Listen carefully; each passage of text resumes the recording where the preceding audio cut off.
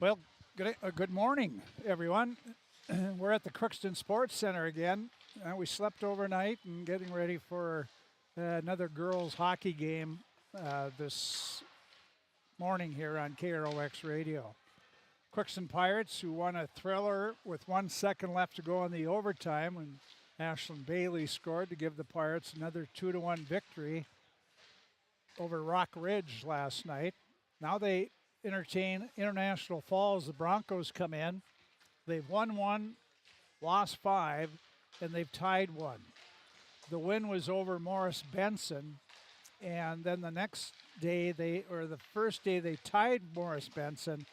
The next day they beat them, and they went to Detroit Lakes last night and lost 5-0. So they're 1-5-1. Pirates lost their opener here to Thief River Falls 2-1. Then they beat Fort Francis 2-1 over at Thief River Falls. They beat River Lakes over at Thief River Falls 4-0.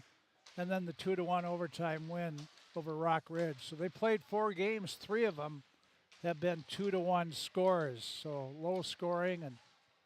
And on the other hand, Rock Ridge, they've only scored 3 goals in their first 7 games. International Falls is in Section 8A, as the Pirates are. They'd like to be playing in 7A over in the range area where most of their common opponents are, but Minnesota State High School League has put them the last 4 years in Section 8A girls hockey. Just the girls. The boys, they play in Section 7, so I don't know the rhyme or reason. Probably because there's not more teams over here in northwest Minnesota, girls hockey teams. Pirates are back at full strength. They will have back in the lineup Jensen Steiner. She's a freshman. She was ill yesterday, could not play. She is here today. So the Pirates will be at full strength. And International Falls, they are at pretty much full strength as well, according to the coaches. They had a Bantam game just before here. Crookston rallied and won by 2 goals. I can't remember, it was 7-5 maybe. Final score, they had an open net goal there. So the Crookston Bantam team won here this morning. Now it's the girls' hockey. Then following our game here, we'll have right into boys' hockey as the Crookston Pirates are hosting the undefeated Crookston Pirate Boys Hockey team is hosting Northern Lakes. That's a Pequot Lakes, Crosby Ironton co-op. And they call themselves Northern Lakes, and they're coached by one of the winningest boys hockey coaches in the state of Minnesota. And he got most of his wins at Duluth East. But Mike Rudolph is the head coach, and then he retired there at Duluth East. He was in the cities coaching a couple teams there. And then Pequot Lakes, he applied for that job. And, of course, that attracts some pretty good coaching applicants with being in the Lakes area there. And they gave the job to Rudolph.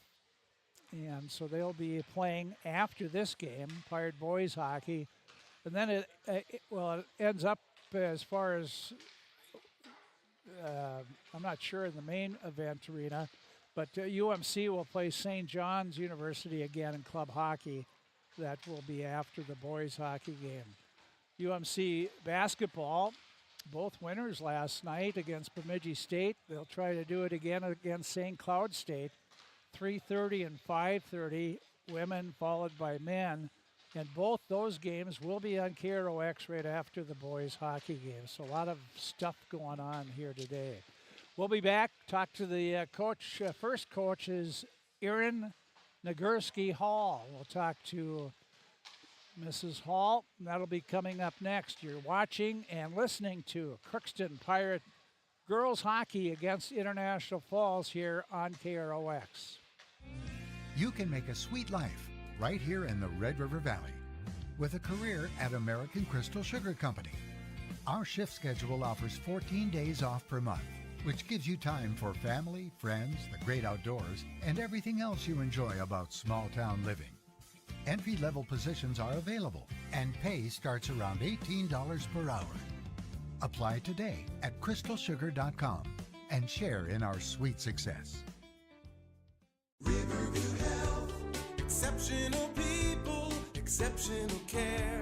The team at Riverview Health is getting stronger to serve you better. Riverview Health is pleased to welcome orthopedic surgeon Dr. Brennan Smith. Dr. Smith specializes in joint replacements and sports medicine. Dr. Smith is now seeing patients at Riverview Clinic in Crookston, East Grand Forks, and Thief River Falls. You know you'll be in good hands with Riverview Health when you need specialized care. For appointments, call 218-281-9595.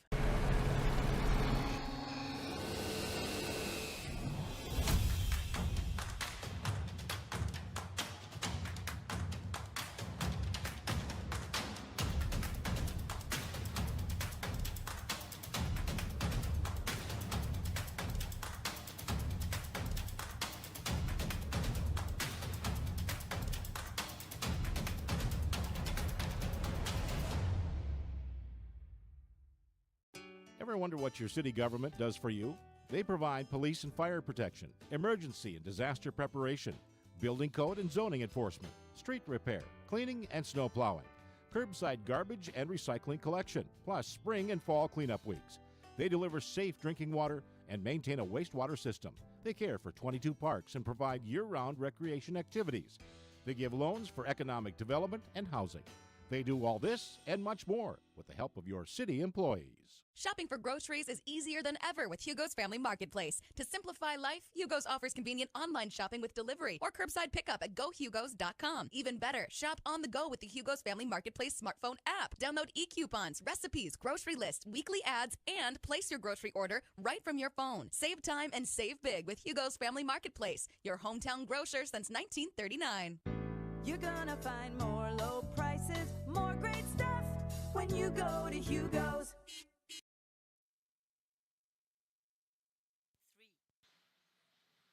Aaron Hall, coach of the International Falls Broncos. And, Coach, you come from Detroit Lakes last night. It was a 5-0 game Detroit Lakes won. Would they score 4 of their goals in that second period on you? I believe so, yes. One wasn't, after the first it was 1-0. Yep, so then 4 in the second. What happened there?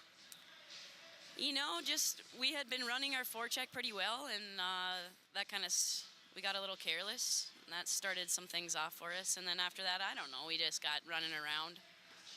We just lost a little bit of discipline, and they're going to score some goals, but we also have to score, so there's that loss. How about the Broncos? What are the expectations, and how do you feel after 6 games? So we have our knowledge, our hockey knowledge and skills are improving. The girls, they do work hard. We still have, plenty to learn, obviously, but we're getting better and we're competing.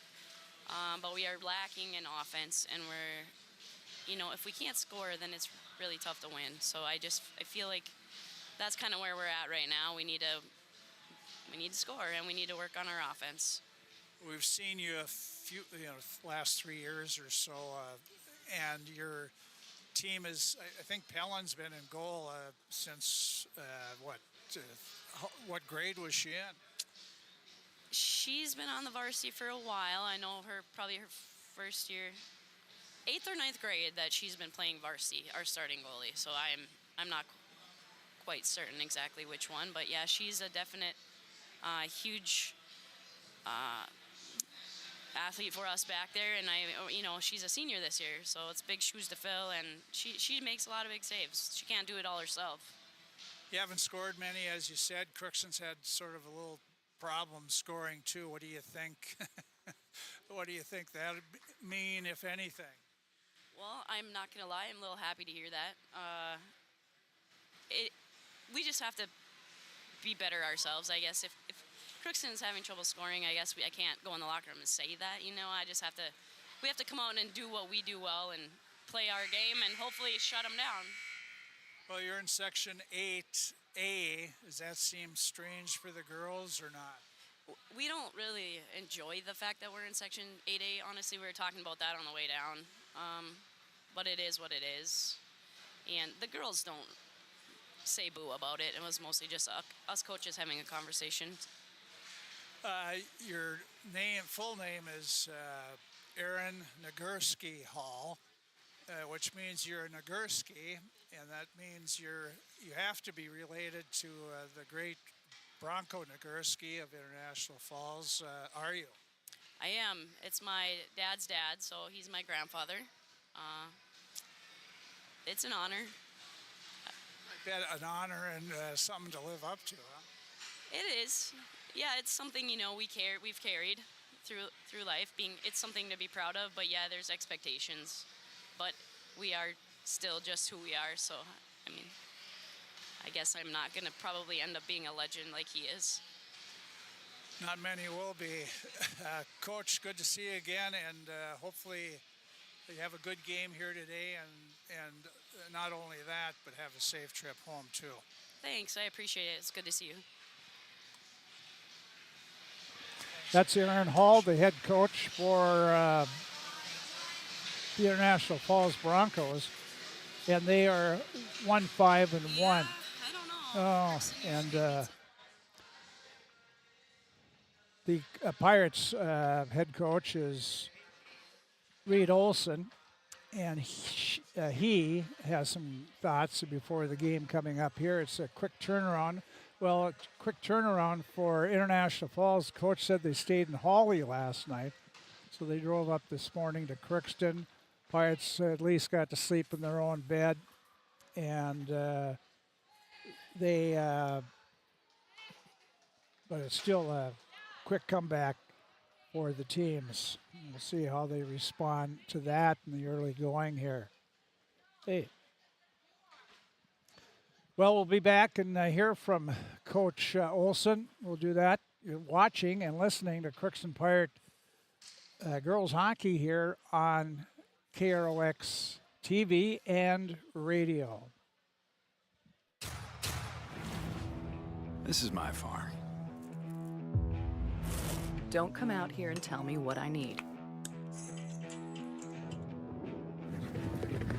I need solutions that work and market options that are worth my time. Small town support that sees the bigger picture. A global network that empowers us. A co-op that's there for us every day. This is Lindsay Erdman, Executive Director at Benedictine Living Community of Crookston. It is our privilege to serve the Crookston community and the surrounding area by offering a continuum of care ranging from assisted living, skilled nursing care, memory care, short-term stay and rehab, and outpatient therapy, including physical, occupational, and speech therapy. We also offer many employment opportunities with great benefits, on-site daycare, and a scholarship program. Contact us today at 218-281-3424 or benedictinecrookston.org. At Crookston High School, we really have a lot going on. There isn't that much going on. Oh yeah? We have softball, baseball, track and field, soccer, swimming, tennis, golf, volleyball, crap shooting, hockey, basketball, wrestling. So we have a lot of sports. And there is orchestra, band, choir, visual arts, speech, theater, Leo Club. And Crookston is one of the highest academic schools in the region. Really? Yeah, really, especially in math and science. I guess we do have a lot going on. Yeah, and that's why Crookston High School is my education destination. With the fall season right around the corner, Grove Mechanical in Crookston is ready to prepare you for winter.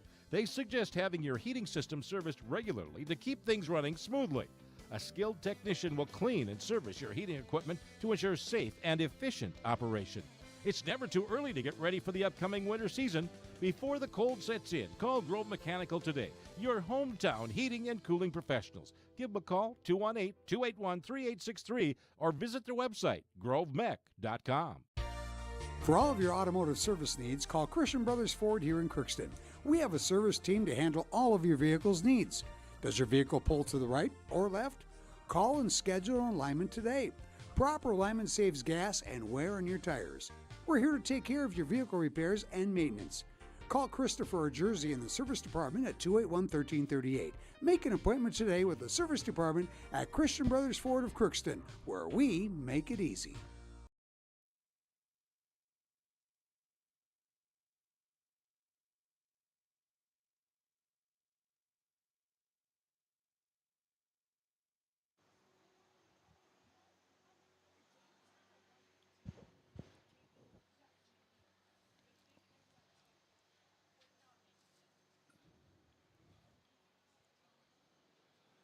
Well, the Crookston Pirates, as we said, Reed Olsen, his first year as head coach. His team has won 3 games in a row, and we caught him a little bit ago here in the early mornings at the Crookston Sports Center. Reed Olsen, head coach of the Crookston Pirate Girls, and coach, still thinking about that game last night and that last second in overtime winning goal. Yeah, that was really electric. We celebrated it last night, but we're on to I Falls today, so. Yep, you have to keep that one. But if the girls, you want them to sort of forget about it and get on with today, how about you as a coaching staff? What did you take away from last night? Yeah, just our fight, honestly, because it wasn't our best game by any means, but the girls still fought and found a way to win, and that's all we cared about. Well, we talked, I think, in the pregame yesterday that you're getting a lot of shots on net. We had almost 50 last night. Yeah, I had 50 shots, which is good, but we only put 2 goals in the back of the net, so we obviously want to clean that up here, and we got to get sticks on the ice because there was a lot of rebounds yesterday. We preached that to them last night after the game. If we just got a couple more sticks on the puck there, I bet we would have been a lot higher scoring game, but hopefully we can fix that today. Getting people in front of the net is a big thing. There's no checking, so it's not a lot of hindrance to not being parked in front. Right. There's a lot of advantage for our team for that, being in front of the net, because if they check you in front of the net, it's probably going to get called. But yeah, if we could just get more screens in front and more tips on net, I bet we'll get a lot more goals. Your lines, you've shaken them up a little bit to an illness, but Jensen is back, so I guess you have a full lineup now. Yeah, we got a full lineup, full strength here today. Excited to see. We're going to try a lot of things out today during the game just to see who can play with who and just see all the different chemistry we can build out there today. International Falls comes in. I think they gave up 4 goals in the second period to Detroit Lakes last night, and coach was a little disappointed, but they're 1-5-1 on the season. Yeah, and that is disappointing, letting up 4 goals in a period, but today's a new day. It's 0-0 off the rip, but we just got to be hungry to play and put the puck in the net, and they're going to do the same thing. They have a senior goalie that's played against the Pirates for the last 3 years, I think, and she's seen a lot of shots in her career, and her improvement, I think, is noticeable. Yeah, she's pretty good too, and she knows a lot of our skaters too, and probably their tendencies on where they shoot and everything like that. But we got a lot of new girls too that she hasn't seen yet, so hopefully we can mix it up and put more in the back of the net today. You have a couple that try to go top shelf. You're preaching to go low shelf. Yeah, we preach to go low shelf all the time because most of their shots end up going over the net, and it doesn't matter. A goal's a goal, It doesn't need to be top shelf. It could be on the ice, And a goal's a goal, a point's a point. But we just need to get more today than we did the past couple games. I think it was Wayne Gretzky said, "You're not going to score if you don't shoot." Exactly, and you miss 100% of the shots you don't take. So that's why we keep preaching to the girls to keep shooting and getting pucks on net, and good things will happen. So. Well, hopefully they'll happen here this morning. Is that early wake-up call? Is that going to be a problem? No, I think we'll be okay. But we need to come out strong in the first period and put a couple on the board to get the momentum going for sure. Well, we'll see how you do that. Good luck, Coach. Thanks, Frank. That is the coach of the Crookston Pirate Girls Hockey team, Reed Olsen, and the Pirates are... his team is out to a 3-1 start. 3 wins in a row. They're looking for number 4. Will they get it against International Falls? I guess we'll find out in a little bit. I think we'll take a look at the starting lineups right now, brought to you by Napa Crookston Welding. They bring you the starting lineups before each local game that we carry. And they carry the Legend batteries as well. For any mode of transportation, they'll have that needs a battery. They have a battery for you. Best batteries, those Legend batteries. Keep your puppy turning over all winter long and for years to come as well. And they guarantee that at Napa Crookston Welding. And, of course, they have all the parts and accessories to go for your cars, your tractors, field machinery, and any other. And, of course, the welding side there at Napa Crookston Welding and Machine, bringing you the starting lineups. on KROX. For International Falls, the Broncos, coaches Aaron Nagurski Hall. They are 1 win, 5 losses, and 1 tie on the year. Their starting goaltender is Mara Pelland. She's a senior.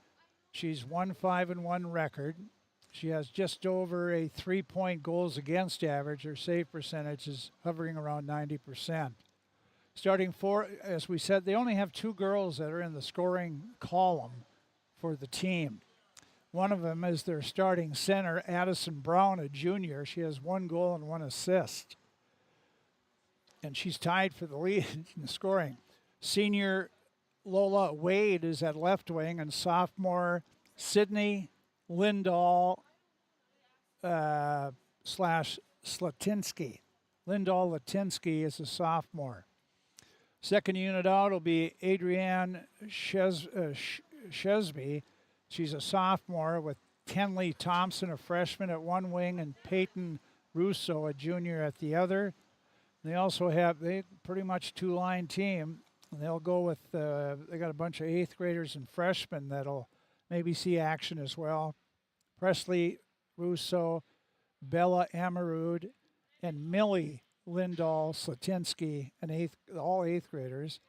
Then a couple freshmen, Jacqueline Ginter and Elise Pavlik, and a junior, then they have 3 goalies they're going to address. Pellin, and then Alexa Davis, a junior, and Daisy Hager, a freshman, is the way the Broncos will go. They're white, purple, and black. And as we said, the coach is the granddaughter of Bronco Nagurski, the famous early days NFL football player and gopher. And actually, the International Falls changed their name to Broncos after Bronco Nagurski. For the Crookston Pirates, Reed Olsen is their head coach, and the Pirates are he's assisted by Blaze Halverson and Jake Abrams as well. In goal will be Campbell Friggy, the senior. She's played every minute of every game of the Pirates. 3-1 record, 1 goal a game average, goals against, and her save percentage is up almost 97%. She's had 1 shutout in the season. Jocelyn Field, a freshman, centers Addie Fee, a senior. Field and Fee are tied for the scoring lead for the Pirates with 5 points each. Field 2 goals, 3 assists. Fee has 3 goals, 2 assists. Hadley Verwest is an 8th grader from Mayville that's on that first line, playing right wing with no goals and 2 assists. Emma LaPlante, a junior, will center Parker Strand, a senior from Mayville. Right wing will rotate between Ava Martin, a junior, and Jensen Steiner, a freshman from Sacred Heart. Eddie Weiland will be between Aubrey Bartram, a sophomore, and Shia Burnett, a sophomore. Eddie Weiland's a senior. Also dressed Rylan Abel, a freshman. Jojo Wallace, a senior. Defensively, the Pirates have Ashlyn Bailey, a junior, with Adley Vignes, a freshman, and Kaylee Clausen, a senior, with junior Logan Brecken. Backup goaltender is Maddie Abrams, a sophomore, and that's the way the Pirates will go as they come out in their whites and the blue breezers and some yellow trim in there as well. The Broncos in predominantly purple with the gold numbers and trim on their jerseys as well. So that's your starting lineups and fashion note as well for Napa, Crookston Welding, and Machine. We'll be back. We have the Pirates girls hockey taking on International Falls coming up next on KROX.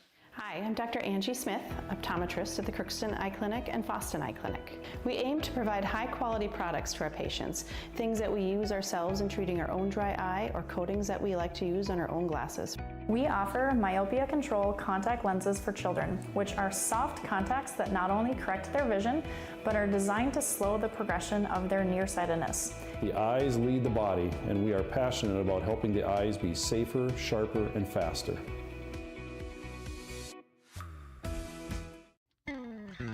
Crookston Valley Cooperative in Crookston is your full-service local agronomy dealer, delivering the products you come to expect. Crookston Valley Cooperative specializes in seed, chemical, and fertilizers that you need to keep your farm operation growing.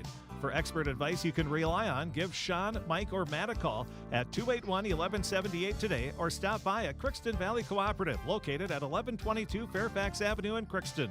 Crookston Valley Co-op, here to keep you growing. Welcome to Andy Oman State Farm. We're located on 423 North Broadway, next to Holiday in Crookston, Minnesota. Third generation agent with State Farm. We've got a team here with over 75 years of experience, 6 of us fully licensed, here to serve you. We know insurance is about a promise, and we're here from the beginning to throughout the whole process to deliver on that promise. Nobody likes to wait on hold, and neither do we. Give our office a call where a cheerful voice is ready to help you right away. Call 218-281-3643. You've been waiting for a chance to do something that matters, something big without a big price tag. Welcome to Northland Community and Technical College. Here you can have a big impact on a small campus, in classrooms that mirror today's workplace, with instructors who teach from experience and know you by name. You've been waiting for a place like this. Are you ready?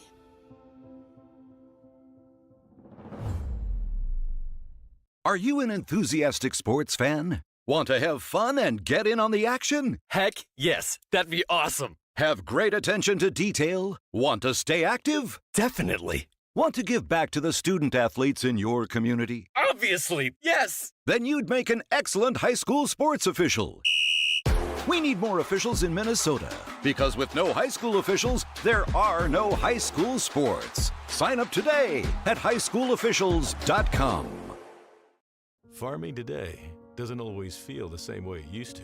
Then again, some of it feels all the same. Maybe it isn't so much the jobs that changed, but how they get done. Now that's a different story.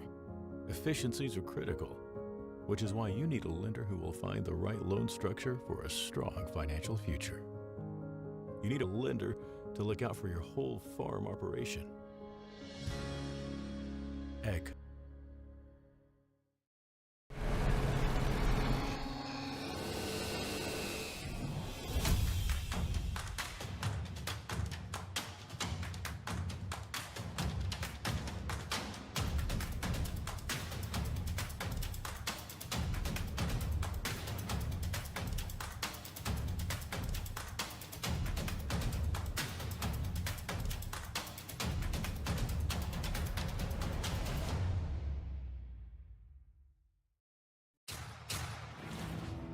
This is my farm. Don't come out here and tell me what I need. I need solutions that work and market options that are worth my time. Small town support that sees the bigger picture. A global network that empowers us. A co-op that's there for us every day.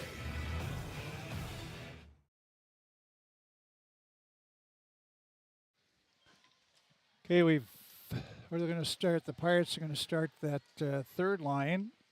Hattie Weiland with Aubrey Bartram and Shia Burnett were introduced.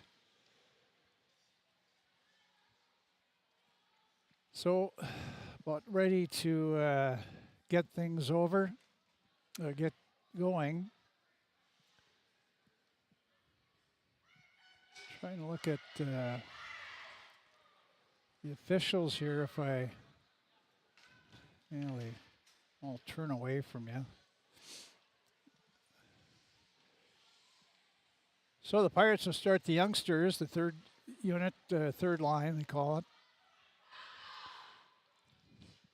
So the game will dictate how many So Pirates will play, they hope to play 3 lines. Last night, Rockridge went to 2 lines almost immediately. That's a tough matchup there, and you get your... So here we go. Brown facing off International Falls. Draw is won cleanly by Bartram.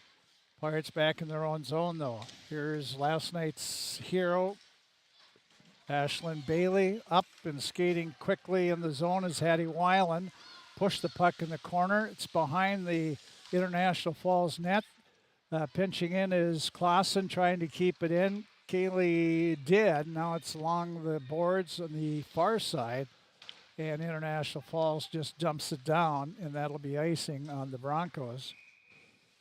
And both teams will change up. Face-off will be back in the International Falls zone. Just underway here. 34 seconds into the game. Crookston and International Falls, no score. Out comes LaPlante with Martin and Strand. Puck dropped on the far board. Strand in the far corner, taken by LaPlante. She does squeeze through 2. She's back at the blue line, leaves it there. Logan Brecken now skating in the circle, can't get a shot away, and now the Broncos again clear it. Vignes fell down. Now she has to race back in her own zone to get the puck. Circles at center, and she's moving now. Coming in, takes the shot, saved by the goaltender, and International Falls tries to clear it. Logan Brecken just keeps it in. Strand in the corner, battling with Crosby, and taken by LaPlante. Goes to Strand. Strand just put a backhander in the corner, but it right on the stick of International Falls. They try to get it out. Vignes keeps it in. She leaves it in the corner. International Falls trying to clear it out. And they do get along the boards off the stick of LaPlante. It's out of the zone. LaPlante right back in, up that slot area. Knocked off her stick, but right in the stick of Strand, her backhander was on, and Pelland for International Falls made the save. Face-off will be to her left side. She's a left-handed with the trapper in her left hand. Now we got Field, Fee, and Verwest out. And the puck drop. Brown taking the draw. She got it back to her defenseman, Wallace. She couldn't get it out. Shot from the point was right on. Shot taken by Rylan Obel out there. And so the Pirates have played, they played everybody in the game except the backup goaltender here on 3 shifts. Here's International Falls trying to get out. Kept in by Field. She lost it. Now they back to the point. Just kept in there by Wallace, JoJo. She has it knocked away. Coming across and trying to hit it in deeper, but unable to, and it's back at her own blue line is Field to Fee. Makes one move. Fee coming in with Verwest, and the pass was just behind her. Verwest in the corner, comes back out, bounces it back to the blue line. Pirates dump it in. Fee is there. Fee backhands to Field. Field from behind the net, tried to backhand it in front, but it was tipped away. Back at the blue line, just kept in nicely by Wallace, but it's knocked out to center ice. Coming back in for the Pirates, this is Rylan Obel. Takes a shot, and it's gloved by Pelland, the goaltender. In the face-off, we'll be back in the Falls zone again. 4 shots on goal in the game, all in the Pirates. We'll bring out Bartram, Weiland, and Burnett.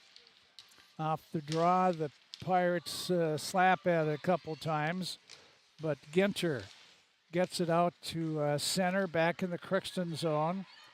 That's where Burnett has it. Here's Shia. She has a goal and an assist on the season, sophomore. Now she tried to carry it out, knocked away. Trailing was Clausen. She couldn't get it out. Bailey goes back in the corner taking it. She comes up, has it knocked away. It's up in that slot area. And now it's Pirates get it out of the zone. Dumped back in by the Falls. They tag up. Here's Clausen. in her own zone. Goes off the left side. Here's a pass to Bartram. Bartram in the zone, made a nice move on the defenseman, comes in, got to her forehand, but her shot was blocked by that defenseman who made a good recovery, Caradice. Caradice, who's the defenseman, she leads the team with 2 goals. 2 goals, no assists. Here's the puck stolen away. Here comes Bartram back. Her shot, high one, gloved easily by Pelland. They'll face it off to the Bronco goaltender's left side. Senior, she's played since she's an 8th grader. And over that time, they haven't had many wins, but she has seen a lot of rubber. A lot of saves for her. Here's puck controlled by Pirates. Strand, shot, hits the side of the net. Strand picks it up from behind, bounces it off the boards back to Vignes. Adley lets the shot go. It's knocked down in front. Now Strand trying to get a shot, can't. And Wallace with it. Kylin Wallace put it back to the point. Vignes there, a shot on, a pad saved by Pelland. Here's Strand, back to the point. One-timer by Vignes, just goes wide to the right. Logan Brecken keeps it in. She's in the corner. Logan pokes at it, trying to get it to Strand. Comes back to Logan. Brecken now pass over. The Pirates get in front, but nobody's there. Where is everybody? Here's Strand again trying, or LaPlante. She goes and shoots it wide to the right side. International Falls wraps it along the boards, trying to get it out. Kept in by Vignes. Now around the boards, the other far side. And Brecken there, Logan Brecken. So, the junior takes a shot right on. Stick saved by Pelland. Pirates applying pressure here. Now Fee is out there. Bounce back to the point. Here's Vignes. Another shot tipped by Fee that goes wide. Now here's, they battle along. Fee digs it out again. Try to go for the net. Now she battles behind the net. Tied up there. Stick tie up. Now Field in there. Pokes it to Fee. Fee back to the point. Here's Logan Brecken to Fee. Right circle. Comes back to Vignes. Well, that's a shot go, and that's knocked down. A rebound. And it's Verwest on. The puck is loose there in front. They battle after it. Here's Field. And she circles back to the blue line. She's flips it to herself along the boards, but still back at the blue line, though. She lays it for Verwest. Verwest back to the point. And working in the middle. Here's a shot right on Fee. The rebound. And right into Pelland. And she makes her 8th save of the game, or 9th save of the game. Pirates about shot, I Falls, 9-0. No score, though. Scoreboard update for Draft Sports Bar and Grill. Here's Field on the draw against Shesby. Here it gets by the defenseman, JoJo Wallace. Comes back to center, goes down. Fee had it, tipped away from her. Now it's Abel, Rylin Abel. Right side to Field. Her high shot gloved by the goaltender, Pelland. Coach Olsen, he wants to see the shots a little lower. Thinks it's harder for the goaltenders to see it down from the top of their pads down. Here's Field on the draw, knocked way back to the point. Here's Fanning on a shot was Abel. Puck is dumped in the corner though. Crosby for I Falls. Up the far boards to Thompson. Kept in though by the Pirates backhander. Just out of reach and wide. Now Pirates looking to get control. International Falls. Rousseau is there. She gets it out of the zone. Try to slap it back in where the Pirates Weiland, but here comes International Falls in the Crookston zone, Caradice, and she lost it. Now here's Weiland. That's offside. Bartram, I'm not sure what she was looking at. She was right next to Wallace, but just beat her offside. So the penalty for that is you have to go off the ice. Change of lines here. LaPlante wins the draw. Pirates get it in the zone. LaPlante with it, works to the middle. She works nicely to the middle, but doesn't get the shots off. Emma spins around the net, still handling it. Now back to the point. Here's a shot by Clausen, goes wide. Over to pick it up is Strand. Strand's had a pretty good first period here. Now the puck is out at center. Clausen looking for Strand. It's off the mark there and picked up by the Falls. Here's Wade, Lola Wade. And she puts it toward the net. Pirates Bailey is there. Just under 9 minutes to go in the first period. The Falls has not had a shot on goal yet. There the Pirates pass, turned around on the right side. That was Martin. Ava got it to the inside the International Falls blue line. Now Strand does. Strand turned around though, and with the puck for International Falls is Brown. Back in the Crookston zone. Bailey there, gets it to Strand. Strand races for the puck. Right circle shot right on. Saved by Pellin.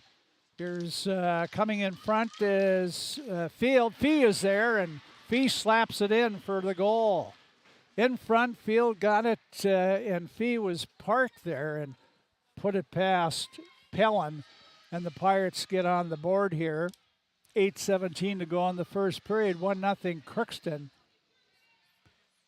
And that's for Addie Fee. That's her 4th goal of the season.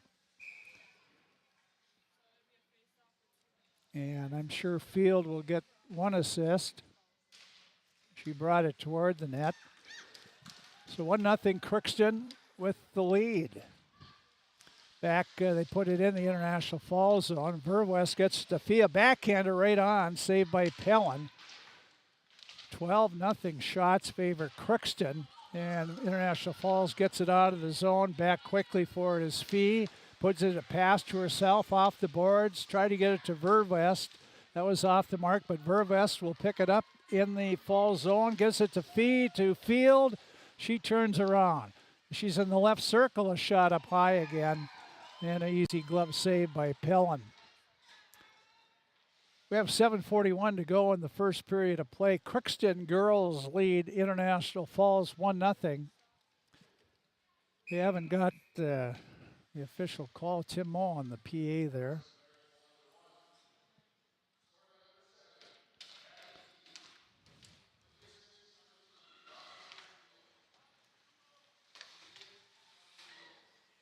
Yep, Fee from Field is the official scoring on that one.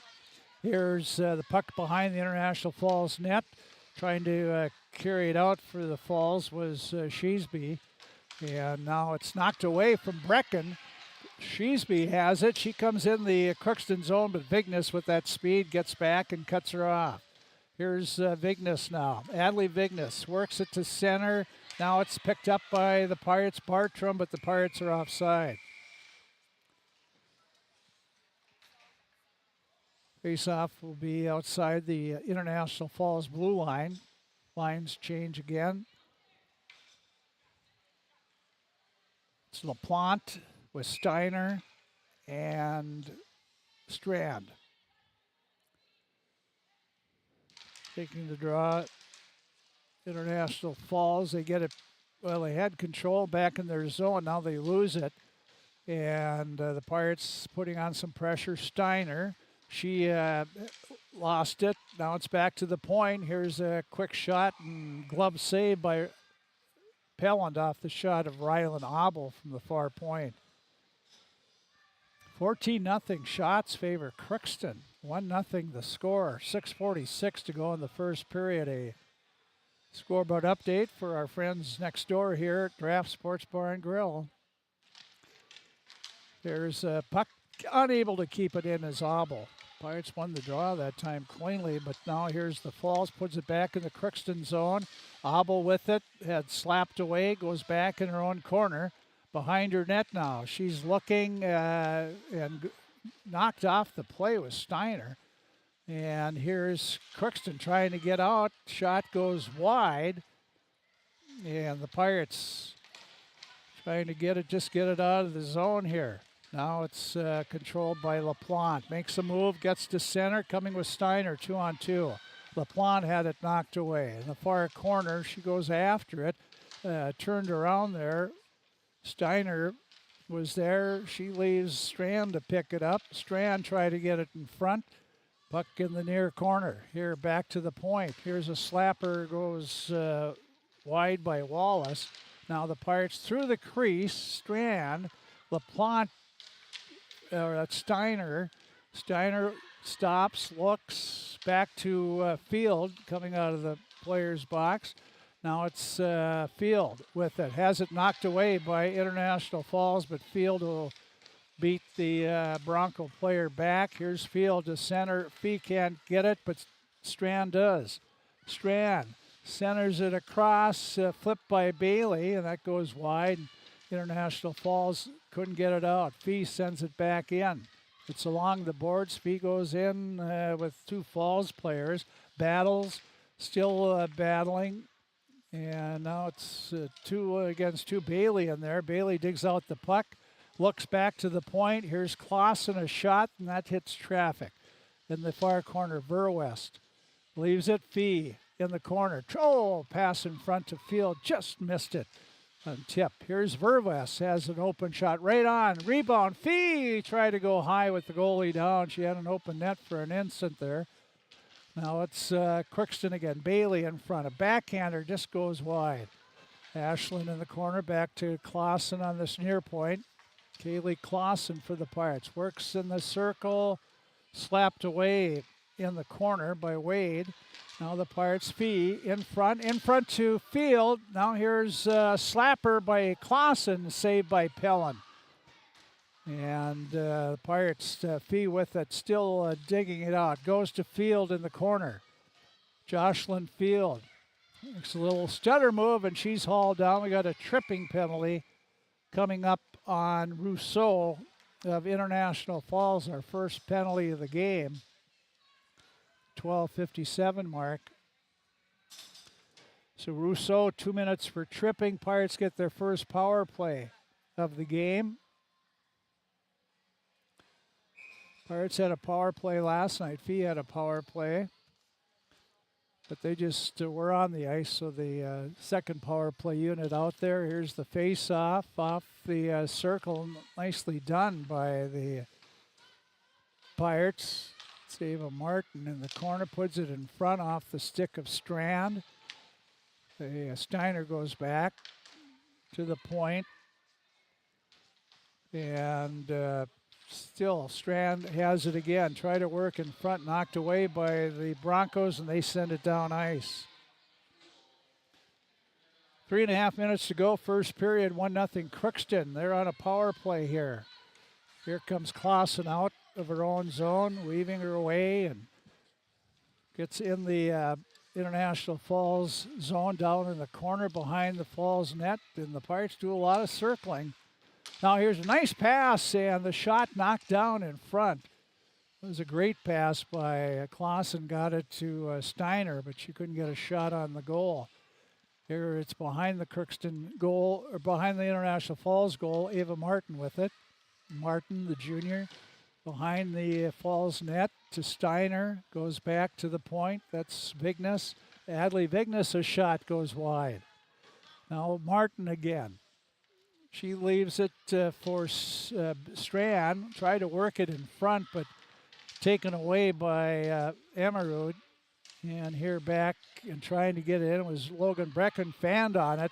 International Falls will pick it up, and coming out is Brown, and she dumps it back in the Crookston zone. 20 seconds to go in the power play. Here's Vignes coming out of the zone.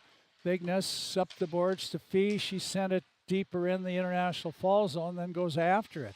Fee in the corner, nice move, trying to get away. Got the puck over to LaPlante. Back to Fee behind the net. In front there is a shot to score by Field. Jocelyn Field, and great passing by the Pirates. LaPlante to Fee to Field, and Jocelyn buried it, and the Pirates take a 2-0 lead on a power play goal here by Jocelyn Field. So that was a nice tic-tac-toe passing by Crookston. And Fee and LaPlante get the 2 assists. 2-0 Crookston. Here's Pirates get the draw. And JoJo Wallace comes in. Top of the left circle, takes a shot, and that's off the blocker of Pellin. Back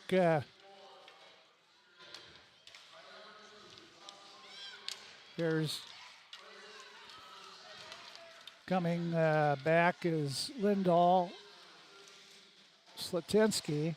She tried a shot that went off the blocker of Friggy, Campbell's first. It's about 15 and a half minutes before they got their first shot by International Falls. Here's a shot taken by Bartram. That goes high and wide.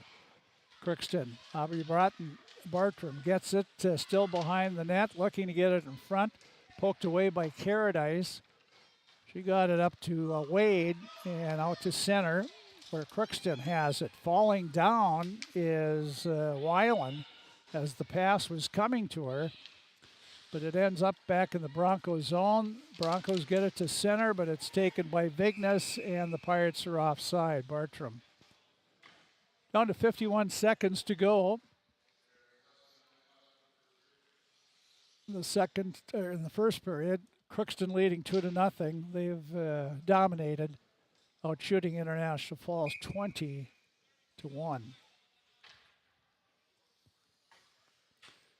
LaPlante takes the draw, and Logan Brecken will have to hustle back in her own zone. She's being pressured there. Right on top of her is Brown. Now Ava Martin had it, couldn't get it out, and it's jammed up along the boards. And Crosby just holding it there, but the Falls, you'd think they want to get a shot here in the offensive zone. Here's Brecken, pass off the mark for LaPlante, but it's right on net, and Pellin has to make a stick save there. Her 19th of the period. Crookston bring out Field, Fee, and Vervest, trying to pop another one in here with 23.2 seconds to go in the period. 5-on-5 hockey. Here's the draw. Field. Well, nobody really won the draw. Vervest with against 3 International Falls players. International Falls gets it out to center. Bailey is there, and she looks to go back. Goes to Vignes, up to Fee. Fee coming in, try to get it to Vervest, and the Broncos able to clear it out, and that'll end the first period of play. So the Pirates score twice in that first period of play, and that's all the scoring it was. So a good start for the Pirates again. They've had good starts in the last few games in this winning streak. But after one period of play, it's the Crookston Pirates 2 and the International Falls Broncos nothing. We'll be back with more first period stats and more coming up next on KROX. You can make a sweet life right here in the Red River Valley with a career at American Crystal Sugar Company. Our shift schedule offers 14 days off per month, which gives you time for family, friends, the great outdoors, and everything else you enjoy about small-town living. Entry-level positions are available, and pay starts around $18 per hour. Apply today at crystalsugar.com and share in our sweet success. Riverview Health, exceptional people, exceptional care.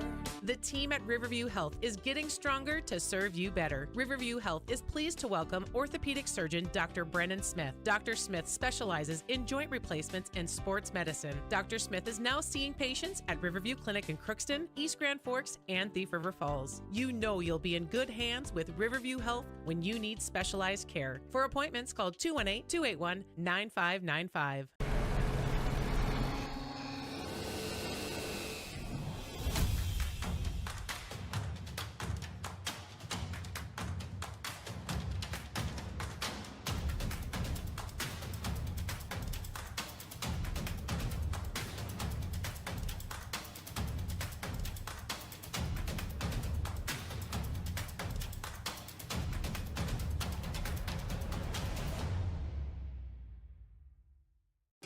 Ever wonder what your city government does for you?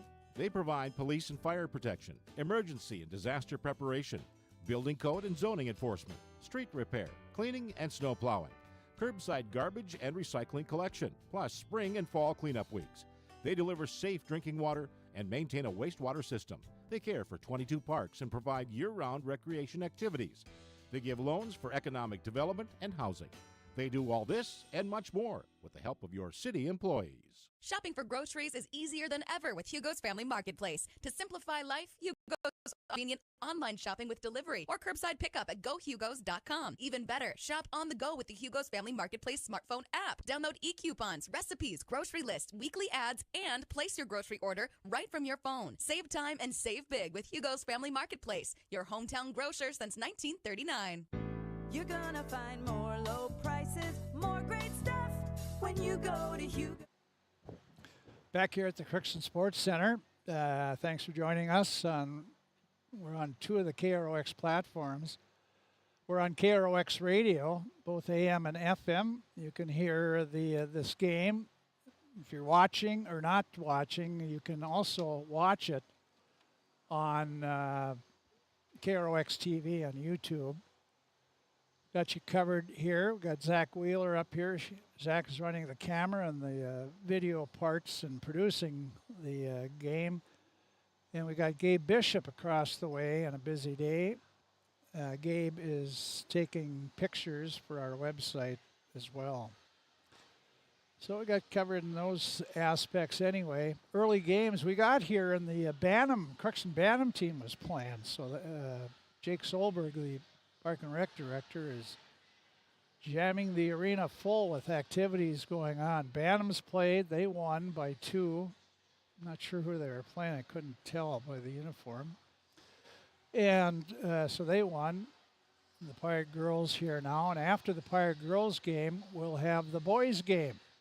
Gabe Bishop doing the play-by-play. Gabe Bishop doing the play-by-play, helped by Zach.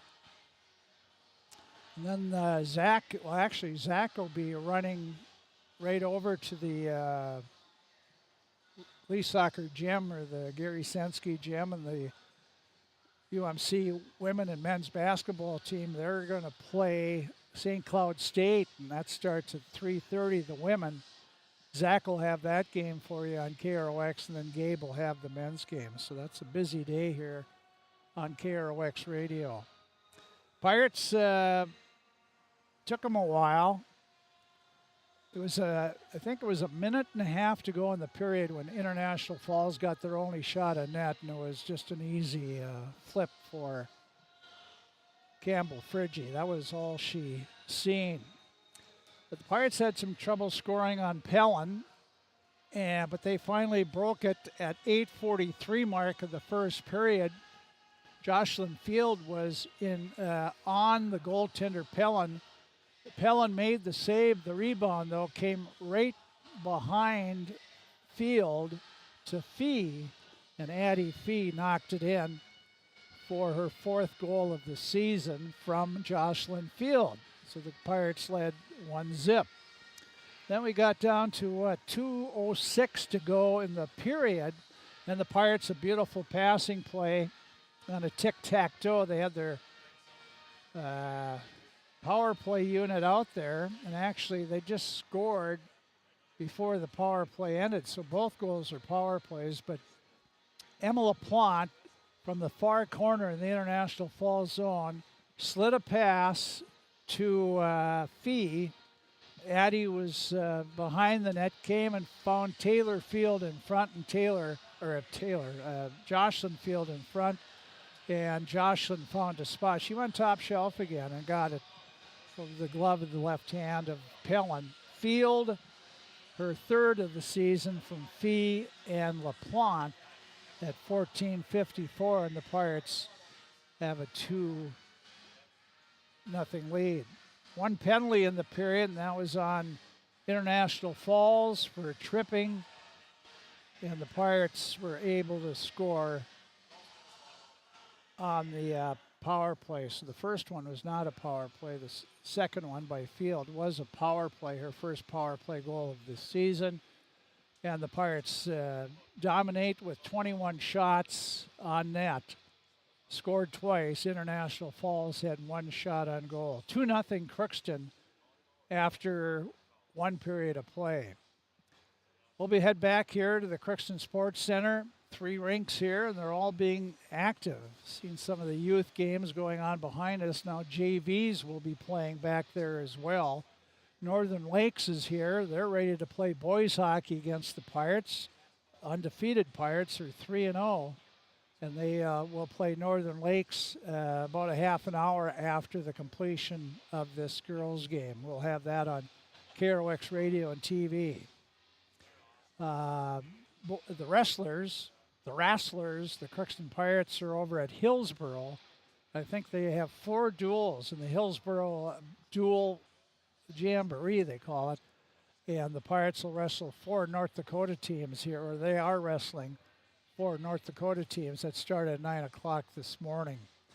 So a lot of action, a lot of people going this way and that way, and we're glad you're listening or watching on our KROX platforms. We'll take a break and be back. Zamboni's, he's either got a strip left or he's heading for the Zamboni room. So he's Marcus Brecken on the Zamboni. He's going to pull it in. You can see him coming. Well, you can just about, there he is. Marcus on the Zamboni. He's bringing her in. And we'll be back to the Crookston Sports Center with the second period of hockey. Crookston Pirates 2, International Falls 0 after 1 period of play. This is my farm. Don't come out here and tell me what I need. I need solutions that work and market options that are worth my time. Small town support that sees the bigger picture. A global network that empowers us. A co-op that's there for us every day. This is Lindsay Erdman, Executive Director at Benedictine Living Community of Crookston. It is our privilege to serve the Crookston community and the surrounding area by offering a continuum of care ranging from assisted living, skilled nursing care, memory care, short-term stay and rehab, and outpatient therapy, including physical, occupational, and speech therapy. We also offer many employment opportunities with great benefits, on-site daycare, and a scholarship program. Contact us today at 218-281-3424 or benedictinecrookston.org. At Crookston High School, we really have a lot going on. There isn't that much going on. Oh yeah? We have softball, baseball, track and field, soccer, swimming, tennis, golf, volleyball, trap shooting, hockey, basketball, wrestling. So we have a lot of sports. And there is orchestra, band, choir, visual arts, speech, theater, Leo Club. And Crookston is one of the highest academic schools in the region. Really? Yeah, really, especially in math and science. I guess we do have a lot going on. Yeah, and that's why Crookston High School is my education destination. With the fall season right around the corner, Grove Mechanical in Crookston is ready to prepare you for winter. They suggest having your heating system serviced regularly to keep things running smoothly. A skilled technician will clean and service your heating equipment to ensure safe and efficient operation. It's never too early to get ready for the upcoming winter season. Before the cold sets in, call Grove Mechanical today, your hometown heating and cooling professionals. Give them a call, 218-281-3863, or visit their website, grovemech.com. For all of your automotive service needs, call Christian Brothers Ford here in Crookston. We have a service team to handle all of your vehicle's needs. Does your vehicle pull to the right or left? Call and schedule an alignment today. Proper alignment saves gas and wear on your tires. We're here to take care of your vehicle repairs and maintenance. Call Christopher or Jersey in the service department at 281-1338. Make an appointment today with the service department at Christian Brothers Ford of Crookston, where we make it easy. Pirates and International Falls out on the ice, getting ready to start the second period of play with Crookston leading 2-0. Pirates have tried a few different things. See what the coaches will do this second period of play. Out shooting 21-1 International Falls in the first period. Only scored 2 goals though. International Falls, when before the game, they took the Crookston players box, and so they had to change. And now the goaltender is looking for a water bottle. She can't find it, and the Pirates dug out all the water bottles, and none were hers, so it's too bad. Okay, here we go. It'll be Bartram, Burnett, and Weiland out up front with Bailey and Clausen defensively. We have Brown, Wade, and Lindahl Slatinsky. That's Sydney. Out down at center ice with the puck is Bartram. Bartram had it knocked away. Weiland sends it in the International Falls zone. Not very deep. Hansen has it. Gets it to center. And trying to dump it in was Lindahl Slatinsky, and it went off a Pirate stick up into the stands. So they'll face it where that puck collided with the stick, and they'll just be outside the Crookston blue line. Campbell Friggy in goal to our left. And International Falls gets it back in the Crookston zone. Bartram's going to go all the way back behind her own net. Comes out right side. Tries a pass to Burnett. She's tied up. And now Bartram digs it out. Bartram had one person to beat. She has it knocked off her puck. Here's Kaylee Clausen coming in. She takes a shot wide of the net. Wade, she's along the boards battling with Burnett and Clausen. Clausen dug it out, and they're going to call a roughing penalty on Burnett. So Shia Burnett will get a rough. First penalty of the game on the Pirates, 56 seconds into the period. So International Falls will get their first power play of the game. It'll be, Pirates have not given up a power play goal. It'll be Field and Fee out with Vignes and Brecken. Puck dropped, it's International Falls with it, back to the point. Carrot ice, a shot right on. Friggy makes her first real save, glove save, nice save. Pirates move away a little when the person's shooting. They want to give Campbell a clear vision of the shot. Draws one by Field to Brecken in the corner. Logan Brecken tied up. Field trying to dig out the puck. It goes back behind. Here's Vignes behind her net. Vignes, long bounce pass off the boards. No icing. They wave it off. Here's Fee getting to the puck first. She looks, puts it over for in front, and it's on net. Comes back. Here is Vignes a shot and hit Wade. Now Vignes another shot. Goalie Pellin gets a pad on that. Here's International Falls in the power play, but trying to get the puck out of their zone. They do. Out to center and pushing it deeper in the Crookston zone. We got a penalty coming up on Brown for International Falls. Pirates have pulled their goaltender. They have the extra attacker, but the Falls will touch the puck. And it'll be a slashing penalty on Brown. So that nullifies the penalty.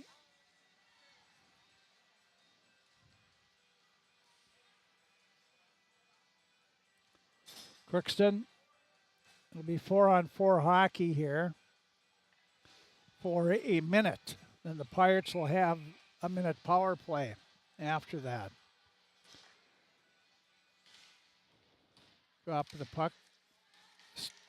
Draw comes back. Here's Bailey, a shot, and that's knocked down in front. Goaltender Pellin found the puck and grabbed it. Face off with a beat of her left side. Steiner, Jensen Steiner, freshman. She's from Sacred Heart. Gets the draw. The Pirates back to the point. Here's Vignes, a shot, sticked away. In front Now the Pirates, Parker Strand. Strand turns around a shot, try to go far side and miss the net. It's 4-on-4 hockey, but the Pirates playing like they're on the power play. Here's Steiner, back to Bailey. Bailey looks, takes a shot, stopped by Pellin. Pirate defensemen are shooting, it's like here's a shot by Vignes way high and comes back to Bailey on the other side. And here's Vignes. She slides it across. Bailey was going in. And the Pirate defensemen, they've dominated here. You do have some forwards there. Here's Bailey coming in the zone. She'll take a shot right side, knocked down by Crosby, the defenseman. Now the Pirates are on the power play here for a minute. Puck is sent down ice by International Falls. Back for it is LaPlante. Comes to Brecken. Brecken in the zone. And here is Field. Let it go to Clausen. Clausen behind the net. Comes back. Here's Logan Brecken. Logan Brecken, a shot, but that's wide. Now Caradice for International Falls. Backhanded up and fanning on it was Lindahl Slatinsky. It's back out at center ice though. And here's LaPlante. LaPlante comes in the zone. LaPlante circles around, looks in front. Feek tried to tip it, could not do it. And Broncos are at full strength now. Here's in front, a shot by LaPlante right on. Nice save by Pellin. The Pirates did a good job of moving the puck around there.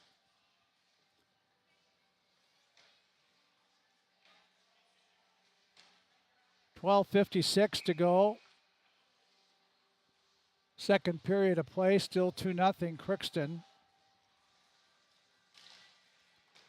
Here's International Falls, gets the face-off. Their zone. Try to pass up the board to Wade. It went too far and it's knocked back in the corner. Hansen for the Broncos. Wide. Well, we got not sure we got a Pirate player injured in the corner. I didn't see what happened there. She must, I'm not sure who it is either. Steve Biermeyer helped out there to the corner. And getting up under her own power, Ava Martin. So Ava Martin shook up in the corner there. And she's skating off under her own power.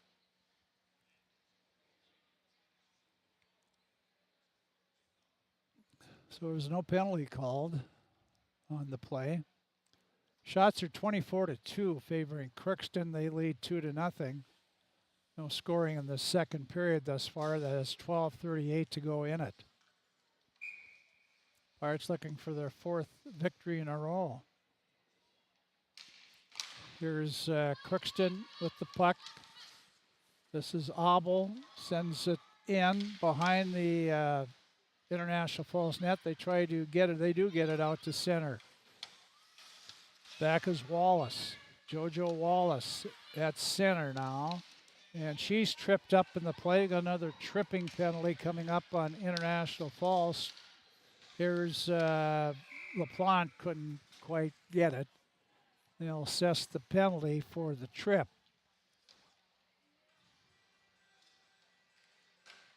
And going off is Elise Pavlik for tripping. Didn't mean to do it, but happens. Crookston, their power play out, leading 2-0 here. Back to the point. Vignes try to go to Fee, and in traffic there, and the puck is slapped back by International Falls. Vignes quickly back for it now. Circles around, long pass up for LaPlante. She made the catch, then she tried to make a move and lost the puck, and International Falls sends it back. Now Bailey. Goes to Vignes. She looks across for Field in the zone. Field makes one move, then she dances around another. And Fee gets the puck in the corner. Fee looks right circle, a shot, and that's tipped way over in the far corner. Bailey keeps it into the point. Bailey takes a shot and hits a stick with it, knocked it out of the girl's hand. Now LaPlante, and she has it slapped away. Back for it's Bailey. Minute to go on the power play. Crookston. Bailey has to circle around. She goes left wing. LaPlante to Field. Field in the Bronco zone. Drops it for Fee. Right circle. Fee makes one move. Goes behind the net. Tried to center it. Now she does get it back to Vignes. Her shot off a skate goes wide. Far point Bailey. Back to gets a return pass. Bailey a shot. That goes wide again. Now Crookston handling it as Vignes. Back to Field. Field looking, well, she just circling around. Tried to go to Vignes. Eventually got to her. Vignes leaves it for Field. Field behind the net. Looks. Here's Vignes. A shot way up high off a stick. Tipped out of play. So 11 seconds to go on the power play. Crookston still leading 2-0. Face-off will be to the left of Pelland. It'll be Strand taking the draw. Gets the draw back to Clausen. Her shot knocked down in front. There's Crosby for International Falls. She had it knocked away. Now Strand for Clausen. Puts it in front. Backhander. Nice pad save by Pelland, and she reaches out and grabs one. Strand was just knocked to her off her skates. I think that was, yeah, it was Strand. No calls or anything.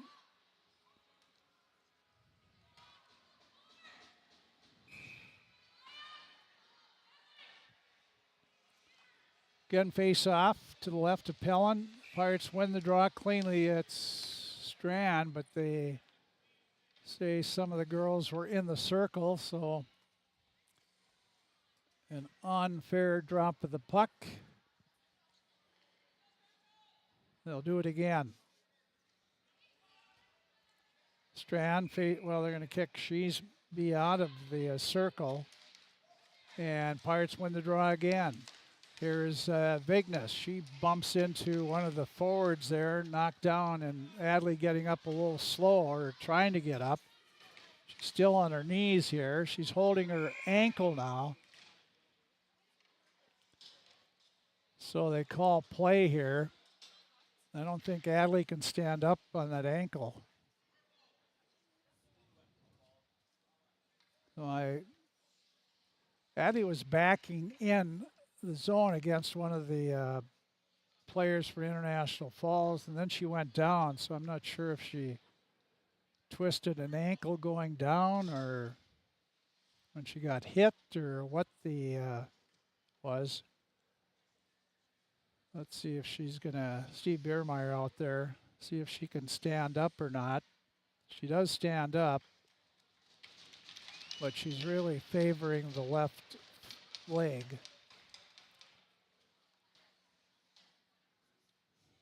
Well, that's hopefully a little sprain, or looks like right now it looks like a big sprain, but it's a lower.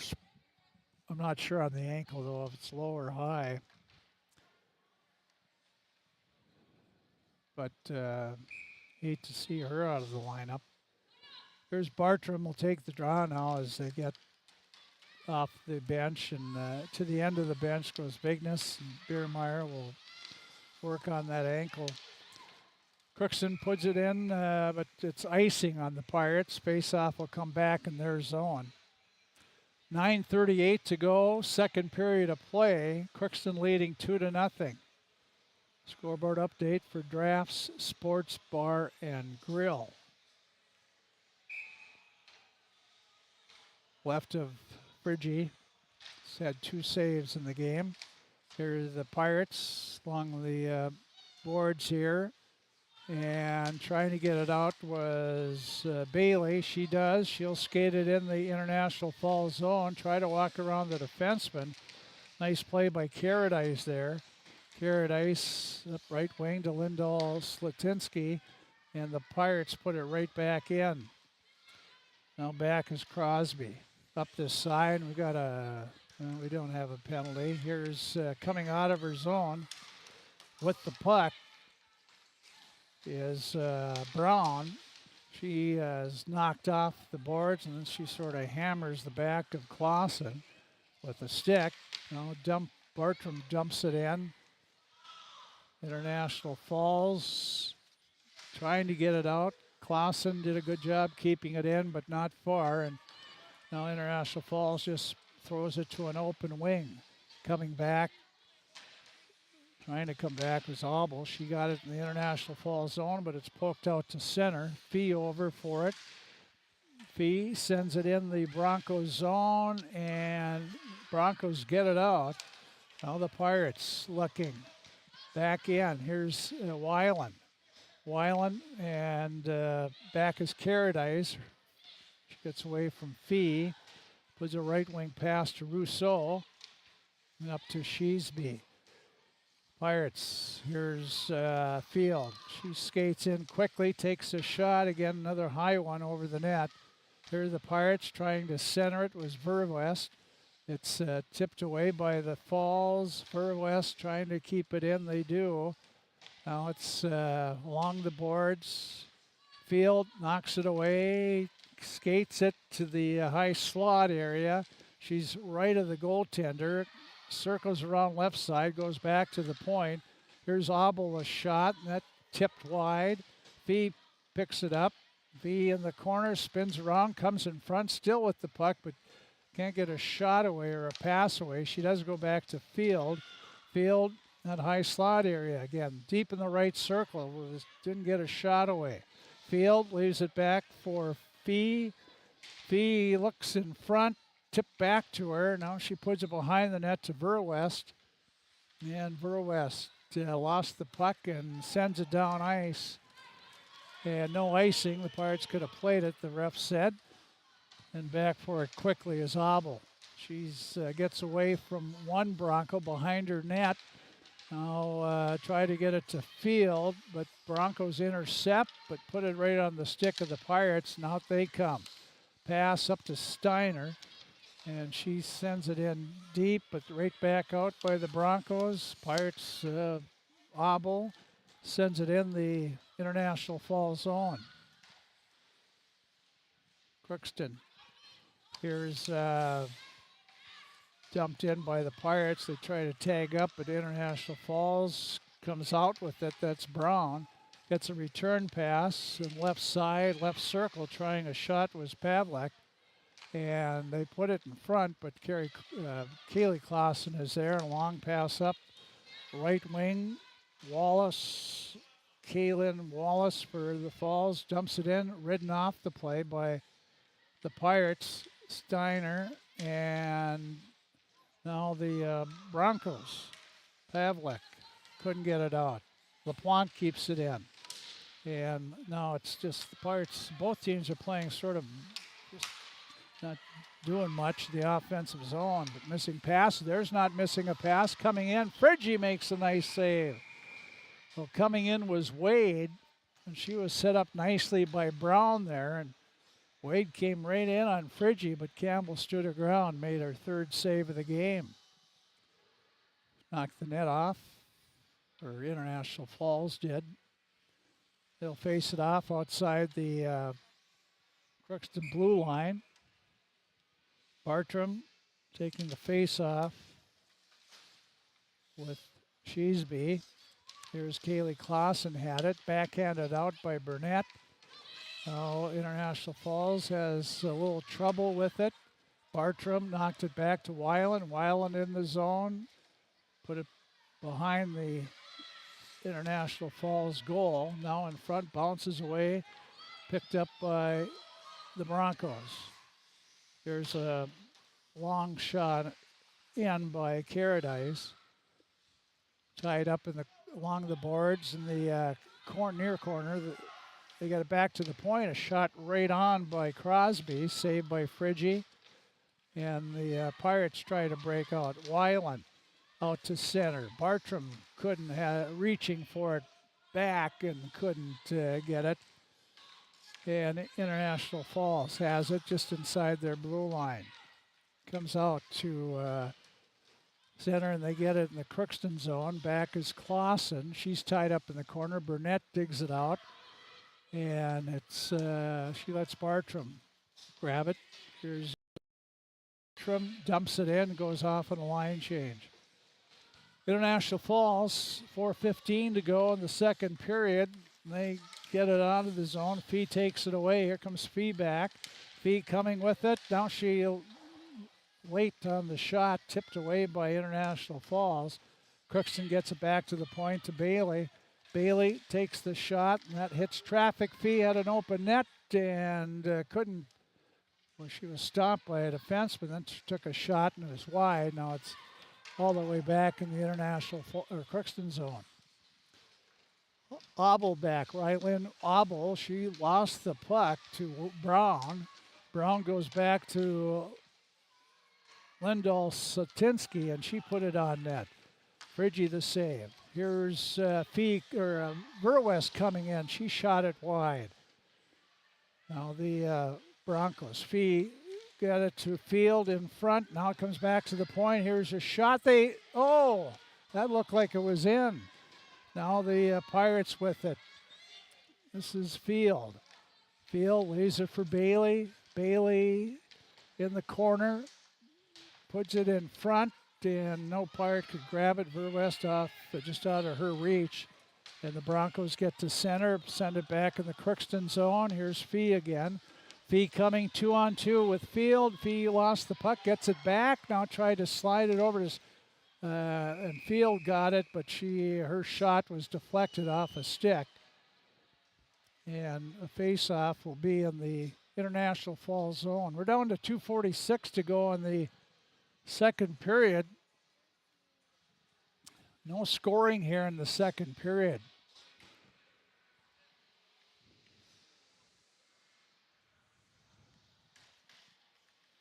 Here's Crookston in front. Steiner trying to get a shot. Then Strand did, but blocked by Pellin, the goaltender for the Broncos. Crookston at center. Knocked away by Clausen, but back is International Falls in the Crookston zone. Back there is Wallace. She's ran over after she stopped. We'll have a penalty coming up here. And Steiner was looking right, then left, and then back right. And Clausen's pass, she didn't see it at all. But the penalty coming up on International Falls for checking, and that will be on Adrienne Chaseby. So another power play opportunity for Crookston. Pirates like to put a little more distance if they can. Here's Clausen, has it knocked away. Bailey knocked it down to, ends up in Field stick. Field with LaPlante parked in front, and International Falls puts it down ice. It's on net. Friggy has to make the save. Oh, here's Crookston. Pass to Fee at center. Backhanded to LaPlante. Back to Fee. Fee walking in. Makes one move. Now she's behind the net. Looking in front. She'll go back to Bailey. Bailey will take a shot, and that goes wide. Here's Clausen. Clausen behind to LaPlante. Back to Clausen to LaPlante. LaPlante along the boards, comes back to Bailey. Here's Bailey. Stops and goes to LaPlante. Emma LaPlante trying to work her way in front. Goes over, and here's a shot by Clausen. That goes wide. And they're going to call an interference call coming up on International Falls. It'll be on Hansen. So they'll be 2 men short here for 55 seconds. Crookston, big opportunity here. 5-on-3 for the Pirates with for 55 seconds here. International Falls try to clear it. Clausen stays out. Here's a shot and saved by Pellin. Turning around is Steiner. Goes to Clausen. Her shot and grabbed by Pellin. 56 seconds to go in the second period, a 2-0 score. Face off to the right of Pellin. Jensen Steiner, freshman, on the face-off, and it goes on net. Pellin had to make the save there. Now they change. International Falls does their penalty killers. They send Wade and Millie Lindahl-Slatinsky out there.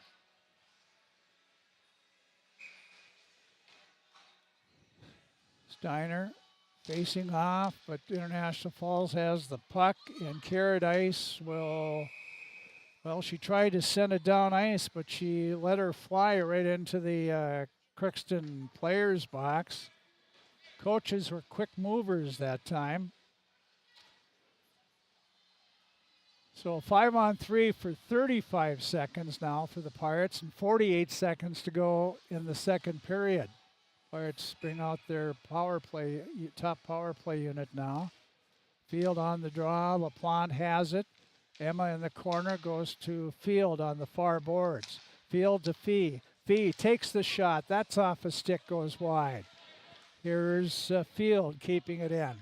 Field again. Back to Bailey. Here's Fee screening in front. The shot knocked down by a defenseman. Field has it, slides it over, and LaPlante slapped at it, but sticked away. Back at the point, here's Bailey, a shot right on. Pellin makes the save. Gets the whistle. 7 seconds left to go on the 5-on-3. 19.4 seconds to go in the period. 2-0, Crookston leads. Now it's Field. Facing off, Field wins the draw, back to Bailey. On the near point, goes across. Here's a shot off the glove of the goaltender Pellin. Now Fee to Field, back to Field. 7 seconds to go in the period. Here's Fee, a shot, glove off the glove of Pellin. Here's in front now, shoot the puck. And Jocelyn mad at herself. She didn't realize it was running out of time there. So the period ends. Pirates will have a 52-second power play when we start the third period. But after 2, nobody scored in that second period. It's still Crookston 2, International Falls nothing after 2 periods of play for Drafts Sports Bar and Grill. Anytime is a great time to stop at Drafts. Drafts before the game. A lot of games going on today. Pop over before the boys' game and grab a bite to eat, and then you're ready for to watch hockey or get some burgers or sandwiches before the UMC games today, and here in hockey and out at the gym as well. It's and Drafts is a great time. Everything you need, beverages to food at Drafts Sports Bar and Grill. We'll be back 2-0 Pirates after 2 periods of play. We'll be back here on KROX.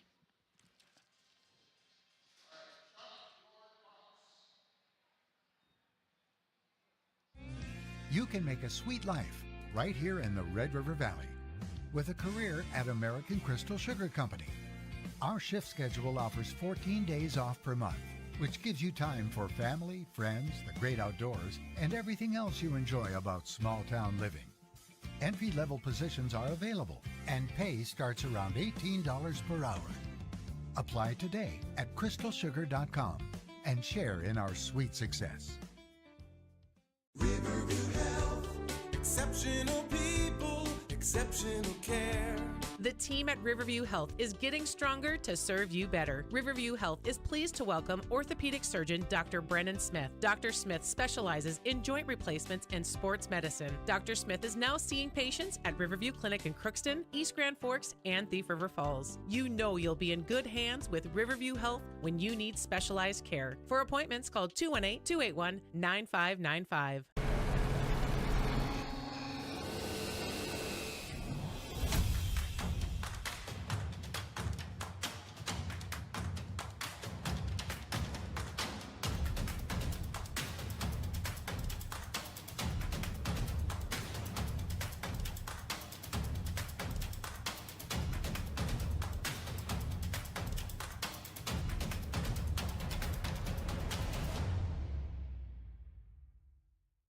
Ever wonder what your city government does for you?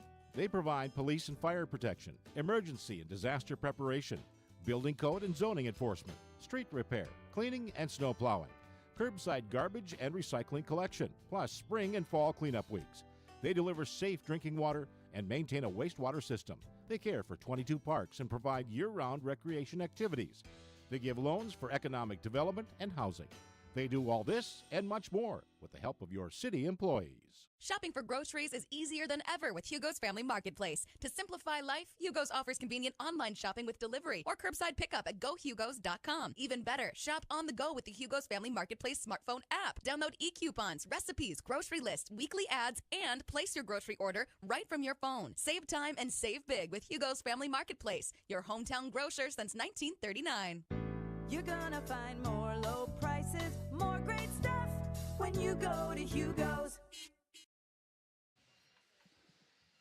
2-0 Crookston leads. Nobody scored in that second period. That was a weird period. The Pirates outshot the Broncos 14-4 in the period, but just nobody really got any flow offensively. The Pirates had some long 55-second 5-on-3. Didn't really, well, they got some opportunities, but Pellin's been playing very well, the senior goalie for International Falls. She has to, because the Pirates have outshot them 35-5 after two periods, and the Pirates have the 2-0 lead. Nothing in the second. First period, Fee and Field scored for the Pirates. Fields was a power play goal. The second period did have penalties. Pirates took a penalty, then a minute later, International Falls took a penalty, so they sort of offset each other. Pirates had had a power play opportunity, did not score. And then two International Falls penalties, as I said, 55 seconds of a 5-on-3. International Falls has killed off one of the penalties, but they still have 52 seconds to go on Hansen's interference call. So the Pirates able to start the third on the extra man. In the save department in the second period, Mara Pellin, International Falls, she had 14 in the second, two-period total of 33, while Campbell Friggy called on 4 times. I'd say one really good chance in the 5 for International Falls, but Friggy stood her ground. So 14-4, Pirates outshoot International Falls, but no scoring and a 2-0 Crookston lead. International Falls will head back after the games here. It's a long trip up there, but they got a charter bus and they're living in style. Crookston Pirates' next game will be Thursday, and they are going to play Detroit Lakes, a Section 8 opponent, and that will be on Thursday, and it's going to be at Mayville, North Dakota.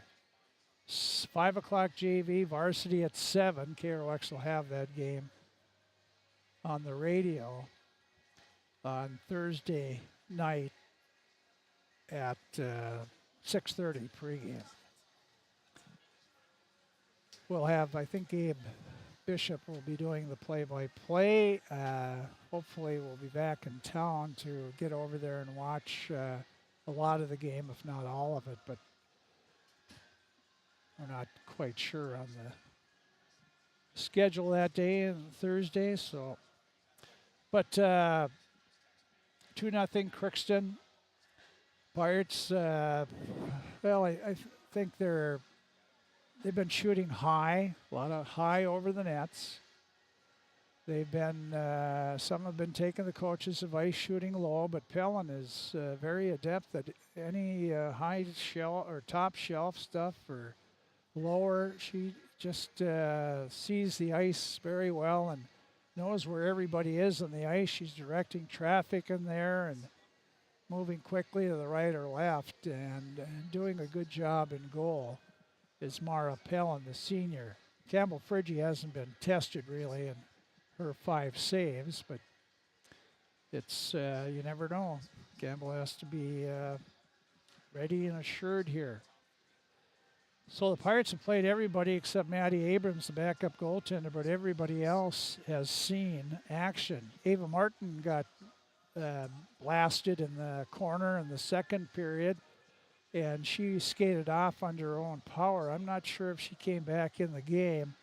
And then Adley Vignes, the Pirate freshman, she was at the blue line, and she was sort of backing into the International Falls zone, but there was 2 players on her, and that's the reason she turned around and backed her way in, and then bang, she went down. And after the collisions there, and it looked like an ankle injury to me.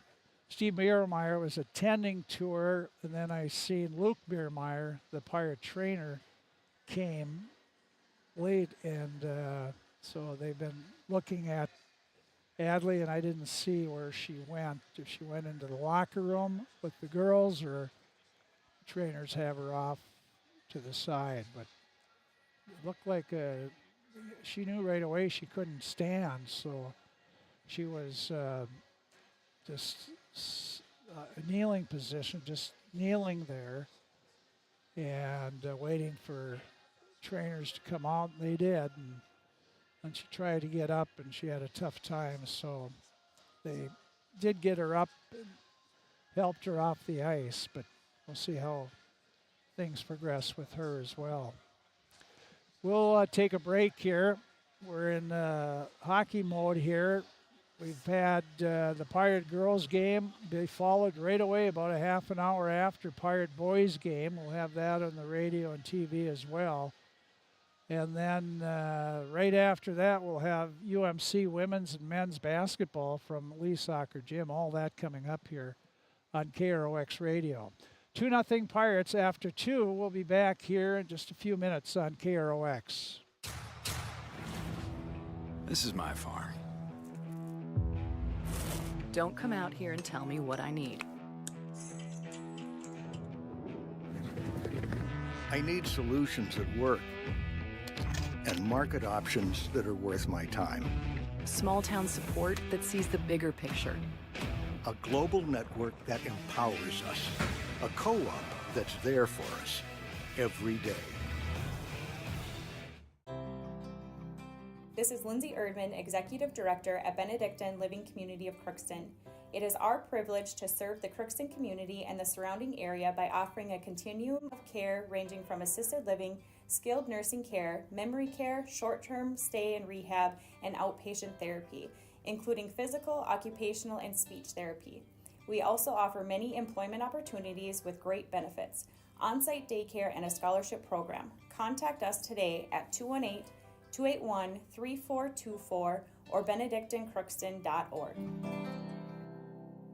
At Crookston High School, we really have a lot going on. There isn't that much going on. Oh yeah? We have softball, baseball, track and field, soccer, swimming, tennis, golf, volleyball, trap shooting, hockey, basketball, wrestling. So we have a lot of sports. And there is orchestra, band, choir, visual arts, speech, theater, Leo Club. And Crookston is one of the highest academic schools in the region. Really? Yeah, really, especially in math and science. I guess we do have a lot going on. Yeah, and that's why Crookston High School is my education destination. With the fall season right around the corner, Grove Mechanical in Crookston is ready to prepare you for winter. They suggest having your heating system serviced regularly to keep things running smoothly. A skilled technician will clean and service your heating equipment to ensure safe and efficient operation. It's never too early to get ready for the upcoming winter season. Before the cold sets in, call Grove Mechanical today, your hometown heating and cooling professionals. Give them a call, 218-281-3863, or visit their website, grovemech.com. For all of your automotive service needs, call Christian Brothers Ford here in Crookston. We have a service team to handle all of your vehicle's needs. Does your vehicle pull to the right or left? Call and schedule an alignment today. Proper alignment saves gas and wear on your tires. We're here to take care of your vehicle repairs and maintenance. Call Christopher or Jersey in the service department at 281-1338. Make an appointment today with the service department at Christian Brothers Ford of Crookston, where we make it easy. Zamboni's just going off, so their job has been done, and we are getting close to starting this third period with Crookston leading 2-0 over International Falls. International Falls is in Section 8A, so this is a important Section 8A game for Crookston. The Pirates have lost to Thief River, and they've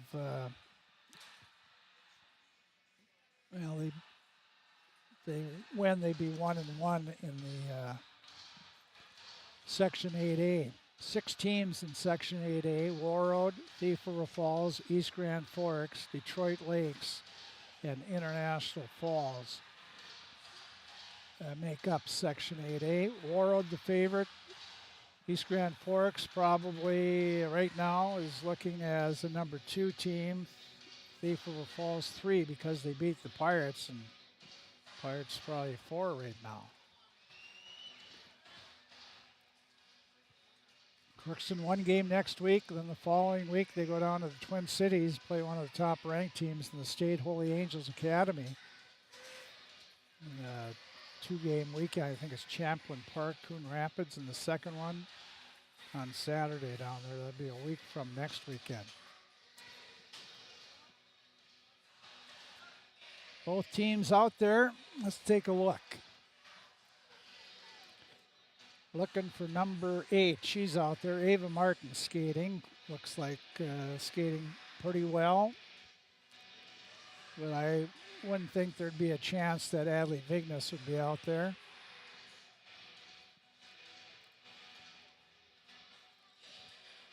And I do not see her. Pirates went to 3 defensemen. And Adley went down late in the second period. So we'll see what they do with just keep going 3, rotating 3, or drop somebody back. But that's to be seen. Well, 17 minutes left of regulation hockey here.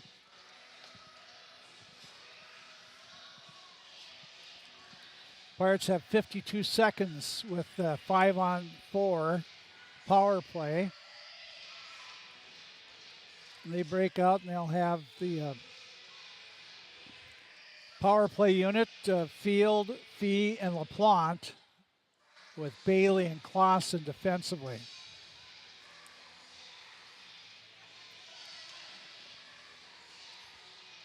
And defenseman Caradice is getting dressed, so we have to wait for her to complete that. She's ready. Linesman's ready. He drops the puck, and Field wins the draw. Back to Clausen. Comes quickly to LaPlante. Back to Field. Field cuts to the middle, looking. Now she's back at the point. Drops it. Clausen deeper in the corner to LaPlante. LaPlante spins around. Emma in the corner to Field. Field had lost the puck. Clausen will keep it into the point. Kaylee will take a shot right on. Rebound, knocked away. Fee there. Fee puts it off the side of the net.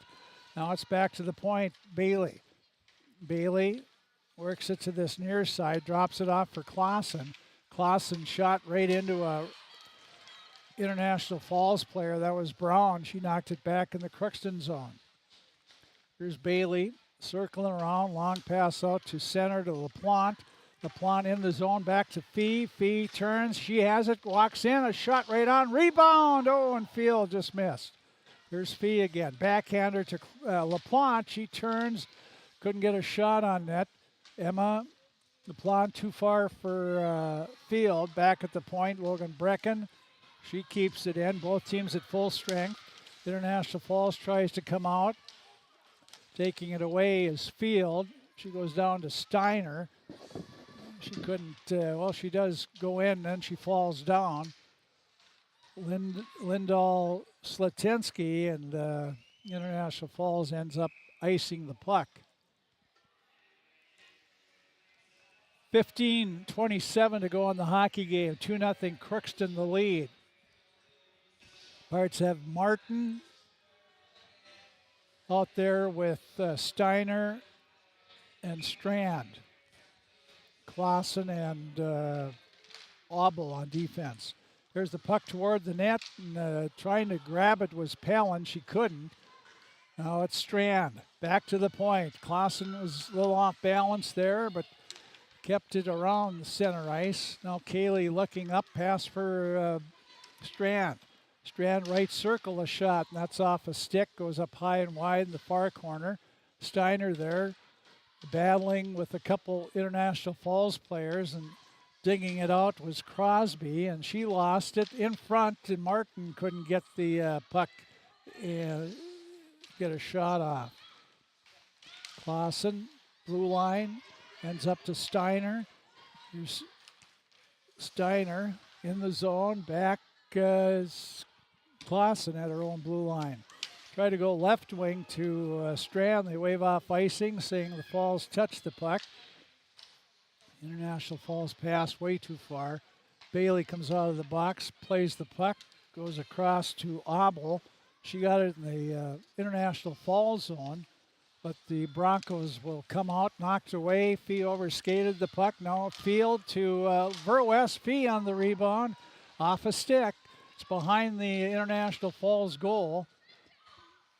And the Broncos, Russo skates it out, taken away by Verwest. Back in the Fall zone. They bank it, trying to get it out, kept in by Field. Here's Field working over to the right side, takes a shot, saved by Pelland.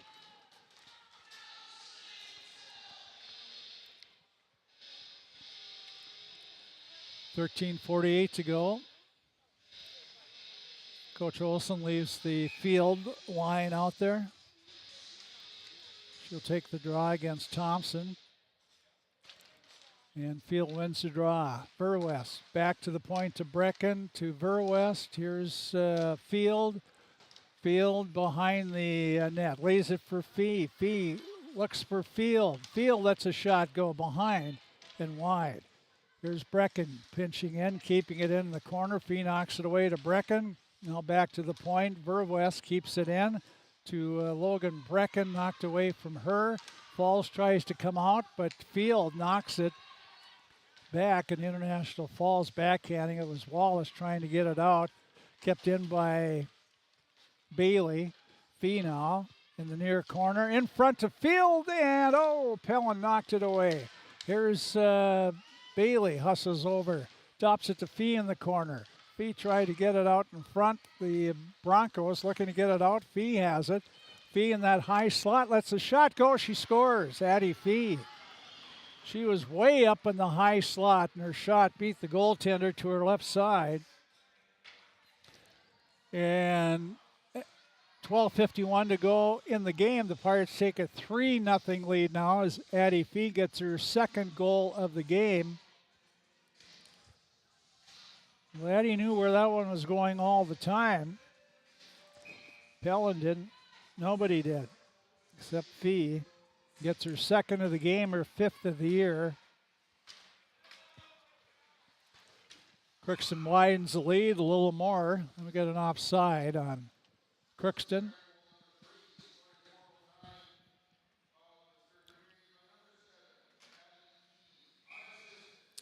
They call it unassisted goal for Addie. She did take it away from International Falls, trying to get it out of the zone. Here's coming in is LaPlante. Emma snipes the short side and stick side of Pelland. And Emma LaPlante gets on the scoreboard, and the Pirates score two quick ones here. and they've taken a 4-0 lead. It comes at the 4:27 mark, so it's 18 seconds apart. Fee, now LaPlante. And Emma scores her second goal of the season. Well, Fee, nice top shelf.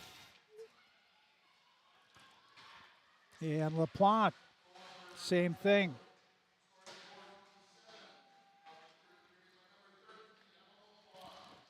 Puck in the Crookston zone.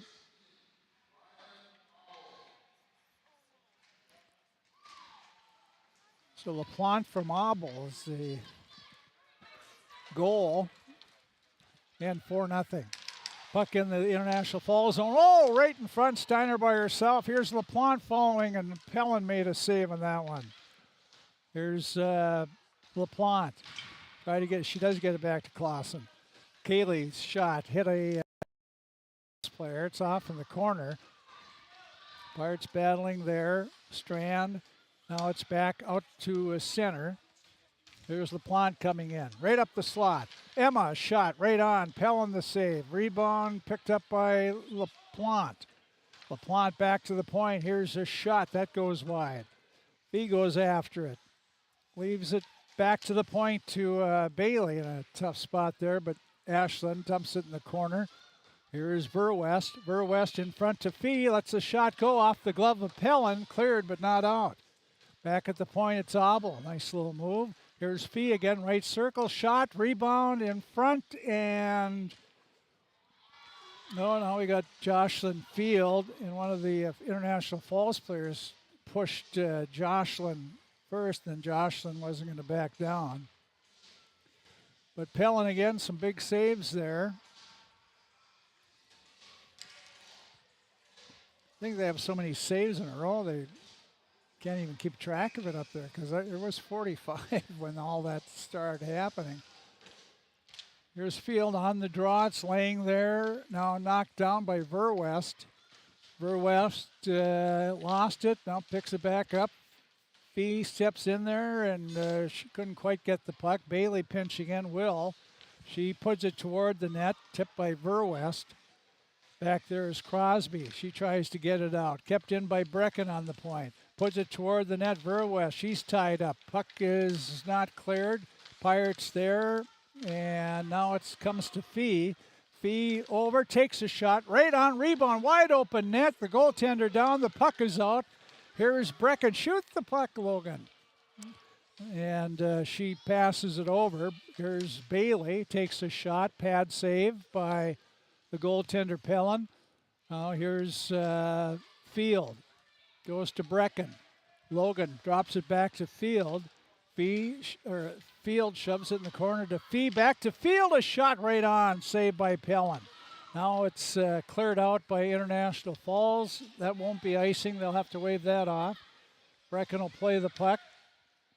Logan way out to Strand, but off her stick. Back at her own blue line is Brecken. And gets it to Strand now. Nice move by Parker. She comes in with LaPlante. Over to LaPlante, walking right in. Backhander, Pellin the save. Nice passing by the Pirates there.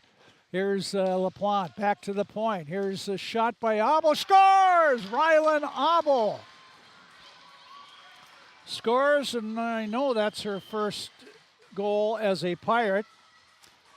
Ryan Abel, she has an assist in the game. Now she has a goal. Comes at the 7:27 mark.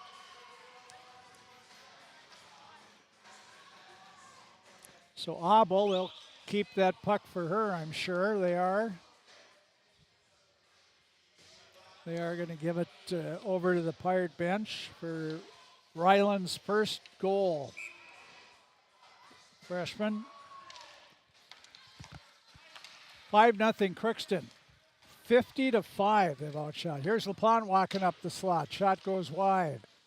Now in the International Falls corner, the puck kept in on the point by the Pirates. Pirates Strand was blasted in front of the International Falls net. The Broncos clear the zone. Clausen turned around, got it to Strand. She avoids it, well, not a check, but There's no checking in girls hockey.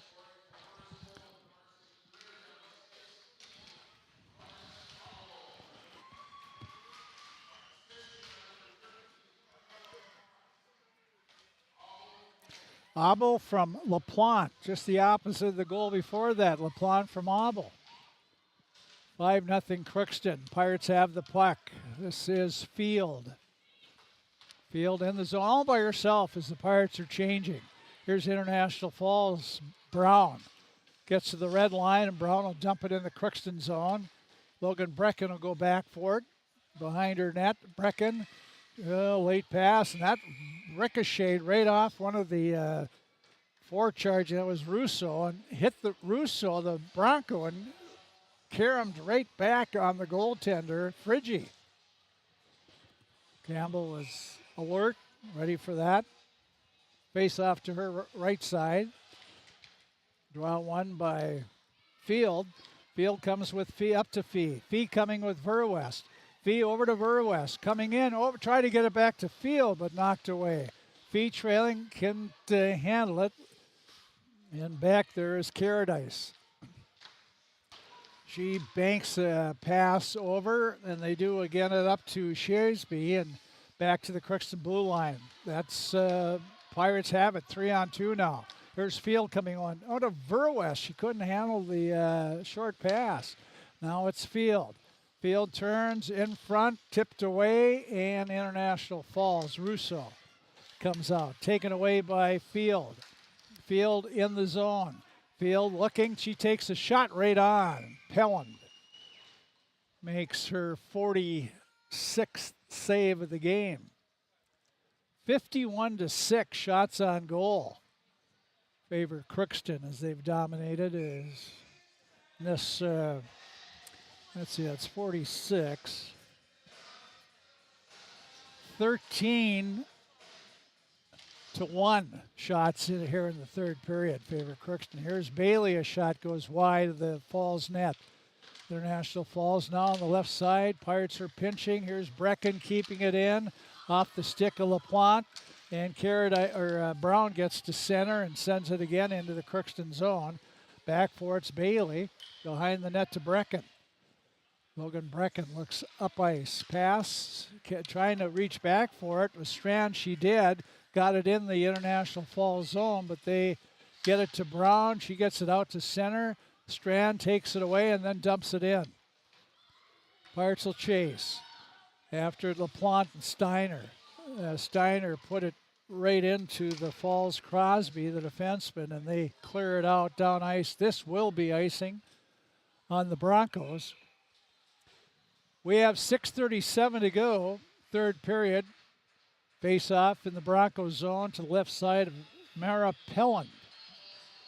Pelland's been the best player for International Falls by a long shot.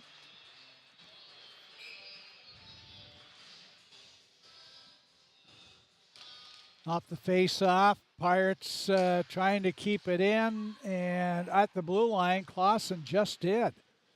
Back in the corner, behind the net, Verwest punches it away. Quickly after it is Field, but she lost the puck, and the Broncos send it out to center. Clausen spins around, Kaylee on her backhander. Now she got the puck to Field, walks in, slides it over. Here's a shot going high with Fee. And it deflects up out of play. Nice pass by Jocelyn Field. Hit Fee, but Eddie couldn't quite get it off quick enough. Face off to her left side. Pelland's left side. Field taking the draw. And they win it. Back to Brecken. She goes to Clausen. Her shot scores! Kaylee Clausen. The Pirates have scoring some longer shots on Pelland in this third period. This comes at the 10:52 mark. And Carrie Clausen gets on the scoreboard. Shot from the point. So good for Kaylee. And for the young gal, it's her senior, first goal of the season. She's still a young gal, but a senior. her first goal of the year. 6-0 running time now. 6:02 to go in the game. Puck dropped, and International Falls got it in the Crookston zone. Now it's knocked out by Burwest. Battling there. Now it's Field. Picks up the puck. Field comes in the zone, right up the slot. Field a shot, and it's off the pad of Pellin. Now it's back. Here's bounces out. Here's Field.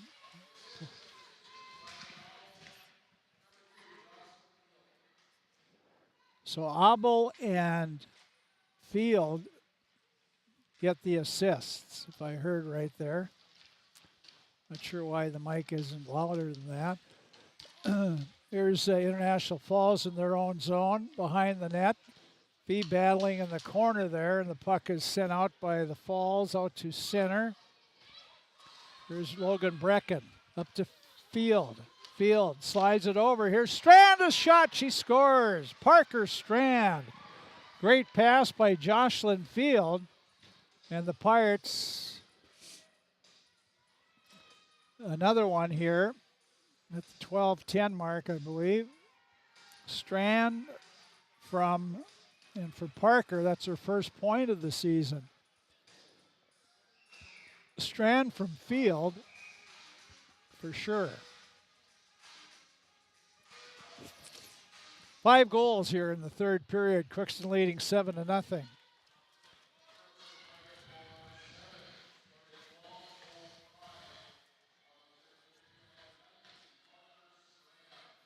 There's the Pirates out of their own zone, LaPlante.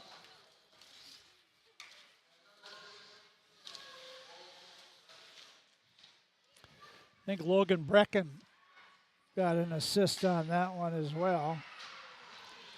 I'll have to check that out. The Pirates score again. Ashlyn Bailey got one last night, the winner. She'll get one here at 13:10 mark.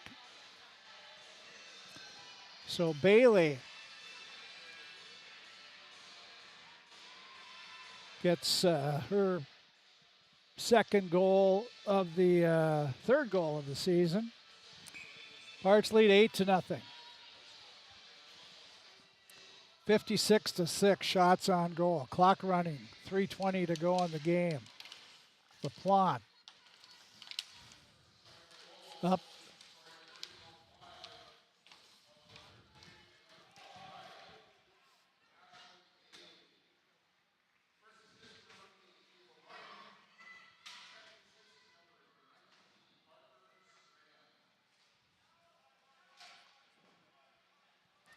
Well, I think it was Ava Martin and Parker Strand getting the assists on Ashlyn's goal.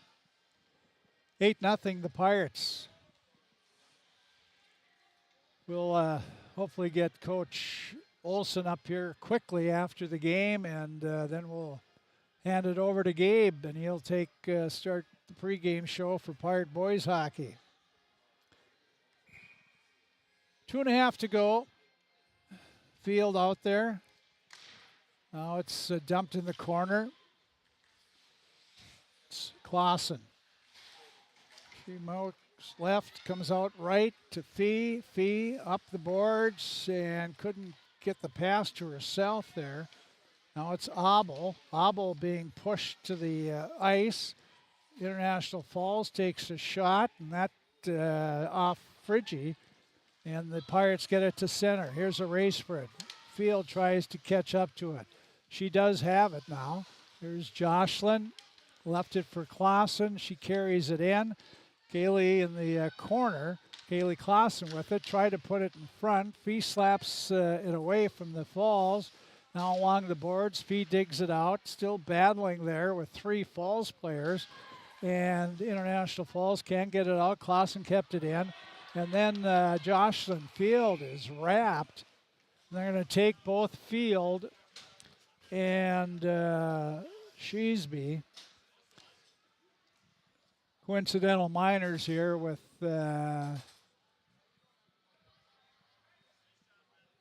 with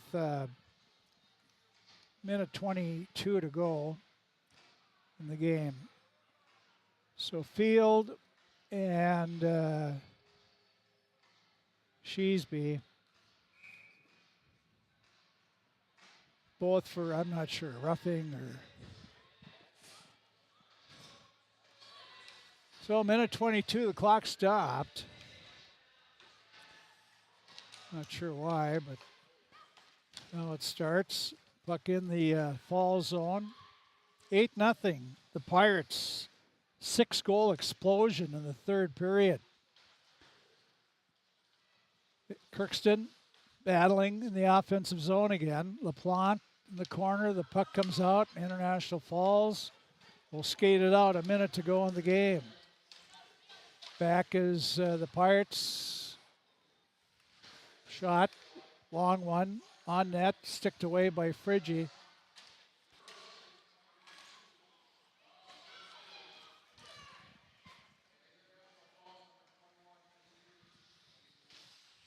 Here's Steiner. Both were roughing.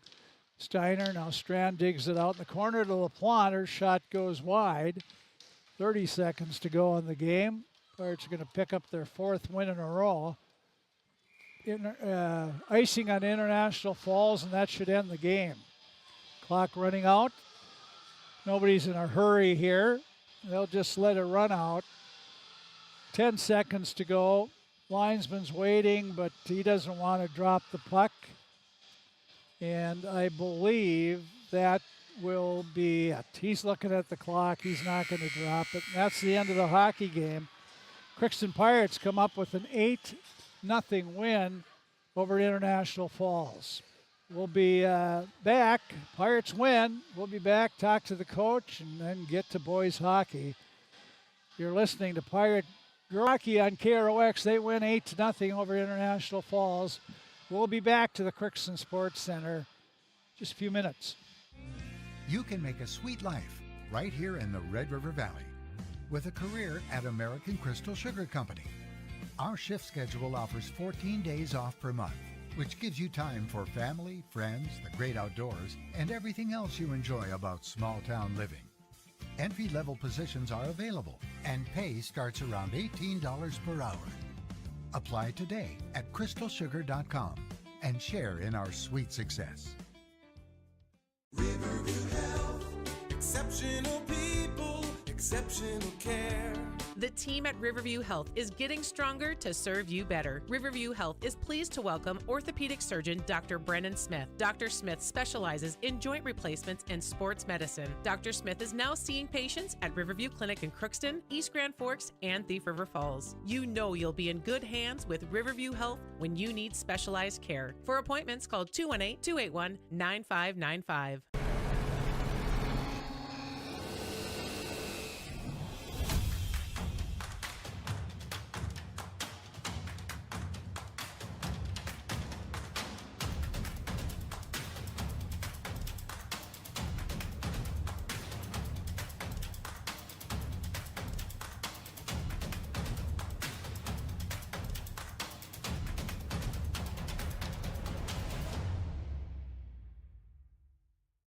Ever wonder what your city government does for you? They provide police and fire protection, emergency and disaster preparation, building code and zoning enforcement, street repair, cleaning and snow plowing, curbside garbage and recycling collection, plus spring and fall cleanup weeks. They deliver safe drinking water and maintain a wastewater system. They care for 22 parks and provide year-round recreation activities. They give loans for economic development and housing. They do all this and much more with the help of your city employees. Shopping for groceries is easier than ever with Hugo's Family Marketplace. To simplify life, Hugo's offers convenient online shopping with delivery or curbside pickup at gohugos.com. Even better, shop on the go with the Hugo's Family Marketplace smartphone app. Download e-coupons, recipes, grocery lists, weekly ads, and place your grocery order right from your phone. Save time and save big with Hugo's Family Marketplace, your hometown grocer since 1939. You're gonna find more low prices, more great stuff when you go to Hugo's.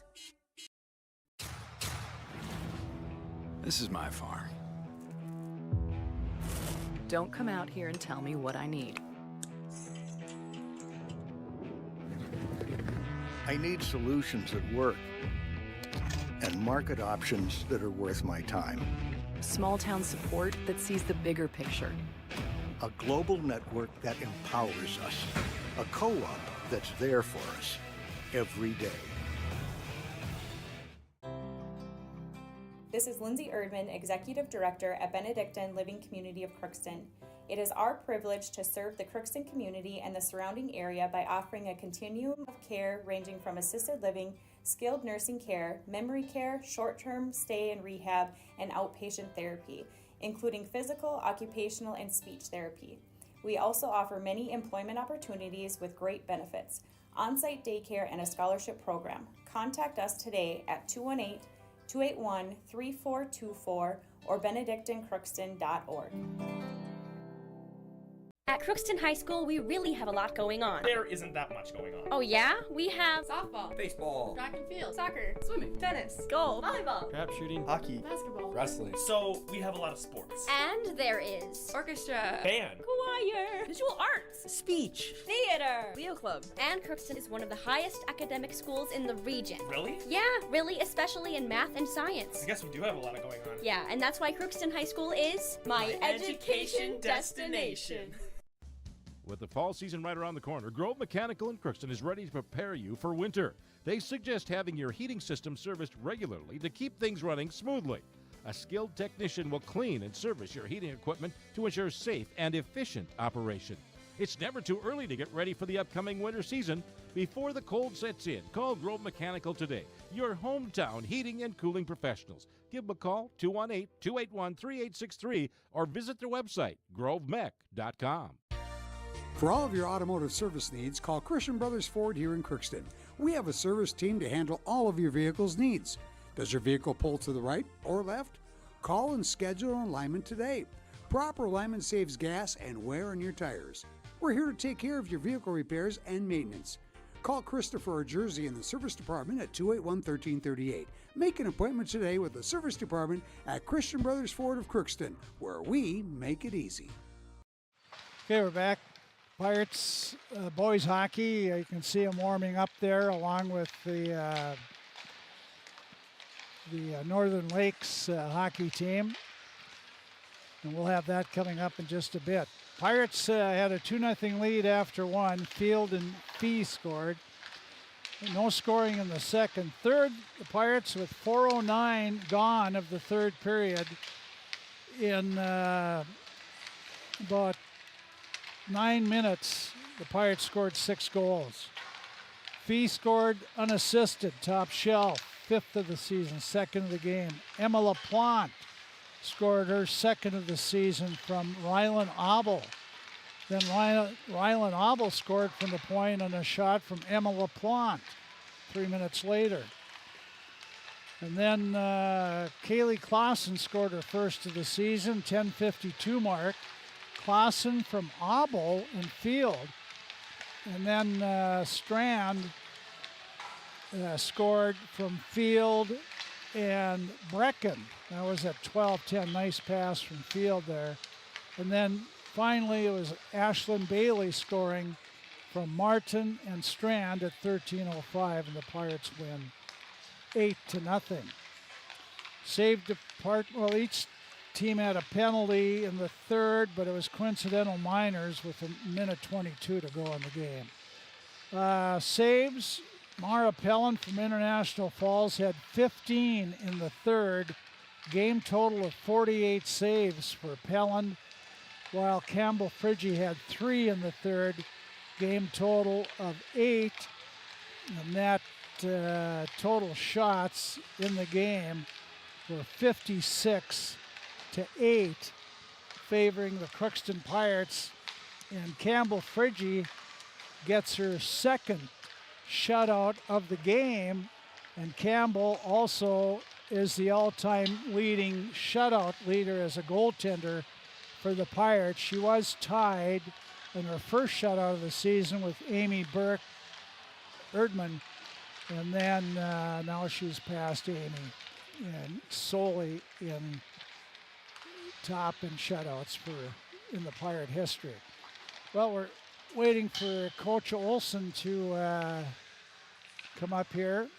I haven't seen him there. He was going to be quick, so as he starts talking to the girls and stuff, he forgets. And, but anyway, 8-0. Pirates win. They move to 4-1 on the season. International Falls, they drop the weekend, 2 games. They are 1 win, 6 losses, and 1 tie. 1-6-1 in their 8 games they've played so far. We'll take one little more quick break and then be back and see if Coach Olsen will be up here. We'll be back with more here on KROX. Hi, I'm Dr. Angie Smith, optometrist at the Crookston Eye Clinic and Foston Eye Clinic. We aim to provide high-quality products to our patients, things that we use ourselves in treating our own dry eye or coatings that we like to use on our own glasses. We offer myopia control contact lenses for children, which are soft contacts that not only correct their vision, but are designed to slow the progression of their nearsightedness. The eyes lead the body, and we are passionate about helping the eyes be safer, sharper, and faster.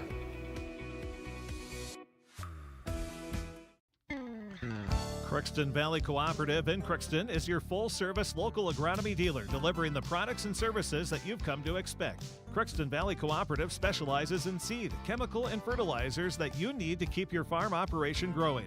For expert advice you can rely on, give Sean, Mike, or Matt a call at 281-1178 today or stop by at Crookston Valley Cooperative, located at 1122 Fairfax Avenue in Crookston. Crookston Valley Co-op, here to keep you growing. Welcome to Andy Oman State Farm. We're located on 423 North Broadway, next to Holiday in Crookston, Minnesota. 3rd generation agent with State Farm. We've got a team here with over 75 years of experience. 6 of us fully licensed, here to serve you. We know insurance is about a promise, and we're here from the beginning to throughout the whole process to deliver on that promise. Nobody likes to wait on hold, and neither do we. Give our office a call where a cheerful voice is ready to help you right away. Call 218-281-3643. You've been waiting for a chance to do something that matters, something big without a big price tag. Welcome to Northland Community and Technical College.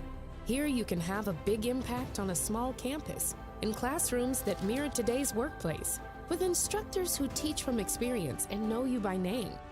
You've been waiting for a place like this. Are you ready? Okay, we're back here. We have Todd Olsen, Reed Olsen, the head coach of the Crookston Pirates, and they win their 4th game in a row, 8-0. They waited the 3rd period to explode, but I think it appeared you had comfortable in hand, but you should have had more than 2 goals after 2 periods. Yeah, absolutely. I thought, just a minute here. Sorry. Oop. Go ahead.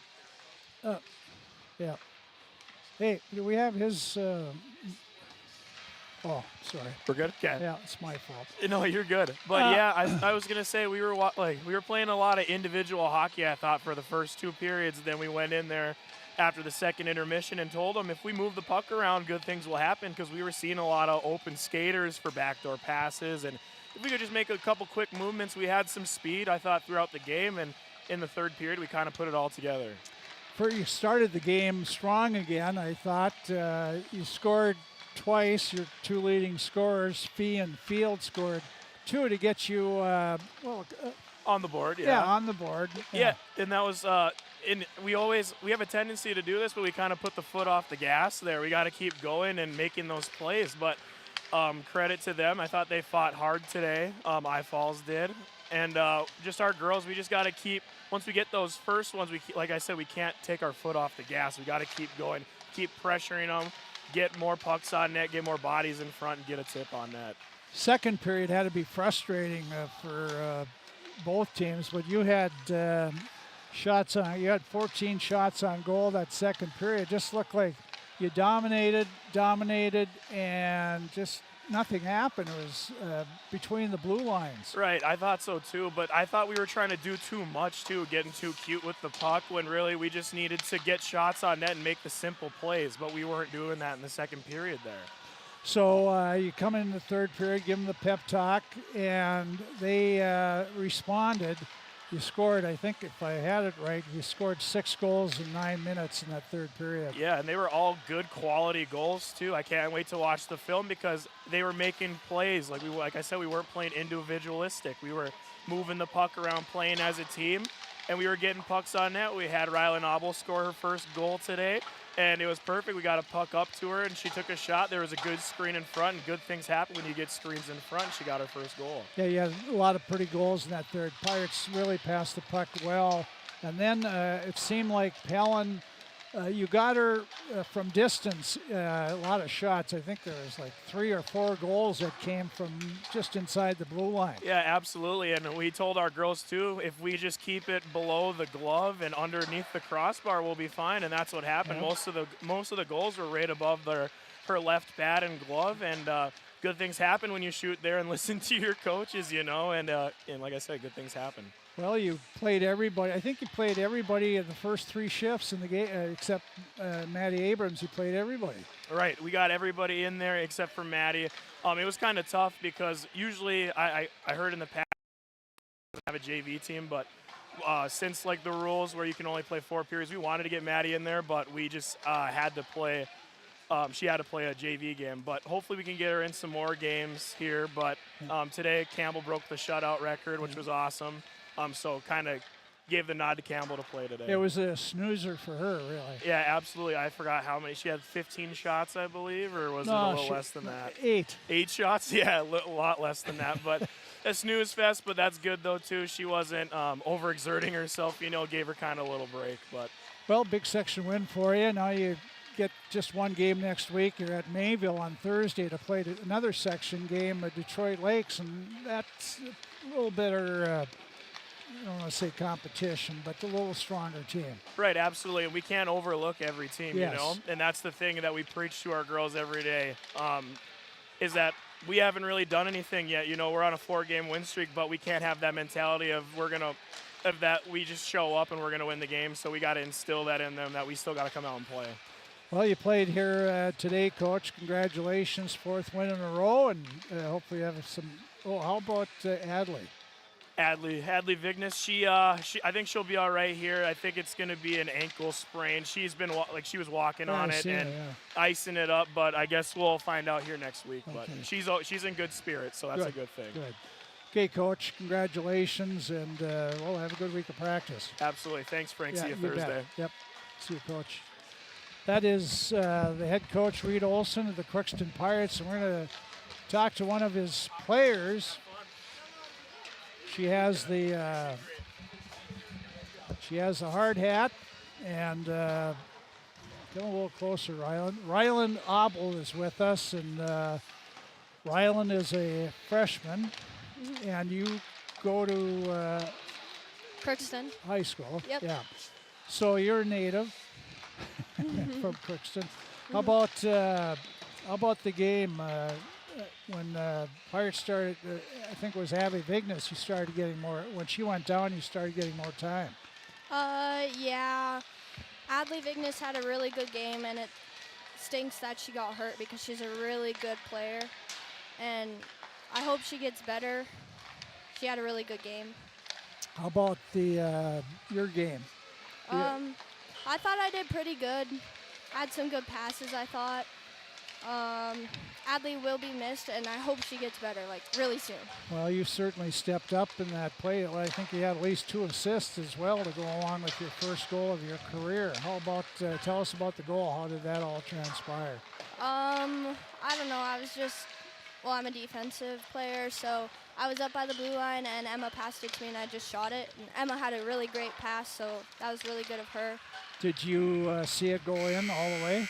I did see it was by her left leg. Yeah. So how did you feel after you seen it was in? Oh, I was happy. Pretty exciting there. You played all the way through the youth system? Yes, I did. Yeah. And you've been defense your whole career? Yes. Yeah. How about you played 12U last year? I played Bantams last year. Oh, Bantams. You played with the boys last year. Yep. How was that? It was really good. Yeah. Toughen you up a little bit for. Yeah. them. The boys are really competitive too. Yeah.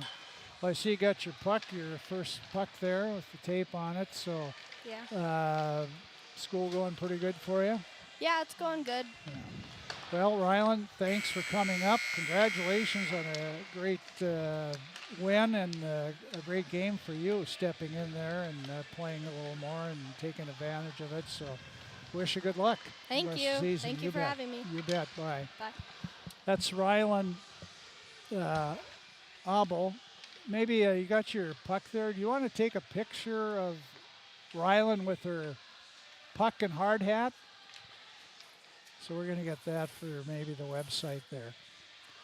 So that's it.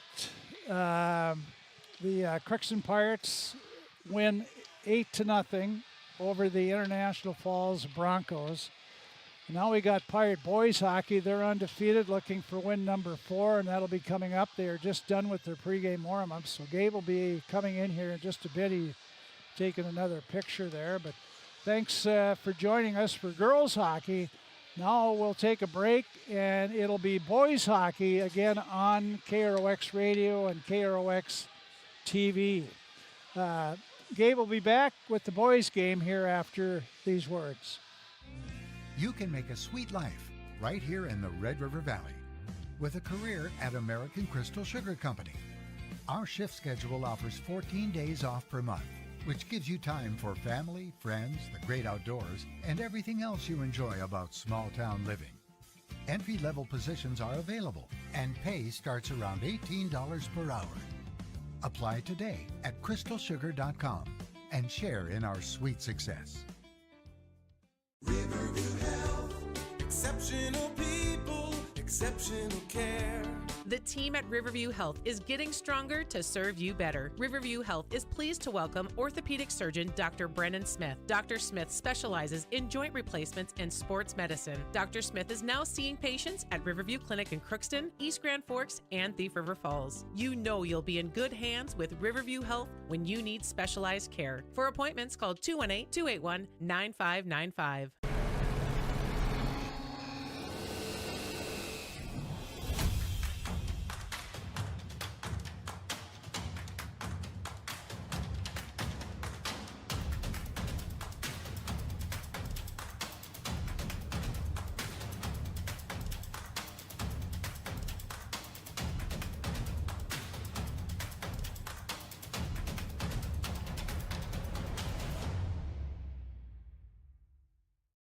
Ever wonder what your city government does for you?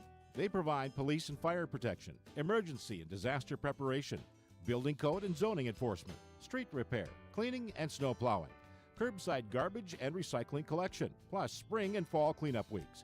They deliver safe drinking water and maintain a wastewater system. They care for 22 parks and provide year-round recreation activities. They give loans for economic development and housing.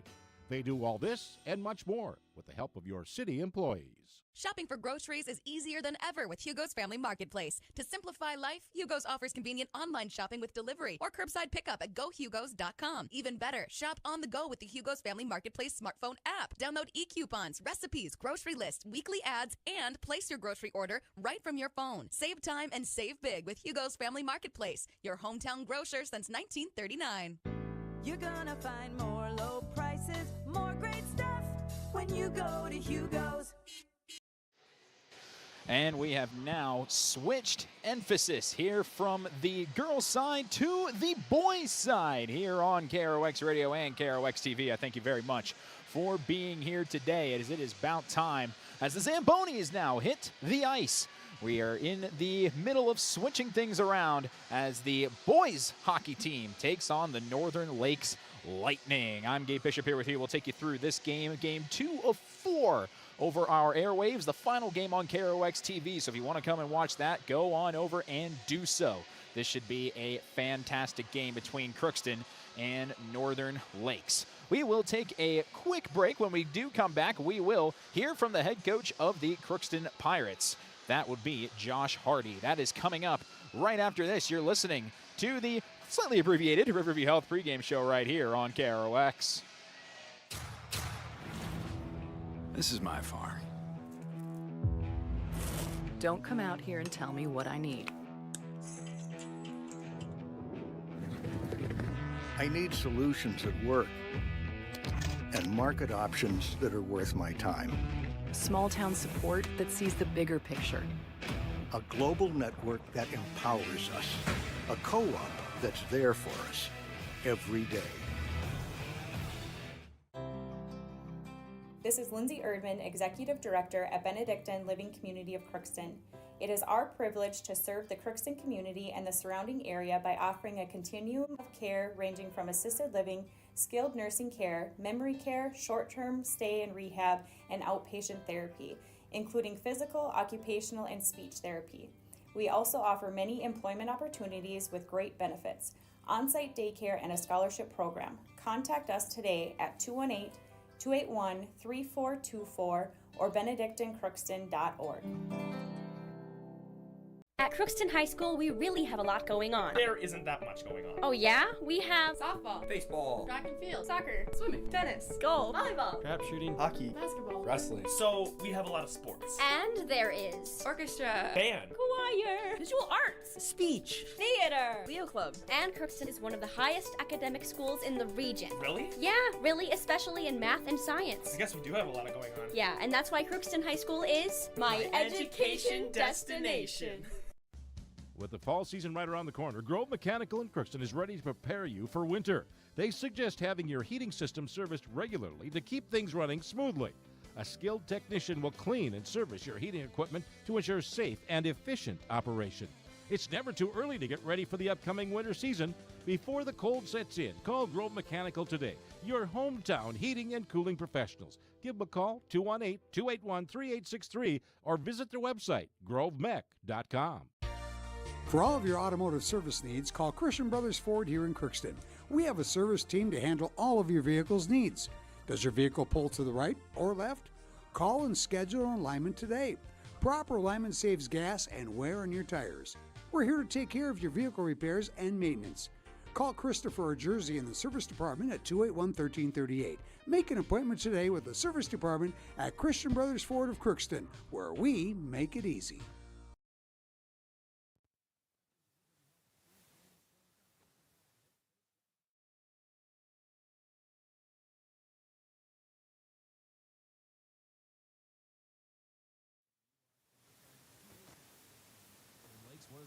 Practice has been like, because this is probably one of your biggest tests in the early part of the year.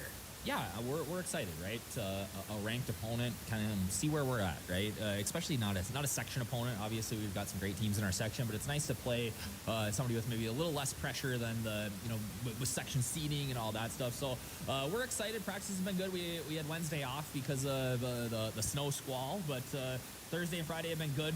Guys still dealing with a little bit of sickness here and there, but seems like everybody's pretty healthy for today. Fantastic. I knew the sickness was around the last time we talked about it, but it makes its rounds, it comes and goes, so we're glad we're in the second stages of that, which we'll most certainly take. And we got Grayson Ecker back. Yeah, Grayson's back, so we're excited to get him back into the lineup. He's a highly skilled forward who can play center for us. Really came into his own sort of last year as a sophomore, and we're looking for big things from him this year. So it's been tough to not have him the last two games, but we're excited to get him back here and back with I call them the babies sometimes, but Gray and with Garrett and Jay there, those three together are fun to watch. They just know where each other is on the ice all the time. They've been playing together a long time, so hopefully they can rekindle some of that magic for us today in a tough matchup here. Jay Reese has been on a tear, though. Of course, he had the hat trick and 3 assists in that 10-3 win over Breckenridge Wapaton. You've got these two bigger guys, Fisher and Ecker, in there, and then little Jay Reese just kind of flies by sometimes. How do you feel overall that what do you need to do on the offensive end, which has been your most successful thing in terms of goals against a team like Northern Lakes? Yeah, I think for us, we're at home, we get matchups, so we'll kind of feel that out. But I think for us, it really comes down to in transition, I think we're pretty good. We got to capitalize in transition. So when we're coming down 3-on-2, 2-on-1, we got to find ways to get that puck to the net, and then a guy like Jay Reese who can get in there and kind of get dirty on it, get a rebound. We really haven't had to we've scored a lot of pretty goals so far this year, but we really haven't had to grind. I think that's what we're gonna have to do tonight. So I'm excited to sort of see how we respond to. This is a different challenge, right? Yep. This is a very good team, a high-powered first line, and then after that, they're just really solid. I'm watching JV out there, and they're just every line looks the same. They're obviously well coached, and that's great for us. That's a good test this time of year to sort of see get the measuring stick, see where we're at. Yeah, you mentioned, scrappiness, rebounds, scrambles in front, that kind of thing is what you're expecting? Yeah, I mean, we're going to have to grind here, I think, against a good team. Or I just want to see us grind. I want to see if we can play that sort of game. I know we can. I've seen it in practice, and we've seen it in years prior, but just we haven't had to really yet this year. Red Lake Falls a bit, but, we'll see sort of, what mentality we come out with today. On the defensive end, what kind of things do you have to do on inside your own zone to try and prevent Northern Lakes from getting those good looks? Yeah, block shots, stop and starts, and get back to the house and get back to the net and help out, right? So we talked about it in there. Do your job is sort of our motto in the defensive zone. Do your job so somebody else can do theirs. So everybody knows sort of their roles and responsibilities, and we got to be tough in our own zone. And sometimes we haven't been hemmed as much as we probably will today, and what I mean by that is we won't be stuck in our zone as much as we probably will be today against a good team like this. So how do we sort of handle that and not just be thinking offense all the time, because that seems to be sort of our MO, and understandably so. That's where our skill set is. And then on the kind of sort of wrap things up, just overall, what are some other keys that you think you need to be able to really do well if you want to walk out of here with a win against a very high-profile opponent? Yeah, we got to get pucks to the net. We can't pass up opportunities to shoot, and we got to make smart plays, right? It's not always I think at times we tend to look for the pretty play, or we look for the backdoor pass or things like that. We just got to get the puck over the red line, get into their zone, and go to work on the forecheck. And if we can keep it simple like that tonight, I think we'll be in good shape. All right, fantastic, Coach. Good luck tonight, and we'll talk postgame. Thanks. And that was Crookston Pirate head coach Josh Hardy with us here on the Riverview Health pre-game show. The teams are coming back out on the ice, which means it's now time to take a look at the Napa Crookston Welding and Machine starting lineups. They have what you need. And they'll make sure your battery will start the first time every time. Buy a Legend battery from Napa Crookston Welding and Machine. They handle all your Legend battery needs for your cars, trucks, recreational vehicles, snowmobiles, and ATVs. It's now time for the Napa Crookston Welding and Machine starting lineups. First lines for the Northern Lakes Lightning. They'll be starting on the wings. Number 9, Jerome Martin, a senior. Number 14, Jacob Peterson, a junior. Yep, and make sure I got that right. And number 24, Drew Paulbeck, a senior. On defense, will be starting number 13, Preston Vernus, and number 25, Wyatt Balmer. And then in goal, number 1, Sam Suja. On the other side for Crookston, of course, Grayson Ecker, he's back. That's what we love to see. He'll be on the line with Jay Reese and with Garrett Fisher. Tate Hamry will be playing with Jack Bueller on the second defensive line today because there's no Grant Funk active today, but still the first defensive line of Tegan Lubinsky, and Riley Benson will still be starting up. So, as they announce the starting lineups, we will step aside and we'll be back with the puck drop here on KROX. You can make a sweet life right here in the Red River Valley with a career at American Crystal Sugar Company. Our shift schedule offers 14 days off per month, which gives you time for family, friends, the great outdoors, and everything else you enjoy about small-town living. Entry-level positions are available, and pay starts around $18 per hour. Apply today at crystalsugar.com and share in our sweet success. Riverview Health, exceptional people, exceptional care. The team at Riverview Health is getting stronger to serve you better. Riverview Health is pleased to welcome orthopedic surgeon Dr. Brennan Smith. Dr. Smith specializes in joint replacements and sports medicine. Dr. Smith is now seeing patients at Riverview Clinic in Crookston, East Grand Forks, and Thief River Falls. You know you'll be in good hands with Riverview Health when you need specialized care. For appointments, call 218-281-9595.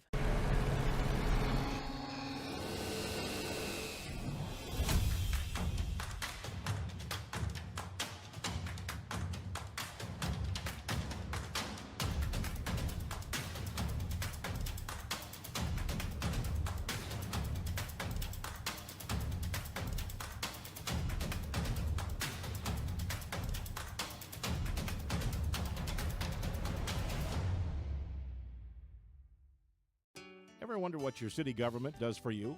They provide police and fire protection, emergency and disaster preparation, building code and zoning enforcement, street repair, cleaning and snow plowing, curbside garbage and recycling collection, plus spring and fall cleanup weeks. They deliver safe drinking water and maintain a wastewater system. They care for 22 parks and provide year-round recreation activities. They give loans for economic development and housing. They do all this and much more with the help of your city employees. Shopping for groceries is easier than ever with Hugo's Family Marketplace. To simplify life, Hugo's offers convenient online shopping with delivery or curbside pickup at gohugos.com. Even better, shop on the go with the Hugo's Family Marketplace smartphone app. Download e-coupons, recipes, grocery lists, weekly ads, and place your grocery order right from your phone. Save time and save big with Hugo's Family Marketplace, your hometown grocer since 1939. You're gonna find more low prices, more great stuff when you go to Hugo's. For all of your automotive service needs, call Crookston Brothers Ford here in Crookston. We have a service team to handle all of your vehicle's needs. Does your vehicle pull to the right or left? Call and schedule an alignment today. Proper alignment saves gas and wear on your tires. We're here to take care of your vehicle repairs and maintenance. Call Christopher or Jersey in the service department at 281-1338. Make an appointment today with the service department at Crookston Brothers Ford of Crookston, where we make it easy. And now we are back and rolling here from the Crookston Sports Center.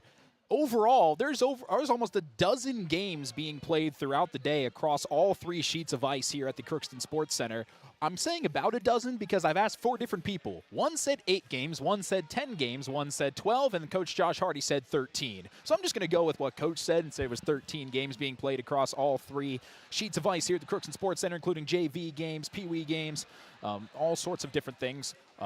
We've got UMC Club Hockey. They'll be playing St. John's immediately after this game's conclusion. 1:40 is our time right now.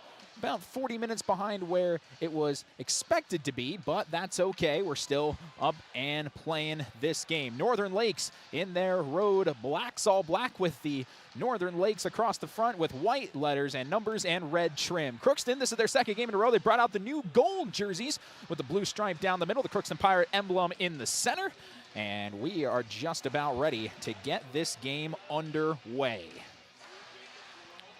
Opening face-off, Michael Botchow will take it. It'll be him and Drew Paulbeck, the captain and the center. Officials are ready, coaches are ready, players are ready. And with the final lineup, here we go. And the face-off opening draw won by the Crookston Pirates. And on the way they go, trying to move quickly. It's speed with Riley Benson sending it along the boards. And played over there by the Northern Lakes. Taken once again by Paulbeck, working behind the net.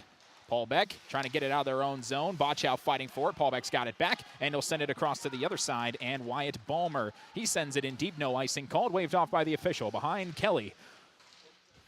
Fight for it along the boards. And sneaking out of that one and taking it. And on the run now goes Colborne. He'll chip it in deep as Street will go and chase it down. Defended by Preston Vernus on this first line of defense for the Northern Lakes. The Lightning pinning it along the board. Street fighting for it. Colborne as well. It's still loose now. Picked away by Vernus. Grabbed by the Northern Lakes. Still trying to make a move. And still kept inside by the Crookston defensive line. That time it was Tate Hammer who kept it in. Now it's poked out and sent in deep. Tracked down over there by Jack Bueller. Once again getting to start over Grant Funk inactive today. So he gets primary second line defensive time throughout the course of this afternoon. Chipping it in toward the center. Trying to get a shot off, but it goes through the crease and out wide. Up and along the boards. Already the physicality stepping up as Street just completely knocked the stick out of the hands of Wyatt Ballmer. Still fighting along the near side boards. They'll bring it back out. Bueller's there to play it. Bueller trying to chip it into the center and pushed away by Suha. And net, his first time he's had to put his stick to the puck. Northern Lakes now trying to chip it in deep. Trying to go and track that down. That's Easton Anderson as the second line for the Northern Lakes comes out. Trying to center it in front. Nobody there. And picked up by Tate Hamry. Hamry on the move. Tate Hamry had it knocked down. Now they're looking to center it up, but can't quite keep it on his stick, did Garrett Fisher. It'll go towards the back. Up and along the wall. Pinning, and now knocked down once again. Still loose here in the zone. Crookston trying to keep it alive as a player for the Northern Lakes goes down. A stick's on the ground. Shot, and that might have hit the post as that one just went wide off the stick of Garrett Fisher, who saw an open opportunity. Puck will be sending back deep. Icing on the Lightning, and we'll go back to the other side. Energizing 2 minutes and 5 seconds so far gone by here in this first period to open things up.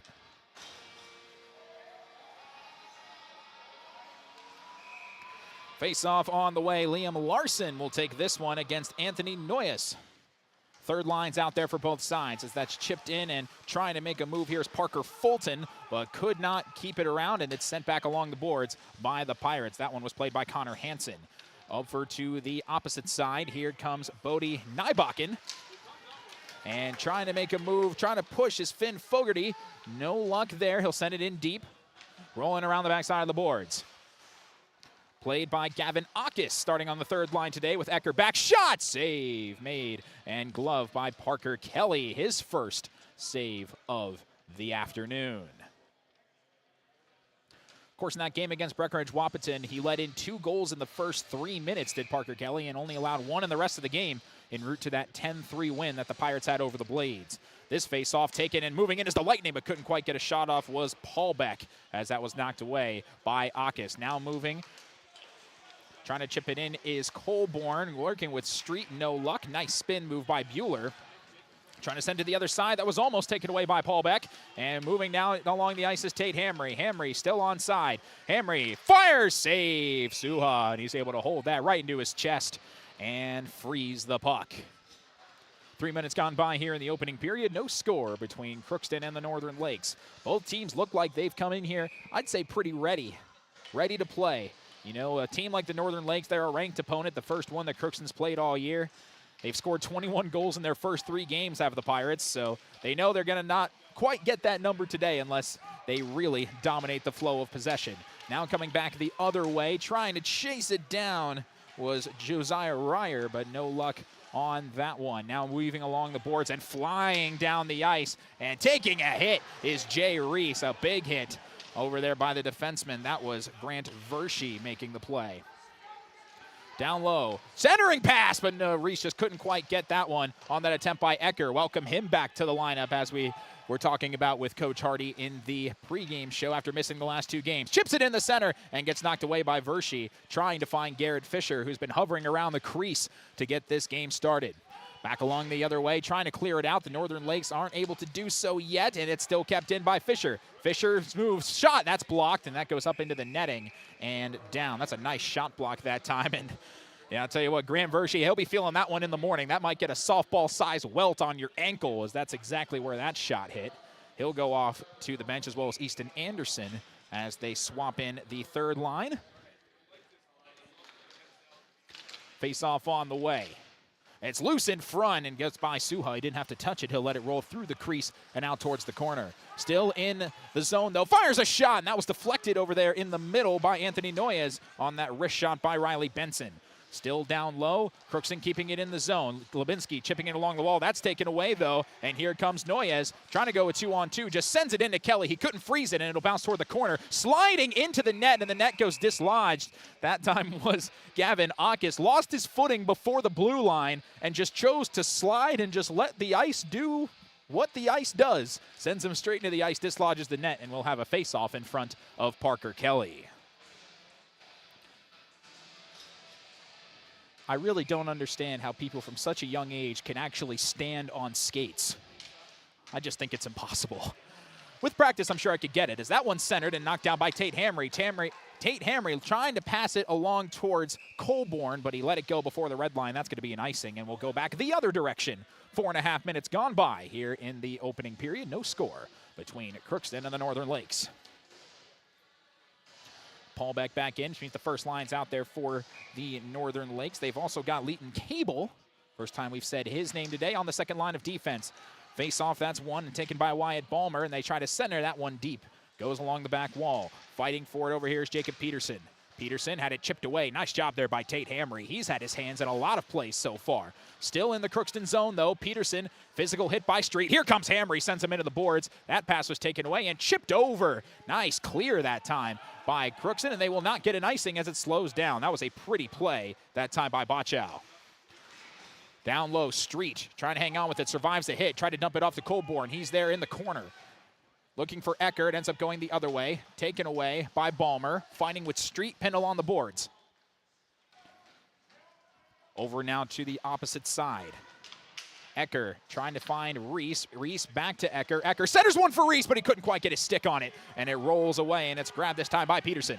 Jacob Peterson sends it to Martin. Martin fires. Shot save made by Parker Kelly. Few saves apiece for each goaltender. They've got to come out sharp as well. And so far, it looks like they're doing so.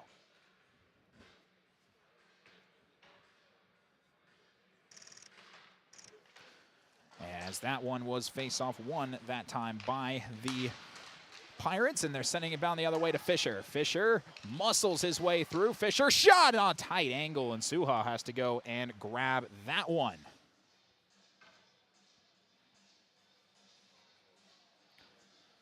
$11:20 to go here in the first period. We appreciate everybody who's tuning in either on KROX Radio or on our KROX YouTube channel, KROX TV. Glad you all can be here.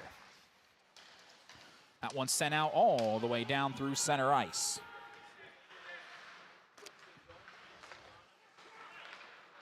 Back the other way, it's a one-on-one. Here's Fisher, nice deke. Fisher tried to send it to Suha, nice poke check, and he's able to keep it away and pin it toward the far side. Up top, pass, Benson. Lubinsky tried to center one, that was deflected and knocked down. Nice play out there up front by Huck Balmer, brother of Wyatt Balmer, as he goes and outstretches a lunge there, but taken away by Lubinsky. Here comes centers one, nice pass. Fisher's got it. Fisher shot, save Suha, rebound, it's kicked away.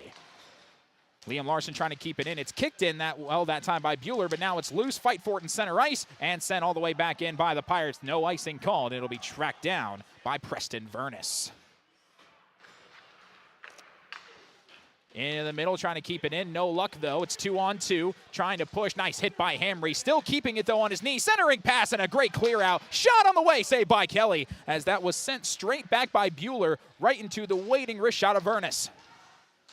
Still back beyond the net, now trying to clear it out. Here comes Tate Hamry again. Chips it in toward the center ice. Picked up again by the Lightning. 10 minutes to go in the opening period. No score between these two squads.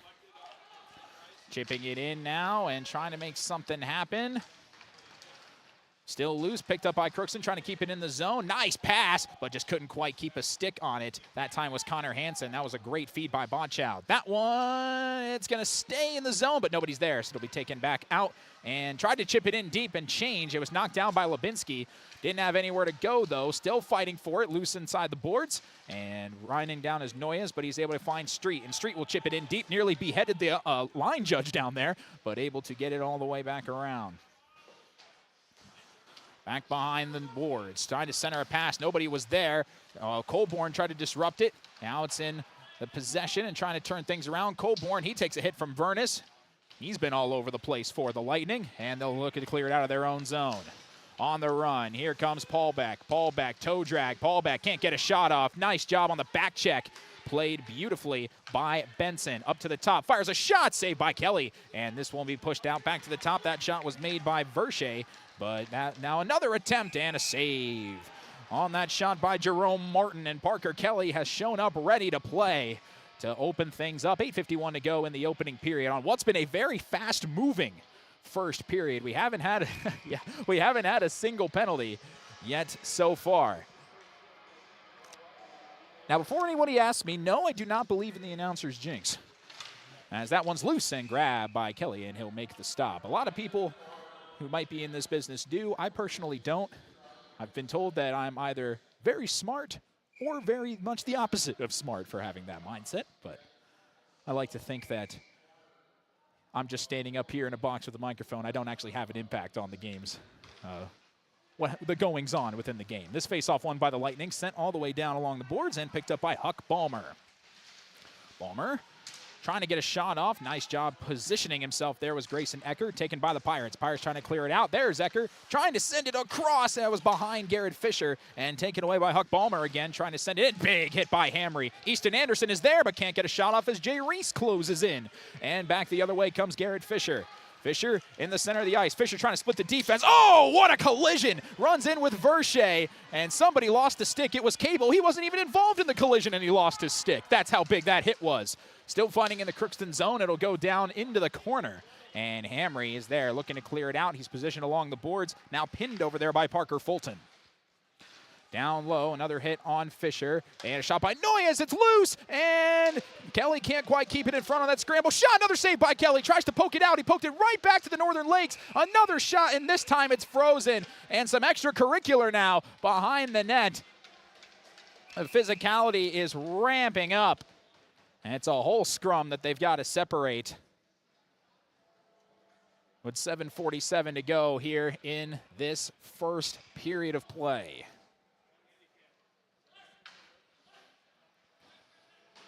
We'll do a whole line change here. There's nothing wrong with a little physicality in hockey, and it looks like Crookston is ready and up for the challenge against the team. Nybakken looking to go down. It goes behind the net and picked up and coming back the other way goes Lubinski. Just a little too far, though, for Street. Turning around quickly. Centering pass cleared away by Lubinski. He read that one like a book. Nybakken trying to send it back down low. It'll wrap around the boards. No change. Lubinski will chase it down. Here comes Martin. Lubinski passes into the center. That gets deflected. That's going to go on net. So Suha has to play it, avoids the icing, and back to Nybakken. Over now. That's Wyatt Ballmer. That puck's loose. Paul Beck has to turn around and grab it between his legs. Tries to find Martin a little too far. Picked up by Lubinski. Lubinski chips it along the boards. Still loose. Lubinski gets it back, able to clear it out of the zone. Back to center ice. 7 minutes to go here in the opening period. No score between Crookston and the Northern Lakes. This is loose. Here goes Colborne. He'll chip it in deep. It gets knocked down by Wyatt Ballmer. Back to Colborne. He gets lit up and sent into the boards on a massive hit. Northern Lakes is here, and they are here to check. Here's Martin. Martin weaving, can't get a shot, tried to center it up, and another hit. Played down a broken stick. It's still loose, and going back the other way, taken in at center ice. You don't really see that in the high school level extremely often, a broken stick. By rule, that's just going to be part of the game until somebody could go in there and remove it, which they're now clearing it away. Picked up by one of the officials. Back into center ice. Akis trying to find Larson. Loose along the boards, now sent back in deep. Larson, he's there to lay a hit. Nice job there by Larson. If you're going to take hits, you got to give them as well. Back into center ice, trying to chip it back in. They were offsides. They had to clear back out. Picked up by the Northern Lakes. Sent back in by Preston Vernus. Here's Ryer. Ryer trying to center one. It got through everybody, and Easton Anderson just couldn't quite get a stick on it. Rolls back the other way. He picks it up, keeps it in the zone. Trying to center it, taken away. Here comes Akis again. Sends it toward the boards, picked up by Ecker. Ecker, nice move. Takes a hit, though. Reese is trying to get there. He gets stood up. Man, this is some physical hockey. And taken back the other way. Here comes Fulton. Checked by Lubinski. And Lubinski's able to take it away. Moving behind Kelly. Lubinski, extra pep in his step. Sends it along the board. That's going to be icing, though. And we'll go back the other way with 5:28 to go here in this opening period. 9 shots on goal for the Lightning, 6 shots on goal for the Pirates. Pretty even first half, quite frankly. Crookston might have had the upper edge in the first few minutes when I don't think the Northern Lakes were quite fully 100% expecting Crookston to come out with the intensity they did, but the Northern Lakes are starting to adjust and taking some more control. This draw won by Lubinski. Here comes Fisher. It's a 2-on-2. He's got Lubinski rolling with him and has to peel this one back toward the boards. Lubinski will back up, trying to get away from Benson. Paulbeck's got it now. He takes a hit. It's popped up, knocked down by Benson. Still loose. Ecker trying to make his way in there. It's still in center ice. And it'll be the Northern Lakes closing in on it. And Peterson trying to chip it, trying to find Cable, and just whacked down in there deep by Ecker. Allowing for a change. Resetting Martin, passed it to nobody. It'll roll back to Benson. He'll keep it along the boards and sent back towards Cable. Under 5 minutes to go here in the opening period. No score between Crookston and the Northern Lakes. It's loose in the Crookston zone and taken out by Paul Beck.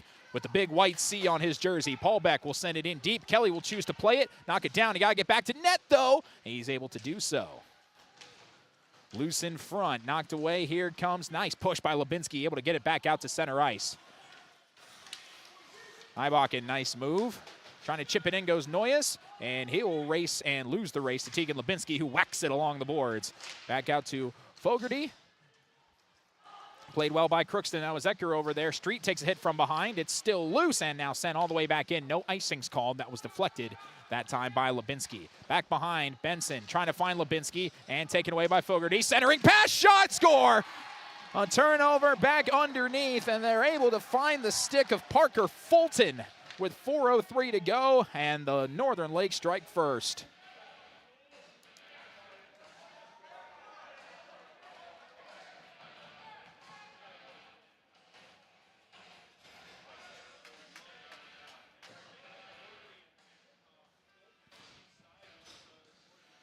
It's those loose turnovers behind the net. If you can get an open pass into the center, the goalie will be fooled more times than not. And sent in deep by the Northern Lakes.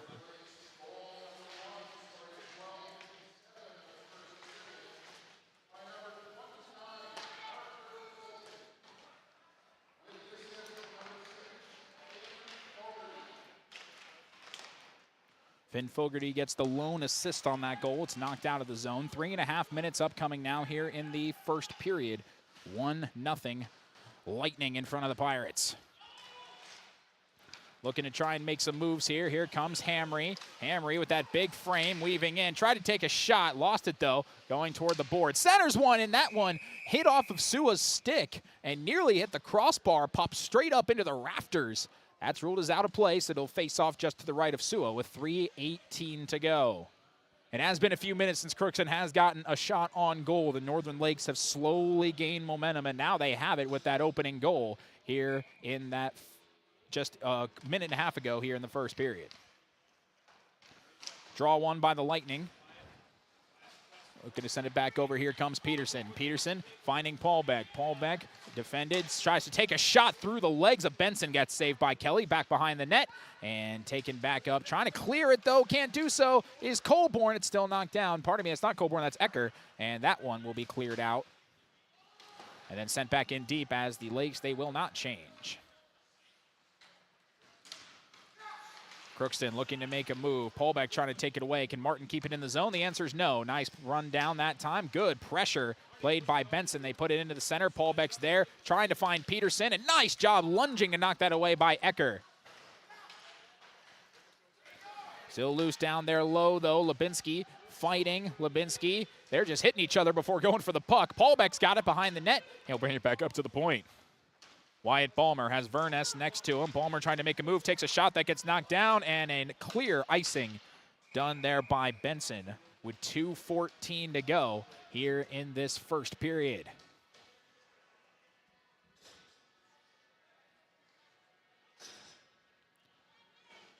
Just continuing to wind down some clock.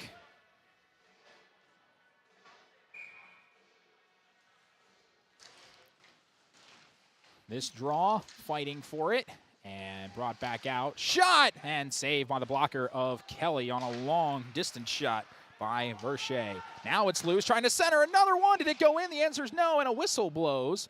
What happened here? Yeah, the net came out again. The net was 2 inches too far to the right. And no, that is a no-no. You can't have that. Exactly 2 minutes remaining here in this first period. 1-0.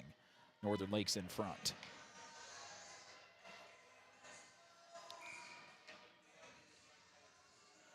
Face-off on the way. Still loose, taken by the Northern Lakes. Over to Cable. Cable, fire save. Kelly pushed back out the other way. Trying to clear it out of the zone. It's back to Cable. Tries again, and a glove save. There by Parker Kelly. And these last few minutes have really been all Northern Lakes down here. Every time Crookston's gotten into the Lightning zone, they've been able to clear it away. It's just the process and how things are going for each side. Been a very physical first period of hockey. Northern Lakes winning the draw. That gets knocked down to Anderson, and a backhanded shot and a whistle blows, and we've got a tripping penalty. It looks like that's been called, or some sort of signal. Yeah, we've got something.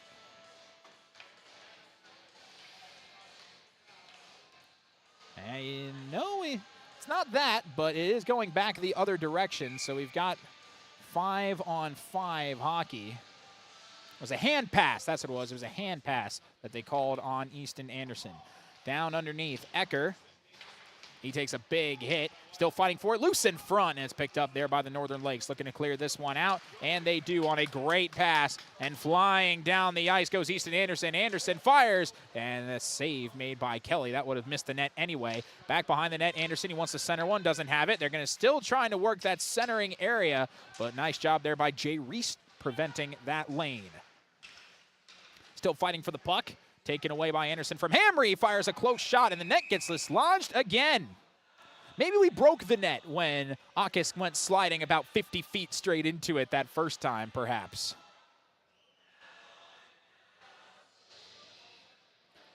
With 1:07 here to go in this first period.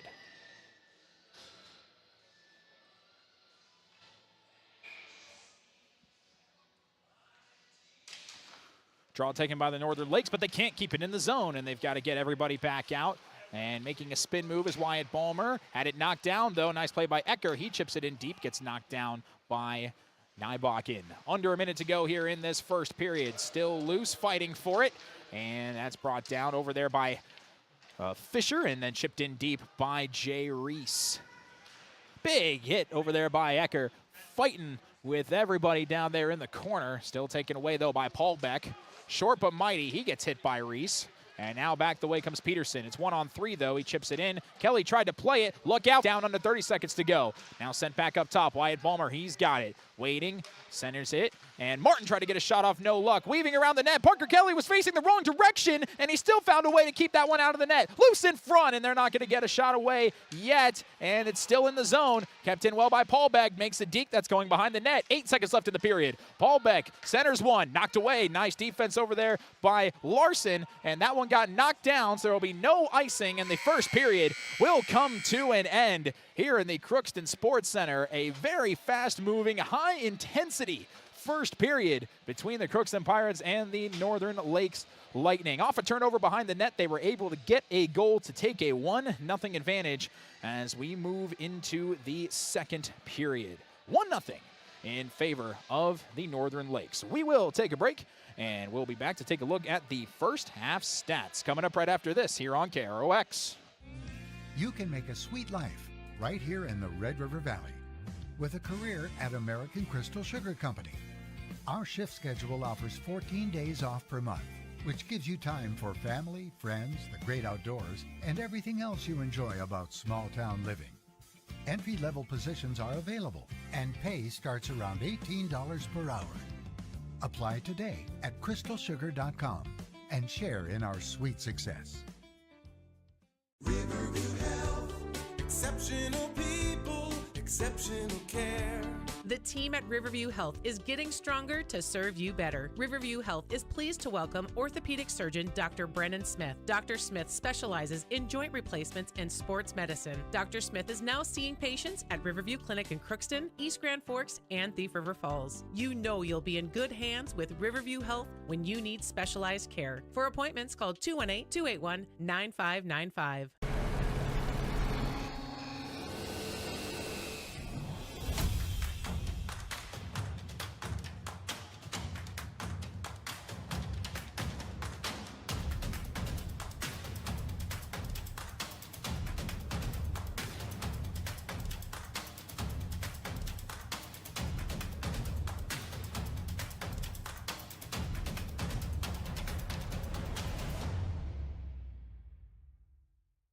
Ever wonder what your city government does for you? They provide police and fire protection, emergency and disaster preparation, building code and zoning enforcement, street repair, cleaning and snow plowing, curbside garbage and recycling collection, plus spring and fall cleanup weeks. They deliver safe drinking water and maintain a wastewater system. They care for 22 parks and provide year-round recreation activities. They give loans for economic development and housing. They do all this and much more with the help of your city employees.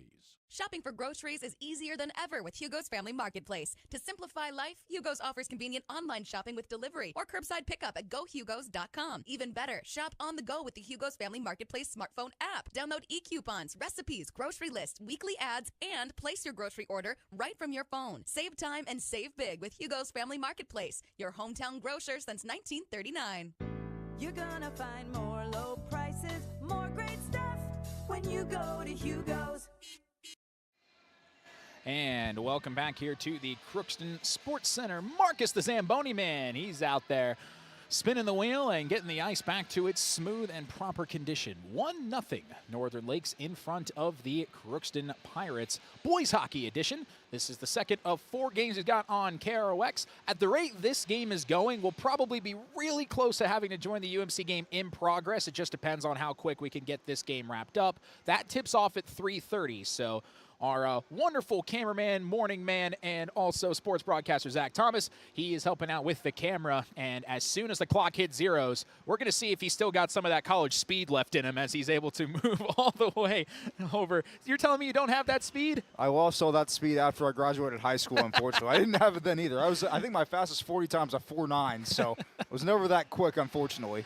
No, we've seen ourselves a great game here today, though, so far. I mean, a lot of heavy hits and a lot of chances for both sides here. I'd be curious to see, though, can Crookston figure out a way to put a puck in the back of the net? This defense in Northern Lakes has been stifling so far. They have not had a lot of chances on that end, but when they have, they've had to take advantage of them. Crookston came out hot in that first period at the start of it in the first 5 minutes, and then slowly but surely the puck just shifted over to the Crookston zone primarily. But Crookston, besides the one turnover behind the back of the net, they were able to reset the Northern Lakes constantly in center ice, pushing it back into the defensive zone and making sure that everything is as hard as it possibly can for the Northern Lakes. And, I mean, if you want to talk about appearances on a team alone, this is a team that I think their branding could look really good in an ECHL, AHL setup. It just looks like a proper jersey. Of course, Coach Mike Randolph, you talked to him this week. Fantastic guy, great coach. They hold themselves to a pretty high standard out there in the Northern Lakes. Yes, they do. And talking to Coach Randolph this week, I mean, it sounded like they were not quite there yet. Like, he thinks there's still a lot of work for these guys to do. Periods of good, periods of bad. But so far we've seen they've been a very physical team. They've been able to take advantage of their chance to offense. The forecheck has been fantastic for them tonight. They have just laid hit after hit after hit on the offensive end. And they've been able to avoid penalties even when things got chippy early. So, I mean, you can tell they're a disciplined team. They do a lot of things the right way, and they're putting it together a really good game here so far. Give credit where credit's due to Crookston, though. They have been able to answer back. They've been delivering hits as well, and their Northern Lakes is not getting everything easy. There's no question about that. Zamboni is almost wrapping up, so we will take another break. We'll be back, take a look at the Draft Sports Bar and Grill scoreboard update, and then we'll have the second period coming up right after this. This is my farm. Don't come out here and tell me what I need. I need solutions that work and market options that are worth my time. Small town support that sees the bigger picture. A global network that empowers us. A co-op that's there for us every day. This is Lindsay Erdman, Executive Director at Benedictine Living Community of Crookston. It is our privilege to serve the Crookston community and the surrounding area by offering a continuum of care ranging from assisted living, skilled nursing care, memory care, short-term stay and rehab, and outpatient therapy, including physical, occupational, and speech therapy. We also offer many employment opportunities with great benefits, on-site daycare, and a scholarship program. Contact us today at 218-281-3424 or benedictinecrookston.org. At Crookston High School, we really have a lot going on. There isn't that much going on. Oh yeah? We have softball, baseball, track and field, soccer, swimming, tennis, golf, volleyball, crap shooting, hockey, basketball, wrestling. So we have a lot of sports. and there is orchestra, Band, choir, visual arts, speech, theater, Leo Club. and Crookston is one of the highest academic schools in the region. Really? Yeah, really, especially in math and science. I guess we do have a lot of going on. Yeah, and that's why Crookston High School is My education destination. With the fall season right around the corner, Grove Mechanical in Crookston is ready to prepare you for winter. They suggest having your heating system serviced regularly to keep things running smoothly. A skilled technician will clean and service your heating equipment to ensure safe and efficient operation.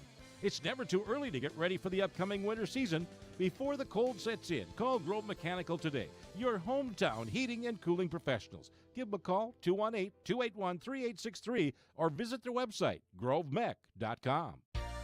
For all of your automotive service needs, call Christian Brothers Ford here in Crookston. We have a service team to handle all of your vehicle's needs. Does your vehicle pull to the right or left? Call and schedule an alignment today. Proper alignment saves gas and wear on your tires. We're here to take care of your vehicle repairs and maintenance. Call Christopher or Jersey in the service department at 281-1338. Make an appointment today with the service department at Christian Brothers Ford of Crookston, where we make it easy.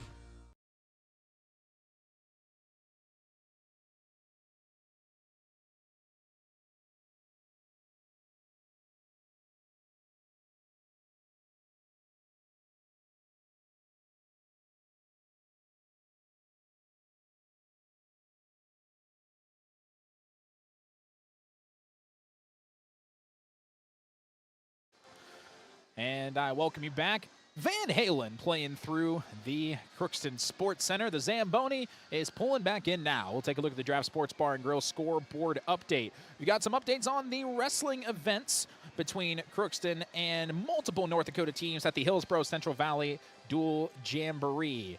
They lost to West Fargo 71-6 in duels, and then it's been a lot closer in the last few. They fell to Mayville Portland 40-30. And then to Northern Cass, 36-34. Oh, so close.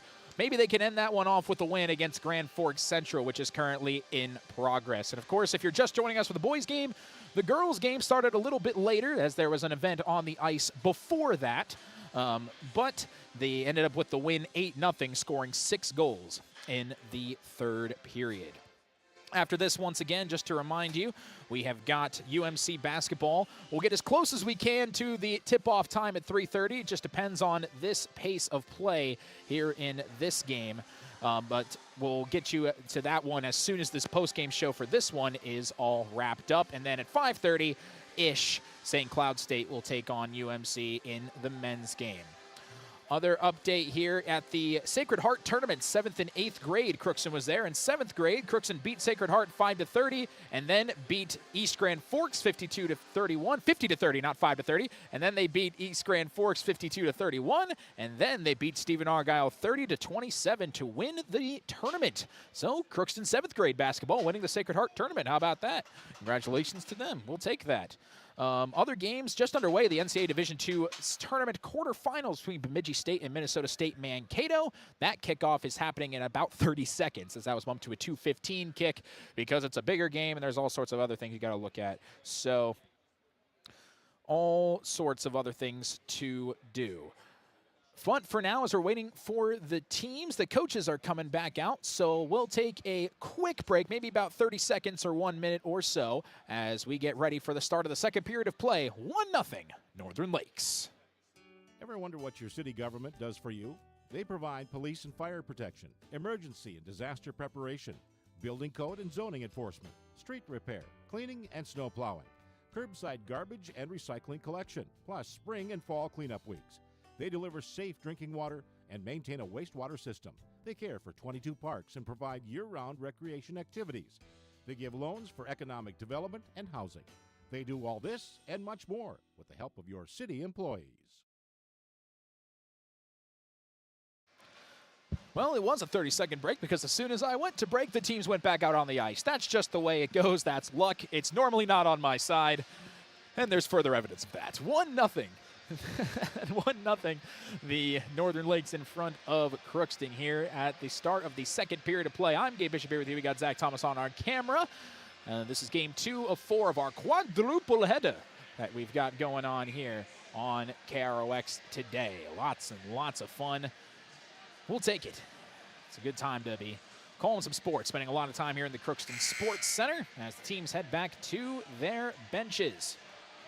Let's see what happens here. Difference between first period and second period. In the first period, at the start of it, that's when Crookston got up and started really making some plays. Let's see if they can do that at the start of the second period and maybe tickle the twine a little bit behind the goaltender and potentially find a way to tie this one up at 1. That's the goal.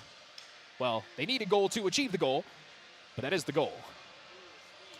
About ready for this face-off here. Paul Beck will take it against Bochow. Face-off one, and that's been a consistent theme. Face-off one by the Northern Lakes, and they'll send it back down low near Parker Kelly, who's waiting for it. There's pins along the boards. Fighting for it is Peterson. It gets taken away there by Bonchow, and trying to clear it out. No luck. Down low, Peterson. He's looking for somewhere to go. Peterson, that's going behind the net. Weaving down there. Martin is over there. They're trying to send it back up to Balmer. It still got knocked down. Still loose back behind, and picked up by Tegan Lubinski. Makes a nice spin move. Loose in front and chipped back in there at that time by the Northern Lakes. Back in deep once again. And up and along the boards, Benson, he takes a hit. They try to send it back in. It's kept alive, though. Trying to fire one near Parker Kelly.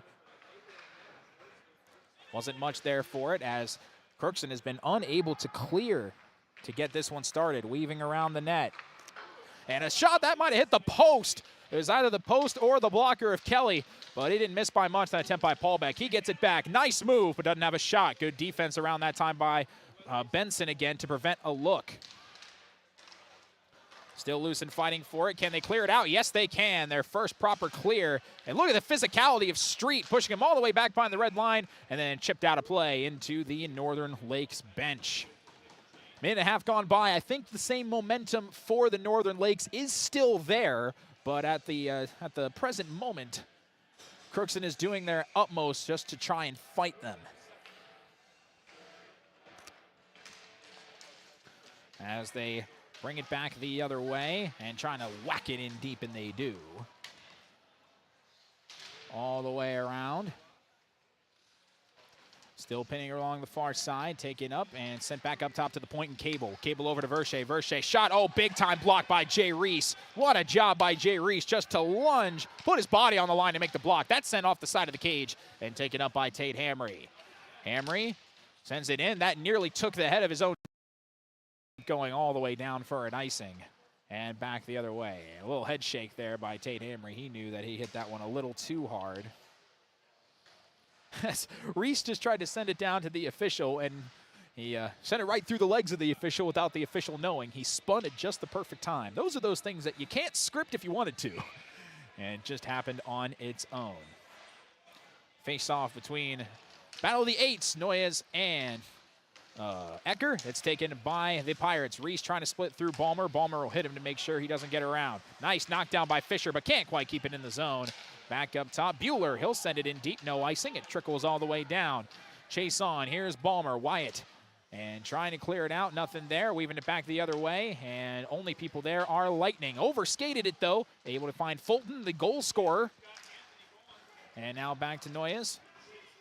Anthony able to put it up to the front. Centering pass, Fulton, and he swung on and missed. Put a strike on his card as that goes all back to the other side. Balmer and pass, and it hit the skate, trying to shoot it back from underneath. Oh my goodness, Northern Lakes with two incredible opportunities and a bit of a gaff on each of them. Just couldn't get a clear stick to get Kelly a bit of a test. Face-off now between Larson and Paulbeck. Still loose. Loose in front. Larson ended up with it, and he's able to find the skates of Connor Hansen.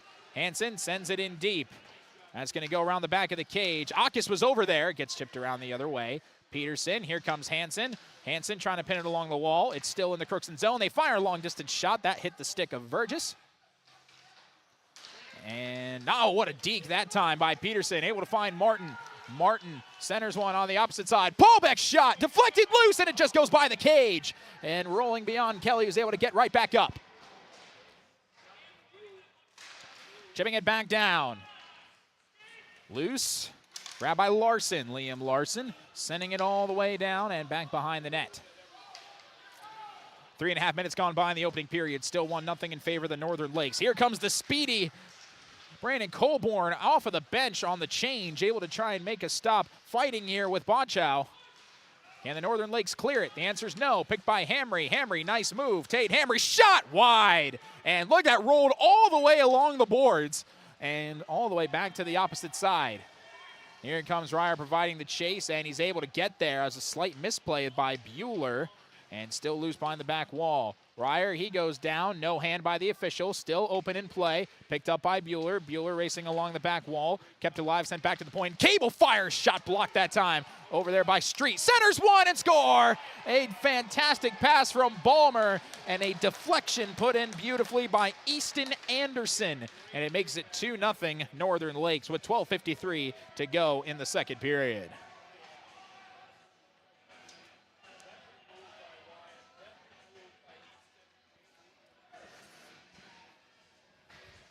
That was a professional quality tip. And you see that so often in higher level hockey, especially in the NHL. You just position somebody in the front of the net, and they're able to catch a deflection. This draw won by the Pirates. Fisher trying to move in. Over to Reese.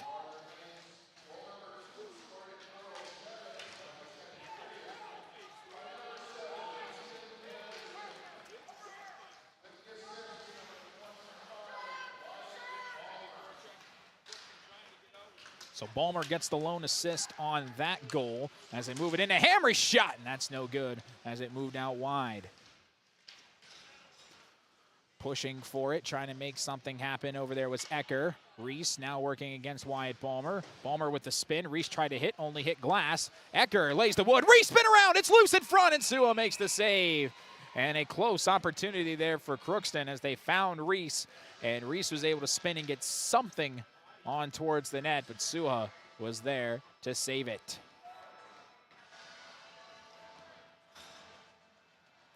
.12:09 to go.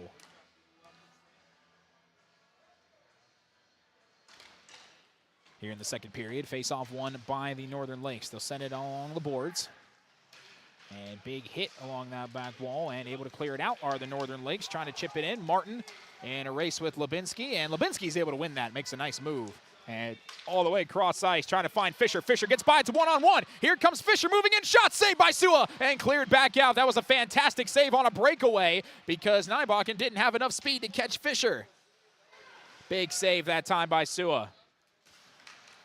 Kept in the zone by Lubinsky, and overskated by Reese, and they'll clear back. Northern Lakes will move. Nybakken sends it in deep. Lightning will change. That goes around the boards, trying to keep it in, and able to do so is Nuckbalmer. And it'll stay in, Huckbalmer, excuse me, and put in the center by Fisher. Fisher over to Reese. Jay Reese moving along the far side. Wyatt Ballmer ends up picking it up, and he'll go back behind the net. 2-0 Northern Lakes in front. 11:13 to go here in the second period. That's taken away. Fisher shot, saves Sua, rebound. Oh, and it just goes wide of the net. And Sua couldn't hold on a big hit over there in the corner. Still in the Crookston zone. That shot gets knocked down. Larson trying to keep it alive. It stays out and goes back towards center ice. Crookston with a couple close opportunities. Hamry goes down on his knees to avoid a hit. Hamry working against Ballmer. That'll go back behind net, and a whistle blows here. What have we got? We got a hand in the air by the official, and we've got a penalty here. And it looks like it's going to be Northern Lakes going to the box. That's Huck Ballmer. A 2-minute tripping call, the first penalty of the game with 10:48 to go in the second period, and the Pirates are on the power play, trailing by 2.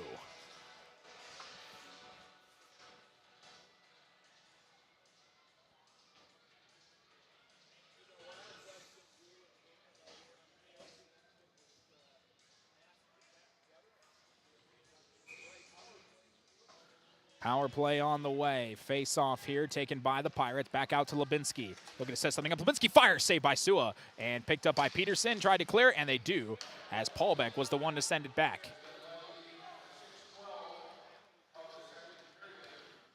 Here comes Lubinsky flying down, looking to set up this power play. Lubinsky into the zone. Lubinsky moving in, doesn't have anywhere to go. He'll go back behind the net, send it back up to the top. Nice move over there by Benson. Back to Lubinsky. Centers one. Street trying to find Coburn, but couldn't quite get his stick on it. Coburn able to track it down, though. Coburn back up to the point. Lubinsky. Benson fires, save Sua, and that goes over to the corner. And launched out. Oh, it almost went out of bounds. That would have been a delay of game penalty if it went out of bounds, but it just barely stayed in play. They clear. 1:10 on the power play, 10 minutes to go here in the second period. 2-0 Northern Lakes. They've got it back, and they'll clear it away again. Making some line changes here. With it is Garrett Fisher. Fisher moving in. Fisher had it knocked away, knocked back out of the zone. It was good pressure defense that time by Jerome Martin. They chip it in deep. Can they clear it again? Yes, they can. They had a great start to this power play, and with 40 seconds to go, the Northern Lakes are doing their part now. But they had a bit of confusion here with the line switch, so let's see what they do. It's Fisher along the boards. Fisher couldn't keep it in. It's cleared back out again. And just whacked in deep that time by Ecker. Ecker over to Cable. Cable will send it all the way down the length of the ice. 20 seconds left on the power play. Picked up by, that's Ecker. Ecker trying to move into the middle. Ecker makes a nice move. Ecker takes a hit. It gets poked back out and picked up by Reese. Reese spins, dumps it off. Hamry. Hamry back to Reese. Reese steps up, cross ice. Picked up over there by Fisher. Fisher has it sent up near along the boards. It's hovering along the wall. Huck Balmer back out of the box. Full strength on either side now. And it'll be taken away by the Northern Lakes, and they'll move. It's one-on-one. Anderson being chased with Fisher. He's got Huck Balmer with him, and a nice poke check that time. Great defense by Garrett Fisher. Knock it away. Shot from the point. It's wide. Firing away from that backside defensive spot was Bodie Nybakken. Back the other way comes Jay Reese, but can't quite split the defense. And the Northern Lakes will send it back into center ice. Ryer now back towards Parker Kelly. Knocks it down. 8:15 to go here in the second period. Back towards center. Shots blocked as that attempt by Ryan Street was knocked down by Nybakken. And back towards Peterson. Peterson over to Martin. Martin steps in. He fires, save. Kelly blocked it down and able to cover it up. With 7:56 to go here in the second period.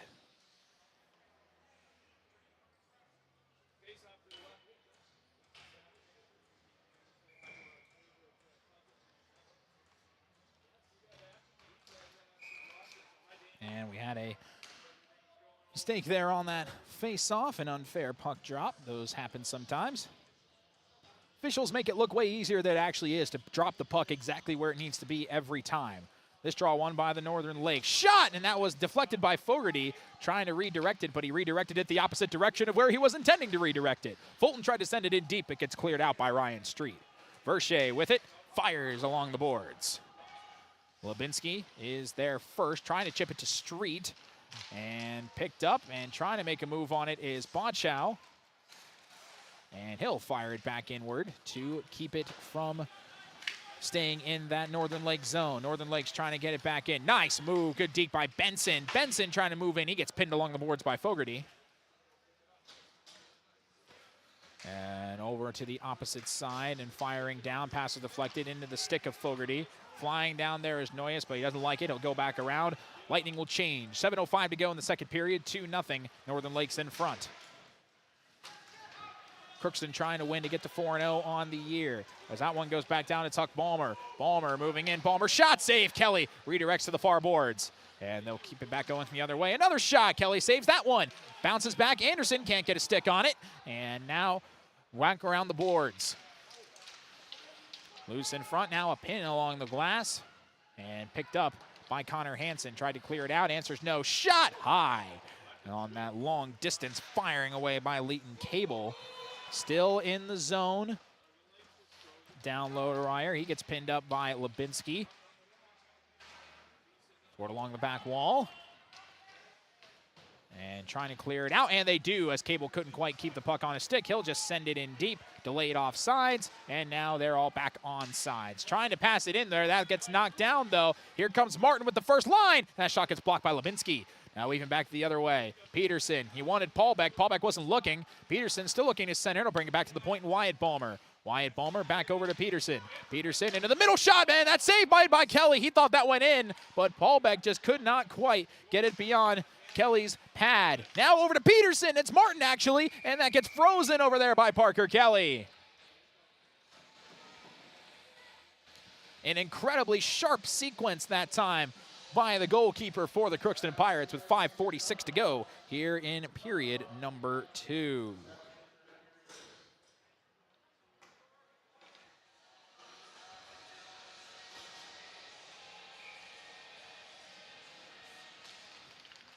Chopping at it, and it's taken by the Northern Lakes. Shot saved by Kelly from all the way back beyond the blue line. Here comes Tate Hamry. Hamry whacks it off the glass. Nybakken knocks it down. Here comes Fisher trying to cause some problems. Fisher lost his stick, though, and they're able to send it all the way back down the other length of the ice. And a race for it. And Bueller is able to fight with Fulton. Fulton will send it all the way back to Fogarty. Verche waiting for it as well. That's going to go over everybody and back down the other way. Jay Reese racing with Verche. Verche is able to kick it out of the zone. Fogarty had it deflected over there by Ecker, pushing it back toward the walls. Verche and back over to Fulton. Fulton spins, whacks it along the backside. Still fighting within the zone, chipping it inwards towards Parker Kelly, but not able to get any positive stick work on it was Noyes. And they'll change as Hamry's looking to push during the lightning change. Hamry shot, save Sua. It'll bounce beyond the back to the net and grabbed by Easton Anderson. Anderson, who scored the second goal, runs into the official. And the official is live. That's part of the rink. You can't just run straight into the official. He took a hit. He says, looks over at the Northern Lakes bench, nods his head. He either said, yeah, I'm okay, or yeah, I'm strong like that. Either one of those two. Here come Northern Lakes again, but Anderson hit it too high over the crossbar of a wide open net. Cleared out of the zone. What a physical game we've got going here. 4:10 to go in the second period. 2-0, excuse me. It's 2-0. That one's chipped out and nearly grabbed by the assistant coach. It goes into the seats, though. 4:04 to go, 2-0. Northern Lakes in front. Puck back in play after that one chipped out. Shots on goal, 23-13. Northern Lakes in front. 22 saves for Parker Kelly, 13 saves for Sua. It hasn't been complete domination. It's not quite there yet. It's not 30-6 or 40-10 in shot attempts. Crookston is still getting opportunities, just not quite as many. And if they can try and regain that balance a little bit, that might help their cause. They win the faceoff here. Lubinski trying to center one to Colborn. He takes a hit, but that clears some space for Bacho to go and clean it up. In the zone, fires a shot, saves Sua, rebound. Street can't quite get it onto the net. Street now trying to make a move. He takes a big hit over there on the far side and still pushing on the near wall, and it's grabbed. Trying to make a move. Peterson 1-on-2, and Peterson's not going to have anywhere to go. He'll just chip it in deep, although Martin was ready for it. He nearly runs into the linesman over there. Sent back to the point, Verche. Verche thought about it. He'll pass it off. Cable fires. Cable's blocked by Street. A Street blocking your Cable. Yeah, that happens to the best of us. That's sent back down the other way, and it's picked by Street, and he'll send it along the boards. Although most people don't have cable anymore, do they? They use streaming services. But the reliability of cable, it's always there for you. As that'll be icing on the Northern Lakes, and we'll go back the other way. 3:09 to go. And, of course, I'm saying this on a broadcast in which we are streaming it. But streaming shows that it does have its benefits.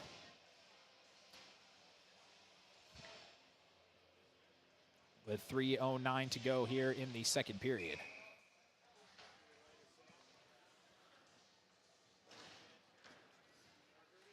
Puck is just spinning after that faceoff. It goes along the back walls. Wyatt Ballmer is there for it. Trying to chip it out of the zone. Can't do so. Kept in deep by the Pirates. Nybakken had it knocked down, and now it'll go out and weave all the way back to the other end. It's not icing, so Bueller trying to get it around Noyes. He does. It gets taken away, though, by Fulton. Nybakken shot. That's over the glove of Kelly. That's way too high. Noyes able to play it again with 2:40 to go. Fighting for it. Big physical game we've got here. Noyes trying to make a move. Back up to the opposite side. Played by Wyatt Ballmer. Ballmer makes a deke. Ballmer creating some space. Gets around Bueller. That gets knocked down, though, by Liam Larson. Back up top to Nybakken. He'll move it over to the other side. Trying to centers one. And that save made by Kelly as he tried to find Fulton. Back to Nybakken. He has a lot of open space. That shot saved by Kelly. Able to track that one beautifully. Knocked down Nybakken, sending it down. Spinning around is Larson, and Larson had that one knocked down by his own player and kept in the zone by the Northern Lakes. Under 2 minutes to go in the period. Weaving, Noyes shot, glove save, Parker Kelly. A nice round of applause by the Crookston faithful here.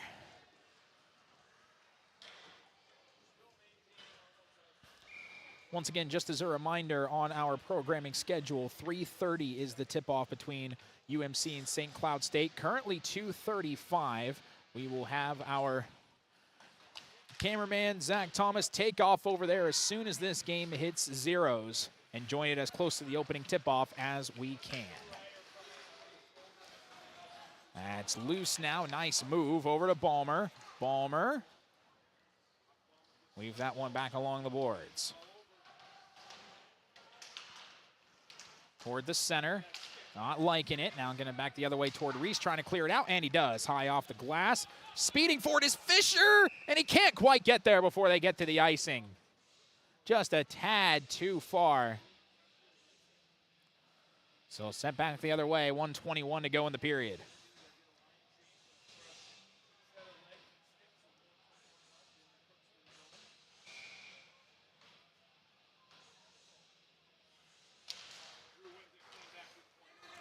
Right toward the point, Ballmer, and that goes all the way across. Peterson looking behind him, doesn't like anything he sees. They'll bring it back the other way. Lubinski's the first one to get there. Can't quite clear it out of the zone, though. Good physicality by Martin. Makes a spin move. Martin back up top to Ballmer. First line's all out there for the Lightning. Martin centers one. Paul back save, Kelly.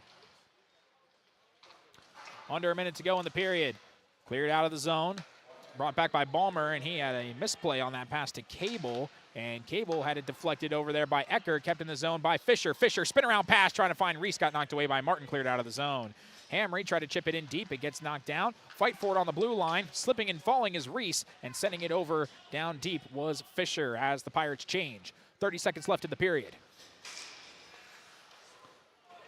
That's taken away, though, by Jay Reese, but he can't quite get a shot off. Reese pushing around, go player down to the ice, fighting with Wyatt Ballmer. Still physicality behind this Northern Lakes net, and it gets chipped out of the zone. Nice defense played very well that time by Peterson. 8 seconds left in the period. Can they get a shot off here? Peterson spun it around, didn't have it. Flying is Fisher, 3 seconds. Fisher is just gonna make a deke, and he can't quite get a shot off as Wyatt Ballmer held him up. And are they going to call a penalty on that as an official is going over and talking to him?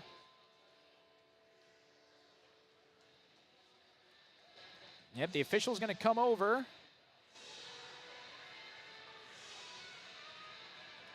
And it looks like he's talking with people at the scores table right now. We'll see if they do call a penalty. The official put his hand in the air. It depends on when he put it up, because if he put it up before the clock hit zeros, then Crookston would start the third period on the power play. If not, then it will stay 5-on-5 hockey. The official is going over to Coach Hardy. Let's see what he says. And yeah, there's going to be a minor penalty. Wyatt Ballmer is going to start the third period in the penalty box. So that means that Crookston will have a full 2 minutes on the power play when we get back to start the third period. We will take a break as the puck chuck is about to start here between the second and third period, trying to win some money.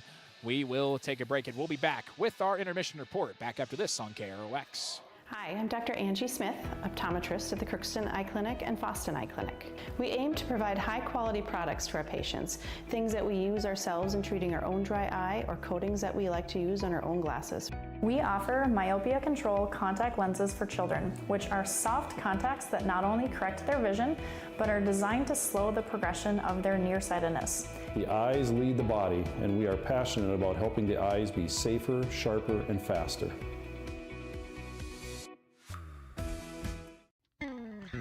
Crookston Valley Cooperative in Crookston is your full-service local agronomy dealer, delivering the products and services that you've come to expect.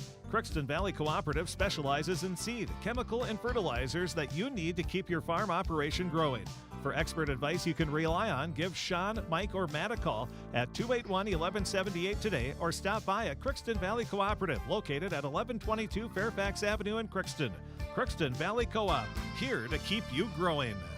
Welcome to Andy Ullman State Farm. We're located on 423 North Broadway, next to Holiday in Crookston, Minnesota. Third generation agent with State Farm. We've got a team here with over 75 years of experience, 6 of us fully licensed, here to serve you. We know insurance is about a promise, and we're here from the beginning to throughout the whole process to deliver on that promise. Nobody likes to wait on hold, and neither do we. Give our office a call where a cheerful voice is ready to help you right away. Call 218-281-3643. You've been waiting for a chance to do something that matters, something big without a big price tag. Welcome to Northland Community and Technical College. Here you can have a big impact on a small campus in classrooms that mirror today. This is my farm. Don't come out here and tell me what I need. I need solutions that work and market options that are worth my time. Small town support that sees the bigger picture. A global network that empowers us. A co-op that's there for us every day. This is Lindsay Erdman, Executive Director at Benedictine Living Community of Crookston. It is our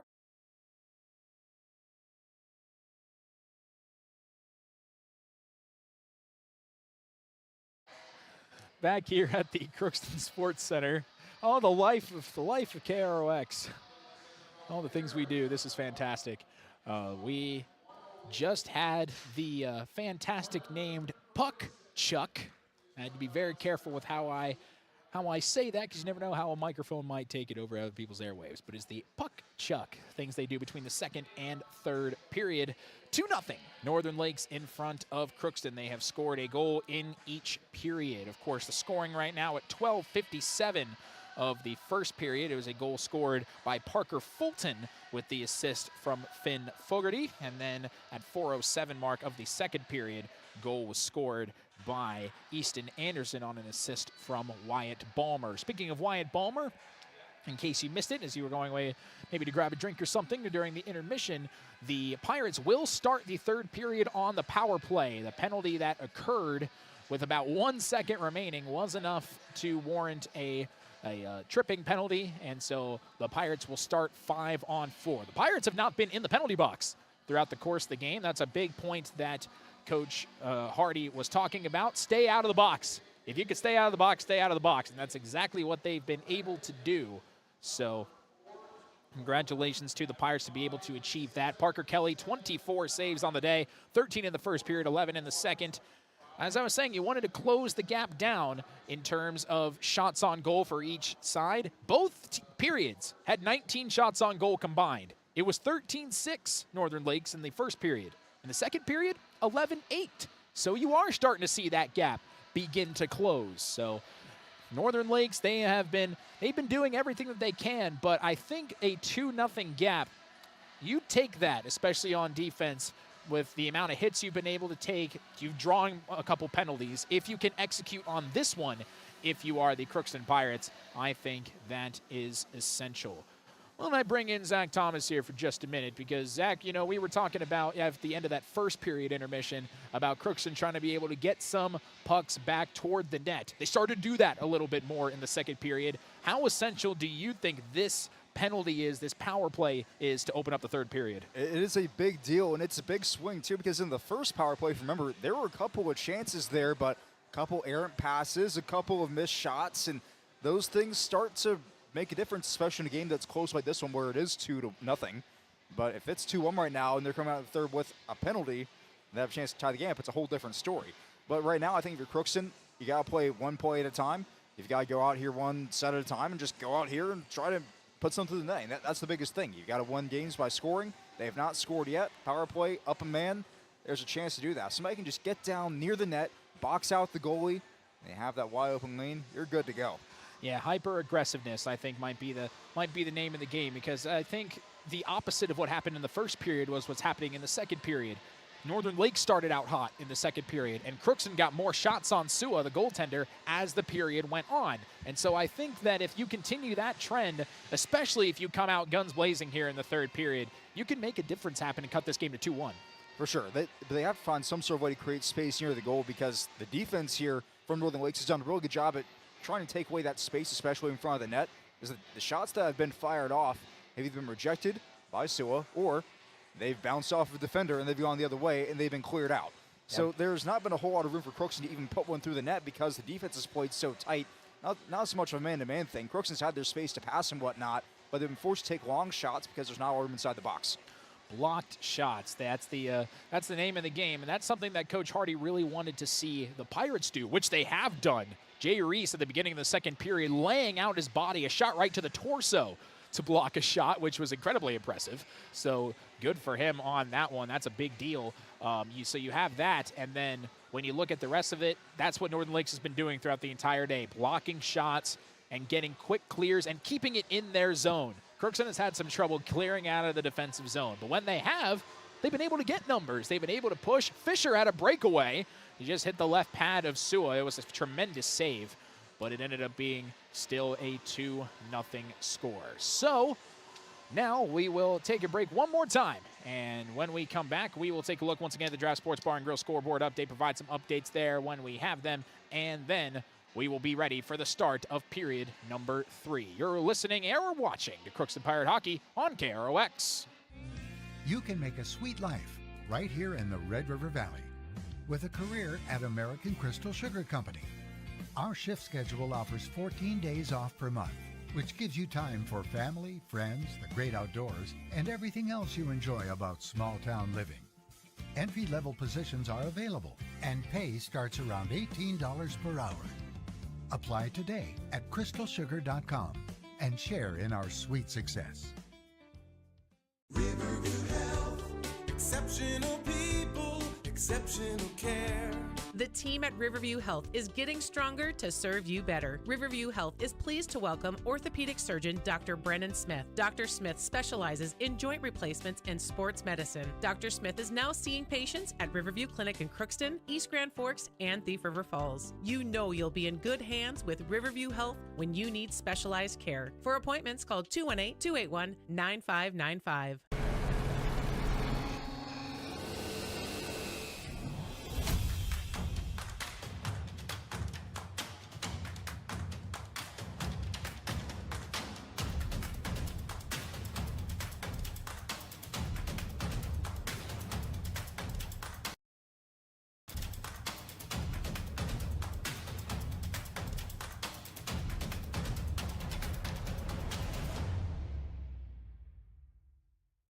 Ever wonder what your city government does for you? They provide police and fire protection, emergency and disaster preparation, building code and zoning enforcement, street repair, cleaning and snow plowing, curbside garbage and recycling collection, plus spring and fall cleanup weeks. They deliver safe drinking water and maintain a wastewater system. They care for 22 parks and provide year-round recreation activities. They give loans for economic development and housing. They do all this and much more with the help of your city employees.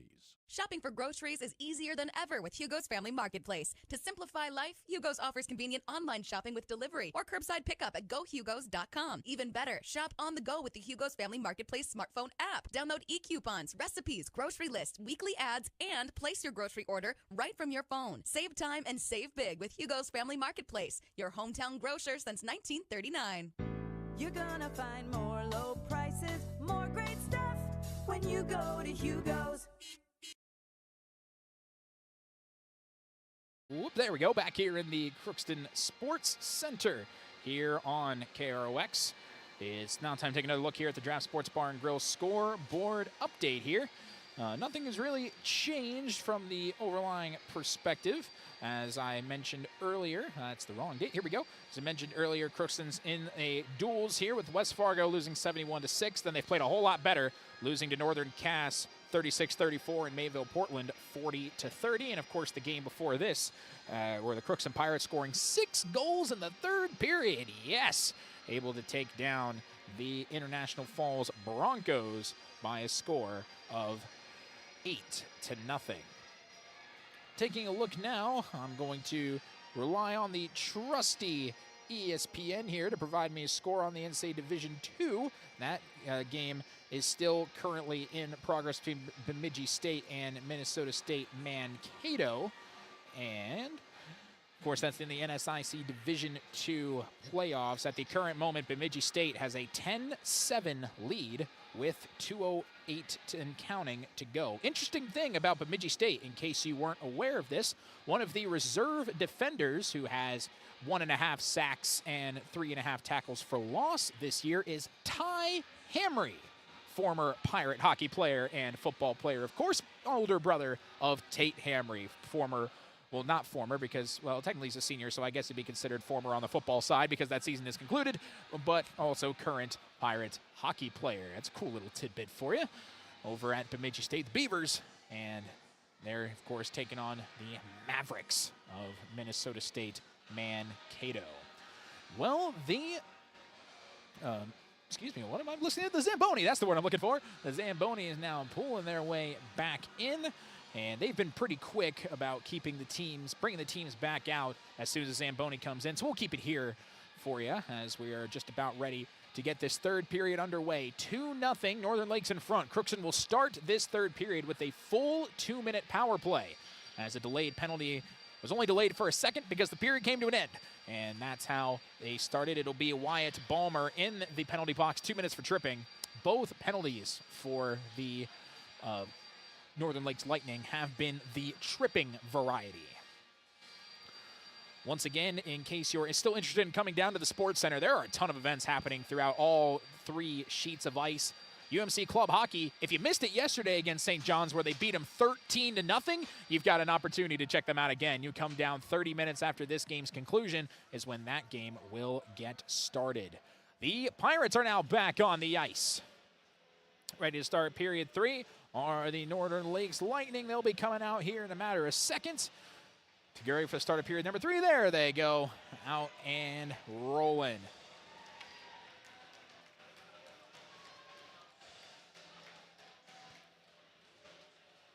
"26 shots for the Northern Lakes, 14 shots for the Pirates, 24 saves for Parker Kelly, 14 saves for Sam Suha.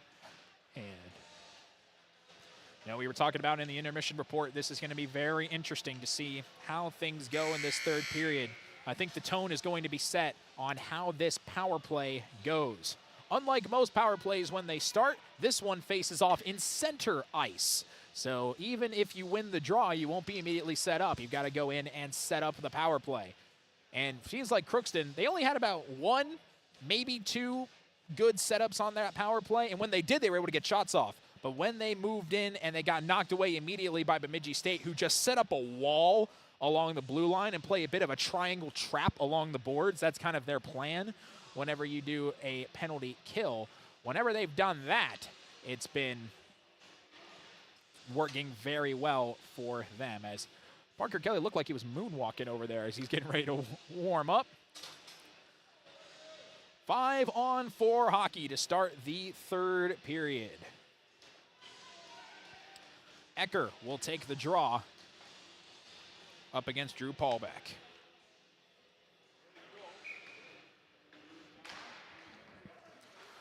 And that one will be sent all the way back down the other way by a winning draw from the Northern Lakes. So watch this little move here. Able to get around goes Fisher. Fisher holding with one hand. Getting into a position where they could set up if they're able to keep it in the zone. Trying to chip it around. It is grabbed. Played well by Reese, who fires. Saved by Sua. And Verche will go ahead and clear that one out. Already a shot on goal on this power play, though. That is progress. Let's see if they can continue to get more of them here. Here comes Garrett Fisher. Fisher along the boards. Nice move. Fisher poking it in deep. Fighting for it. Can they clear it? And the answer is yes. That was a big-time clear. And the lines will change as Kelly will go out and play the puck. Weaving back down the other way. It's grabbed by Tate Hamry. Hamry weaving through. Hamry lost the puck, but it goes right to Reese. Player down for the Northern Lakes. Reese tried to find Hamry again, weaving it around the boards, and played well that time by Fisher. Fisher chipping it down toward the corner, looking for Reese. Up along the wall. It's going back behind the net, and can't quite get a stick on it is Cable. Now he does, and able to clear it as it was knocked down by Fisher. Moving in and rolling here. Here comes Fisher. Nice move around Martin, but Martin took it away, fires it all the way down. And so that ends up going straight on net. Wouldn't have been icing anyway because they're down a man, but interesting to see it go right on net. Reese takes a big hit. Coming back the other direction, trying to make a spin move. Pinned up along the boards. Now extra man going up and fighting along the boards. And put way up into the air. And it goes out of play. And now coming back in shorthanded, Easton Anderson's shot saved by Kelly. And that nearly was knocked in by Fisher as he deflected it over the crossbar. One shot on goal on the power play, back at full strength. Fisher trying to weave it in. Sua is able to clear that one out easily. Back up top, firing a long shot. Pad save Sua on that attempt by Benson. Into the middle, trying to find Colborne. No luck there. Nybach tried to chip it out and kicked inside, stayed in the zone by Lubinsky. Around the backside of the boards. Nobody is there for the Pirates, so this should be an easy clear, and it is for the Northern Lakes. Here comes Ryer trying to send it in deep. He sends it along the boards. Lightning will change. Down there is Paul Beck. Can't keep a stick on it. Back over to Peterson with his first line back out there. Underneath. Benson able to go back to Lubinsky. Chases it down. Lubinsky stops. Fires. Still inbounds as a move being made over there by Colborne. First one there is Ballmer, though. Back out of the box after the penalty. Paul Beck weaving. Paul Beck drag. Paul Beck lost it. Grab by Lubinsky. 3 minutes gone by, 14 minutes to go in the third as Lubinsky fired it all the way down, and that nearly hit the netting, which would have been a delay game. Big hit along the boards. Ballmer, and that was a misplay there by Peterson, trying to keep it alive, fighting for it. It's now back out of the zone. Here comes Paulbeck, got a 2-on-1, but Martin's going to peel back. Paulbeck just going to take it himself, weaving, centering pass, and just couldn't quite find Peterson. Just a little bit too far back. Here comes Street. Street holding up, avoiding the offsides. Nice job just stopping in place that time by Schockman. First time we've seen him in the game today. He's down low near the center of the net. Back around Paulbeck. Fight for it. Paulbeck's got it. Slowly coming back the other way. He'll just fire it in on net, knocked down by Kelly. And the Pirates and Lightning will all change. And going down on that contact was Bueller. Gets back up, though, and now he got a 2-on-2. Bueller just going to send it in deep. Rolling along the boards. Reese trying to get there first. Hit goes the other way. Fogarty's back over there. Able to find Verche. And that behind the net. Fisher tried to center it. Nobody there. And taken away by Parker Fulton, the first goal scorer of the day. Over and across. Noya is able to chip it in deep. Lubinsky and Fogarty down to race it. Lubinsky wins that race and send it over to Benson. Benson trying to center at that one. Nice move. Coming back the other way. And over to Colborne, over to Fisher. Fisher tracks it down. Centers one over, trying to find Ecker. No luck on that one. I was knocked down by, once again, that stifling Northern Lakes defense. Chipped in deep off the other way. Lightning will change. 12:25 to go here in the third period. Clock on regular time, just hitting 3 p.m. Lubinsky now over to Benson. Benson back to Lubinsky as they all closed on him, but the puck goes too far along the boards, and it's grabbed by Wyatt Ballmer, finding his brother Huck. Now down low. Back over the other way, up to the top. Nybakken fakes to Ballmer. Now we'll go back to him. Ballmer, cross-ice pass. Shot! No, it's in the center. Did it go in? No, it's behind the net. And the net goes off again. With 11:57 to go in the third. That net has taken a beating throughout the course of the day. It started in the first few minutes with Gavin Onkis, who just checked back into the game, sliding about 50 feet on his backside straight into the pole there. If you ever watched the second Alvin and the Chipmunks movie where Ian Hawke gets drilled with a car, that was just going straight in there with a pole that time. But thankfully, Onkis was going the opposite direction, so he avoided any further damage, shall we say. Back behind the net to Martin. Swings and misses, trying to clear that one out. It's back into the zone, picked up by Liam Larson. Larson, big hit along the boards by Ballmer. Back towards Peterson. Peterson, that was a little bit behind Martin. That will be sent all the way down. Kelly chose to knock it down, and a whistle blows. And what do we have here? And heading towards the box. Or no, there's nobody heads toward the box. It was an offside call. We haven't had many of those, but an offside call will bring the puck back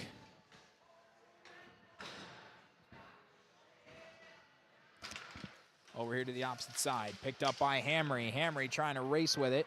Tate Hamry sending it in. Vernus over there to play and swing it the other way around. Kept in the zone by Bueller, able to chip it around, able to find Bonchow. Bonchow tried to center it. That gets knocked down. There's not a whole lot of luck. That's been the main case. That got knocked down. And big hit over there by Vernus on Street. And Moyes ends up taking it away. Shot saved by Kelly. Kelly's 28th save of the day. Back behind the net now. Setup stays in bounds, but ends up going out as Vernus couldn't quite keep a stick on it. Street flying down, trying to keep it alive. Near side, forwardy.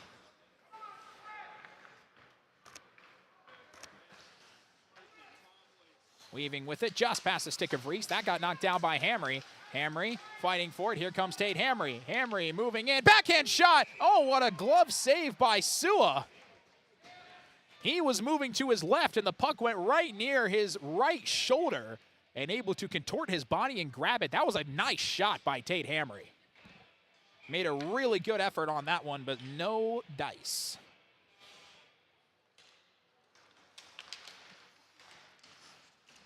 Puck moving in towards the corner. After the Lightning won the draw.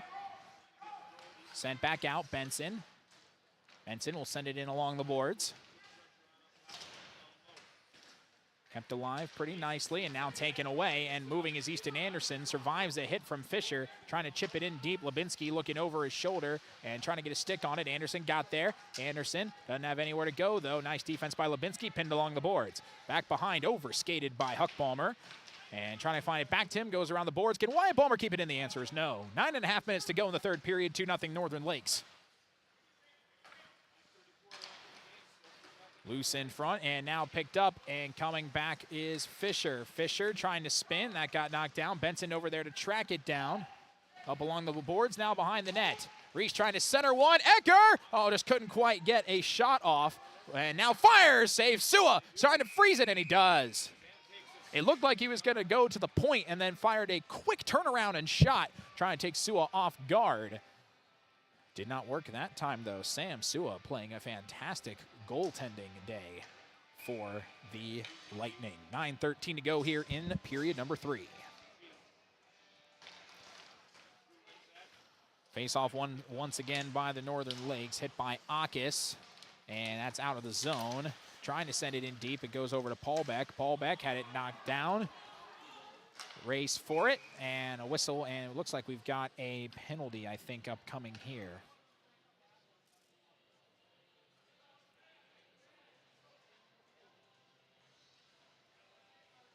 No, it was a high stick. It wasn't a high sticking penalty, it was just whistled dead for a high stick. There's a slight difference there. Face-off on the way, once again, won by Paulbeck, who has been fantastic on the face-offs throughout the course of the day. Got it out of the zone, trying to find Paulbeck on a breakaway, tipped by Akis, so it slowed him down. He still got it along the boards, now he lost it. It finds Peterson, who shot, that goes wide. Rolling all the way back to the opposite side. Peterson lost it and knocked away. Nice job by Street. No fighting for it, taken away. Paulbeck tried to center one and failed twice. That was a nice job down there by Bueller. And now, here comes Bonchow. Bonchow weaving forward, had it knocked down, trying to spin around, no dice on that one. That one's deflected over the stick of Martin, and a shot fired away, knocked down on that attempt by Street, and then sent in by Benson. Street trying to run this one down, and it's cleared away and kept alive by Tegan Labinski. And that deflected and might have hit the backside of Ecker. He's facing backwards on the bench. Yeah, and the puck went up and hit him in the back. And knocked back down. Yeah, that's out of play. He's not over the wall or anything. He's just facing the other direction. So he wouldn't have known that was coming. 8:04 to go here in the third period. Face-off won by the Northern Lakes, but can't keep it in the attacking zone. Vernus now will send it in deep. Kelly will come out of his net. Knock it down. It was a weird bounce, though. Labinski able to chip it over the other way and kept alive. Moving, Noyes back up top, and no, can't quite get a shot off. Was Fulton, who already has a goal in this game. Fight for the puck there along the boards. Noise now behind net. Street over there. Tried to pass it with one hand. It goes out of the zone. Vernus will peel back. Hard around the glass. Big old collision over there. And it'll go back out toward Vernus. Vernus, long shot wide. Saved by Kelly. Fulton. Back over to Lubinsky. 7:15 to go. Lubinsky high off the glass. Got it by Vernus. That's coming towards the net. That's not going to be an icing call as that was deflected. Balmer. Weaving back, coming the other way. Dumps it off. Near collision. Way up over on the other side and grabbed. Sent back inward, and another change here by the Northern Lakes means they weren't quite ready for that. Sent in deep, no icing called. Now picked up. Reese tried to center. It's bouncing around. And nice hit by Hamry. Able to check it and keep it in the zone for a little while longer. And then high off the glass. That was a pretty play there by Vernus, who will now come off and be replaced by, that is, Grant Verche is now back in the game. Loose now behind the net. 6.5 minutes to go. Picked up now, Jay Reese flying down, takes a big hit, lost his stick, got it back right as the puck comes near him though, able to help get the puck back towards the stick of Ryan Street, weaving through Tate Hamry. That gets knocked down, and now Huck Balmer's in a one-on-one. Balmer now waiting, trying to find Paul Beck, but nice defense. Oh my goodness, a massive collision. That gets sent back down the other end of the ice, and Sewell will come out and play it. Incredibly physical hockey game, and low-scoring defense-oriented. Here comes Ecker, centers one! Oh, and Reese just couldn't get the stick on it, as that was a perfect pass from Ecker. Trying to go back to the point, but Lubinsky couldn't find it. Goes back out of the zone, and a big slam of the stick that time by Ecker. Here's Lubinsky's shot high. Everybody ducking in the student section, thinking it was going to hit him. Thankfully, the glass is there. And now trying to make a move. No luck. That's a delayed offsides. They let that puck go and reset. Knocked down. That's another offside, so Reese can't play the puck. They'll send it back in deep. 5:20 to go here in the third. 2-0 in favor of the Lightning. Puck loose, and what are they going to call here? I think he might have been... Nope, it's going to be a penalty. That's another trip, and the first penalty for the Crookston Pirates is going into the box is Jay Reese, very frustrated. And for the first time, the Northern Lakes are going on the power play. And Parker Kelly is now having an issue with his right pad, so he's got to wrap this up, try and fix this.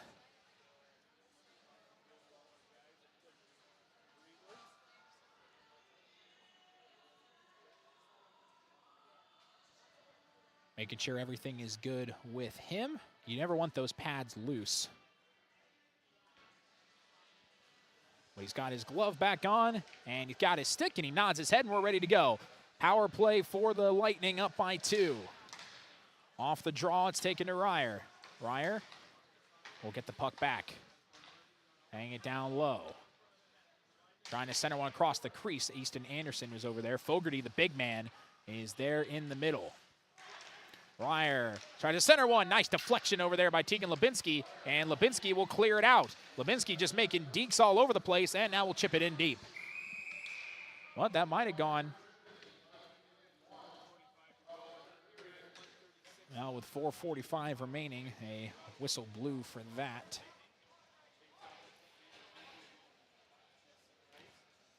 And we'll see, what do we have here? It was just sent out of play. It would hit the top of the net, but Lubinsky was across the red line, so that is not a delay of game call. It'll be another face-off and another win for Paul Beck, who's been dominating these face-offs for the Northern Lakes. Here comes Peterson. 1.5 minutes left on the power play. Knocked down by Bochow, able to take it back the other way, and finding Martin in the offensive zone. Dishes it to Paul Beck. Paul Beck deflected over there by Bochow, who was lunging for it. Sends it back up top. Peterson trying to chip it in down. He does find Martin. Martin hugging along the boards. Martin tries to fire. That's blocked that time by Benson. And back over there towards Fulton. Fulton to Peterson. Peterson, Wyatt Balmer, too far, trying to find Paul Beck. And couldn't clear it away, though, as Paul Beck was able to knock it down. Balmer with miles of ice in front of him, quite literally, dumping it off. Pullback shot high, and it will go back over towards Peterson. 53 seconds left on the power play. Still loose behind the net, and Benson trying to track it down. He's able to do so, trying to clear it. It gets knocked down, though, by Paulbeck. Did a great job of a stick playing that one and preventing the clear. Paulbeck dumping it off. Ballmer, 40 seconds left on the power play. Ballmer weaving, trying to shoot it. That gets knocked down over there by Street, and Paulbeck able to track it down. Paulbeck trying to center one, looking for Fulton. That is knocked down. Tight angle shot, and the net comes off again. And with 3:36 to go, the net comes off, and that one was a big-time collision.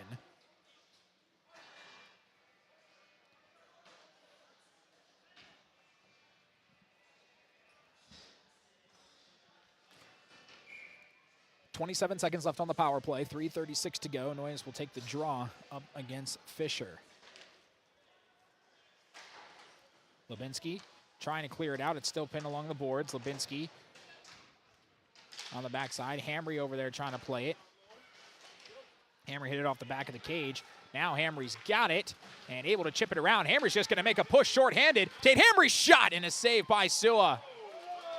And now we've got some extracurricular here and a shoving match and a big old scrum going on as someone took umbrage to something, and players are going down with 3:14 to go.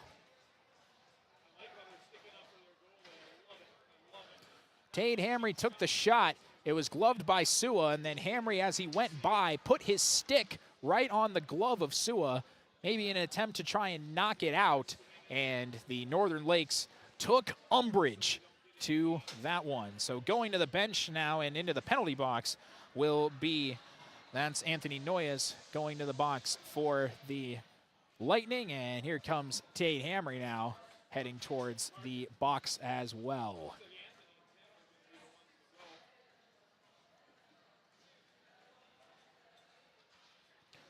And the officials will head over to sort out this brouhaha that occurred right behind the net. We've got 3:14 to go, 6 seconds left on what was initially the first power play for the Northern Lakes. This might change, depending on what they rule here. Currently it's 5-on-4 still, so they might just give both of them a fighting penalty.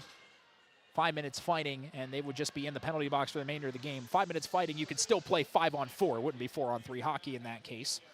It looks like that's what they're doing, but everybody going back to the bench and talking with everybody. I think that was sparked by Tate Hamry jabbing his stick at the glove of Sua, who had already frozen the puck. And everybody for the Northern Lakes thought that was not cool. Yeah, you can't do that. That's what they thought, at least. So they decided to respond, and that sparked the instigation behind the net. So the officials are still talking, as Tate Hamry does have 2 minutes right now, and both teams are head toward the benches, and the puck will be sent in by Sua towards center ice. In fact, he almost put it in the blue circle. It'll slow on down right near the Pirates logo. Officials still conversating here. Looks like they're now starting to get things back. Coach Hardy was asking him a question. They're currently conversing with him while Northern Lakes is going over a game plan.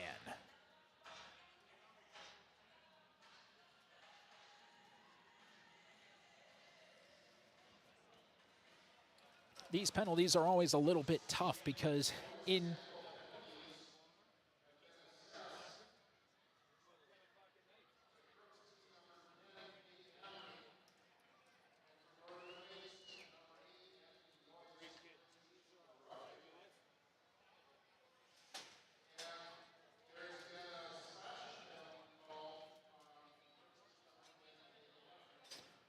So there was another penalty by the Pirates that were sending them back to the box here.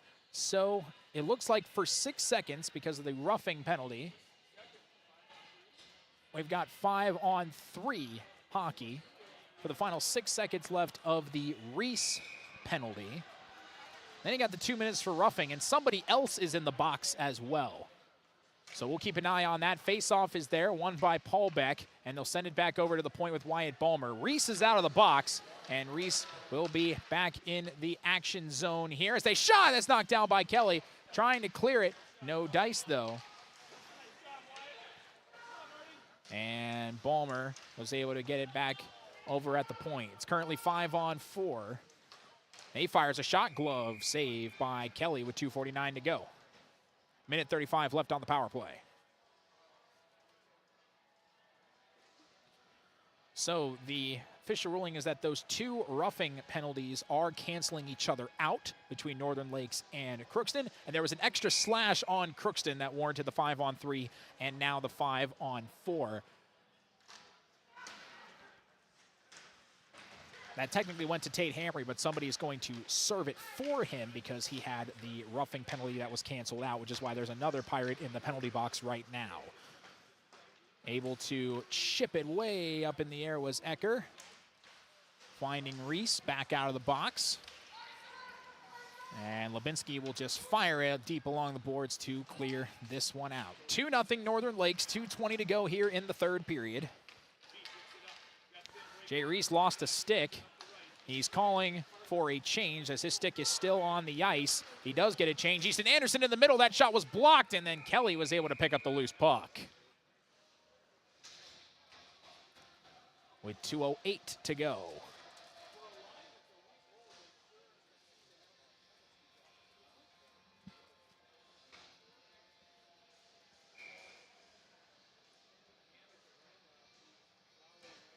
Face-off on the way from Paul Beck. Said his name because he was going to win the face-off. That's just how it's been whenever he's been the one to take them. Ballmer trying to go find Martin back there on the corner. Over to Paul Beck, back to Ballmer. Ballmer's got Vernus to his left. He'll choose to go to Paul Beck to his right. Paul Beck lost his stick. Puck's loose in front. A scrum for it, and it'll go back out to the point in Ballmer. 30 seconds left on the slashing penalty. Shot, save up top by Kelly. Knocked back down to Martin. Martin behind the net. Martin over to Vernus. Vernus back over to Ballmer. Minute and a half to go in the third period. Ballmer resets. Tried to centers one. That got knocked down. Loose in front and trying to kick save it. And the net did get nudged a little bit off the line.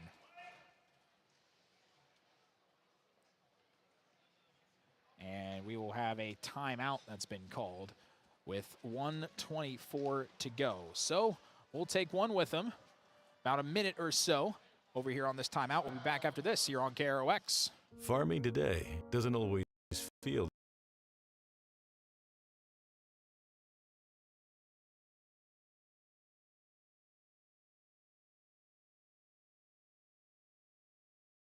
the same way, and all doesn't change. For instance, you will find the right loan structure for a strong financial future. You need a lender to look out for your whole farm operation. Ag Country.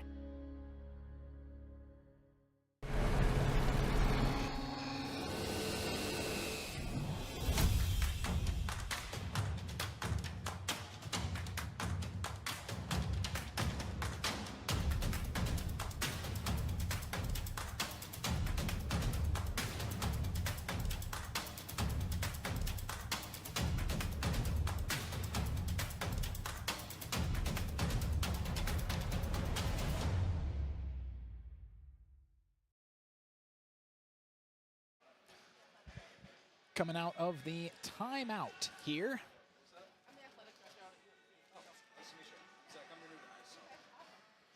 With a minute 24 to go.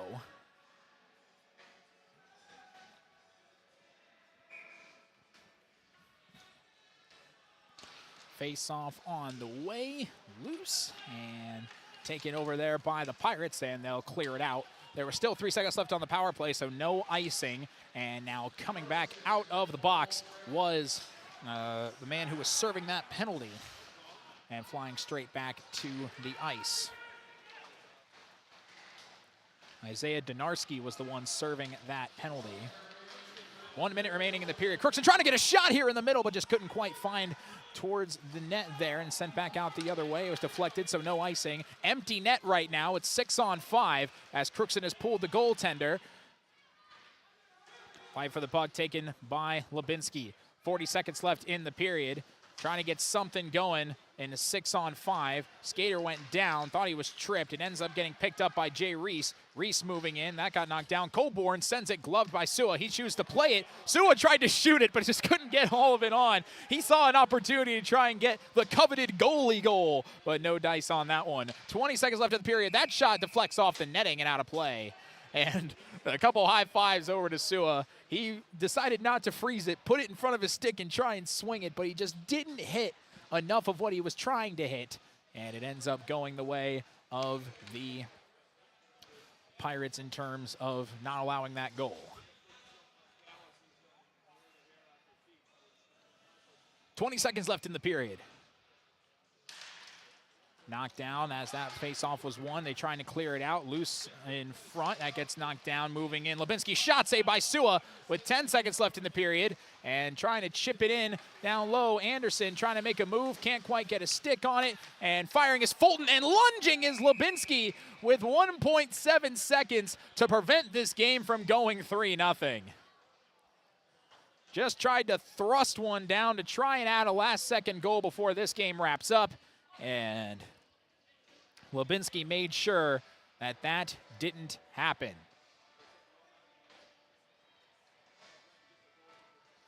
And they're going to bring the goalkeeper back in here. And the face-off, because it went out of play from where it was shot, will be right in front here of the KROX logo down on the ice. Face-off is won by the Pirates, and this game has come to a conclusion. So we will send our cameraman Zach Thomas off. He is on their way to UMC. That game will be joining in progress as soon as this one wraps up. Using the speed to get out there. We'll see how quick we can wrap up this post-game show here on KROX. We will take a break, and we will be back right after this.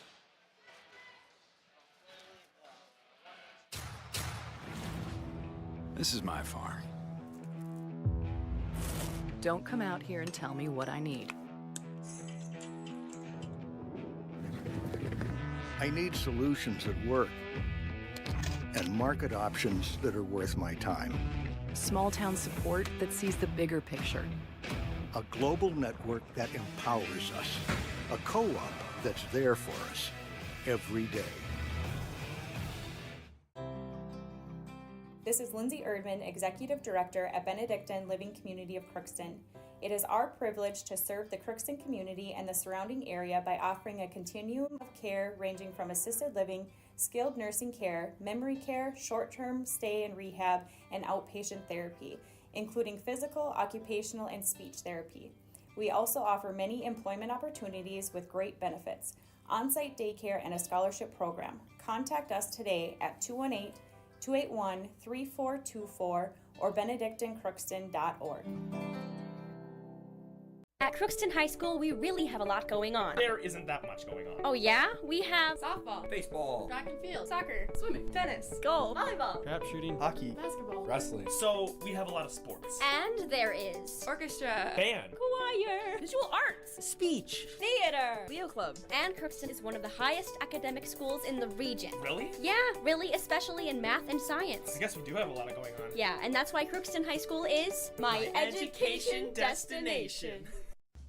With the fall season right around the corner, Grove Mechanical in Crookston is ready to prepare you for winter. They suggest having your heating system serviced regularly to keep things running smoothly. A skilled technician will clean and service your heating equipment to ensure safe and efficient operation. It's never too early to get ready for the upcoming winter season. Before the cold sets in, call Grove Mechanical today, your hometown heating and cooling professionals. Give them a call, 218-281-3863, or visit their website, grovemech.com. For all of your automotive service needs, call Crookston Brothers Ford here in Crookston. We have a service team to handle all of your vehicle's needs. Does your vehicle pull to the right or left? Call and schedule an alignment today. Proper alignment saves gas and wear on your tires. We're here to take care of your vehicle repairs and maintenance. Call Christopher or Jersey in the Service Department at 281-1338. Make an appointment today with the Service Department at Christian Brothers Ford of Crookston, where we make it easy.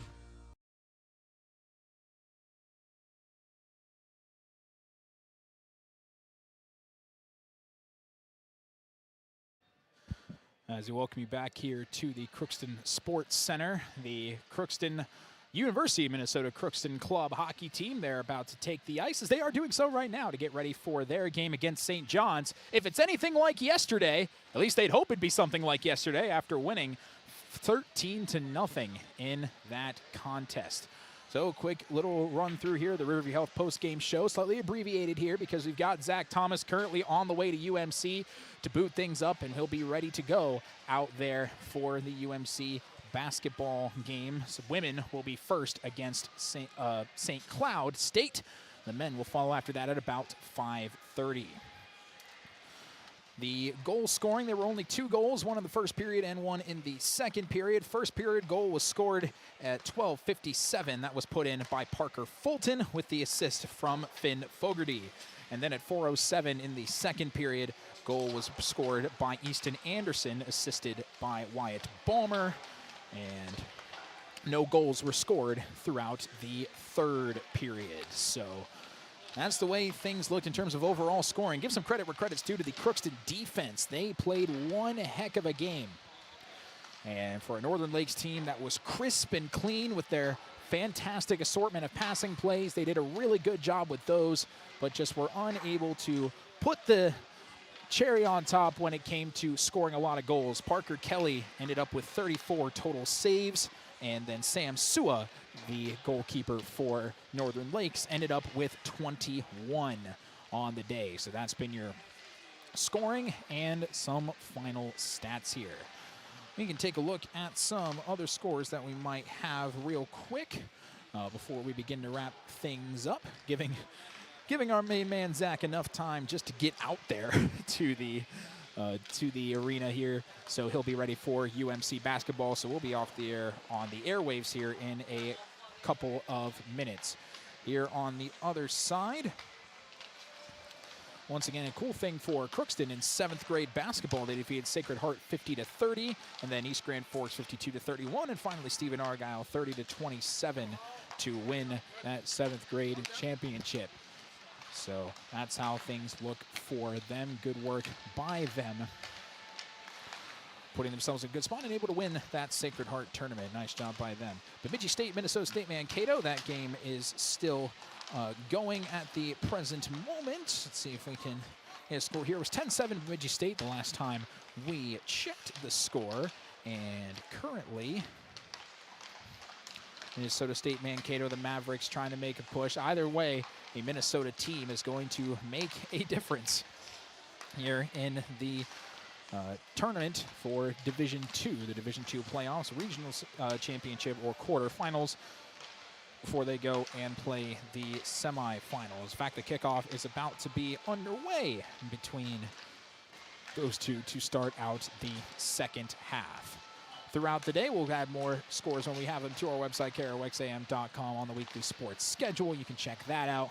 Go on sports for all the stories of these games. They might be up just a little bit later just because we'll be running all over the place covering games live, and then we'll get all these stories up in post. Once we've got them ready to go, we will take care of that. So just bear with us. We'll be doing our best we can to get it to you here in a timely manner. But for right now, we will bring in Coach Hardy here with us, who kind of surprised me. He kind of came out of nowhere. Behind you there.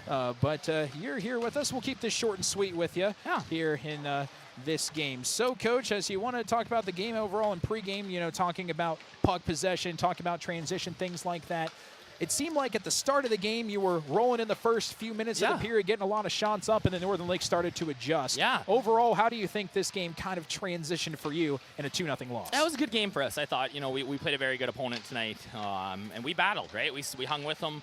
I thought they got definitely the better of us. Parker played really good. Obviously, helped us out a few times there when we were in trouble, and you know, it was a good experience for us to go against a big team like this and realize that, hey, some of the the stuff that works against different opponents isn't going to work against a good team like this. So we got to bring it every single shift. I thought that first period, right, like the first 6 or 7 minutes were great. And then after that, they started to get a little more physical on us, and we just played a little softer, right? We were trying to do maybe too many little things instead of just getting pucks deep and going to forecheck. And I thought as the game went on, we got better. All right, and you know, as you know, we had our chances and just ran into a little bit of penalty trouble there late, unfortunately, and weren't able to quite mount the comeback. Yeah, you know, penalties did come up towards the end, but they were completely clean throughout the first, couple periods. Yeah. I think the defense, I thought they played pretty well. Really Northern well. Lakes had a couple of instances where they were able to keep the puck in the attacking zone Yep, for a long period of time, but otherwise they keep having to reset and center ice and on defense, and that's all credit to that defensive side. Yeah, I thought they played great tonight. I thought Jack Bueller especially kind of really playing on every other shift role that he had started really when Grant got hurt last week, or earlier this week. So it was big time for him as a senior to come out there and play really well. Thought he was great for us. Tate was good.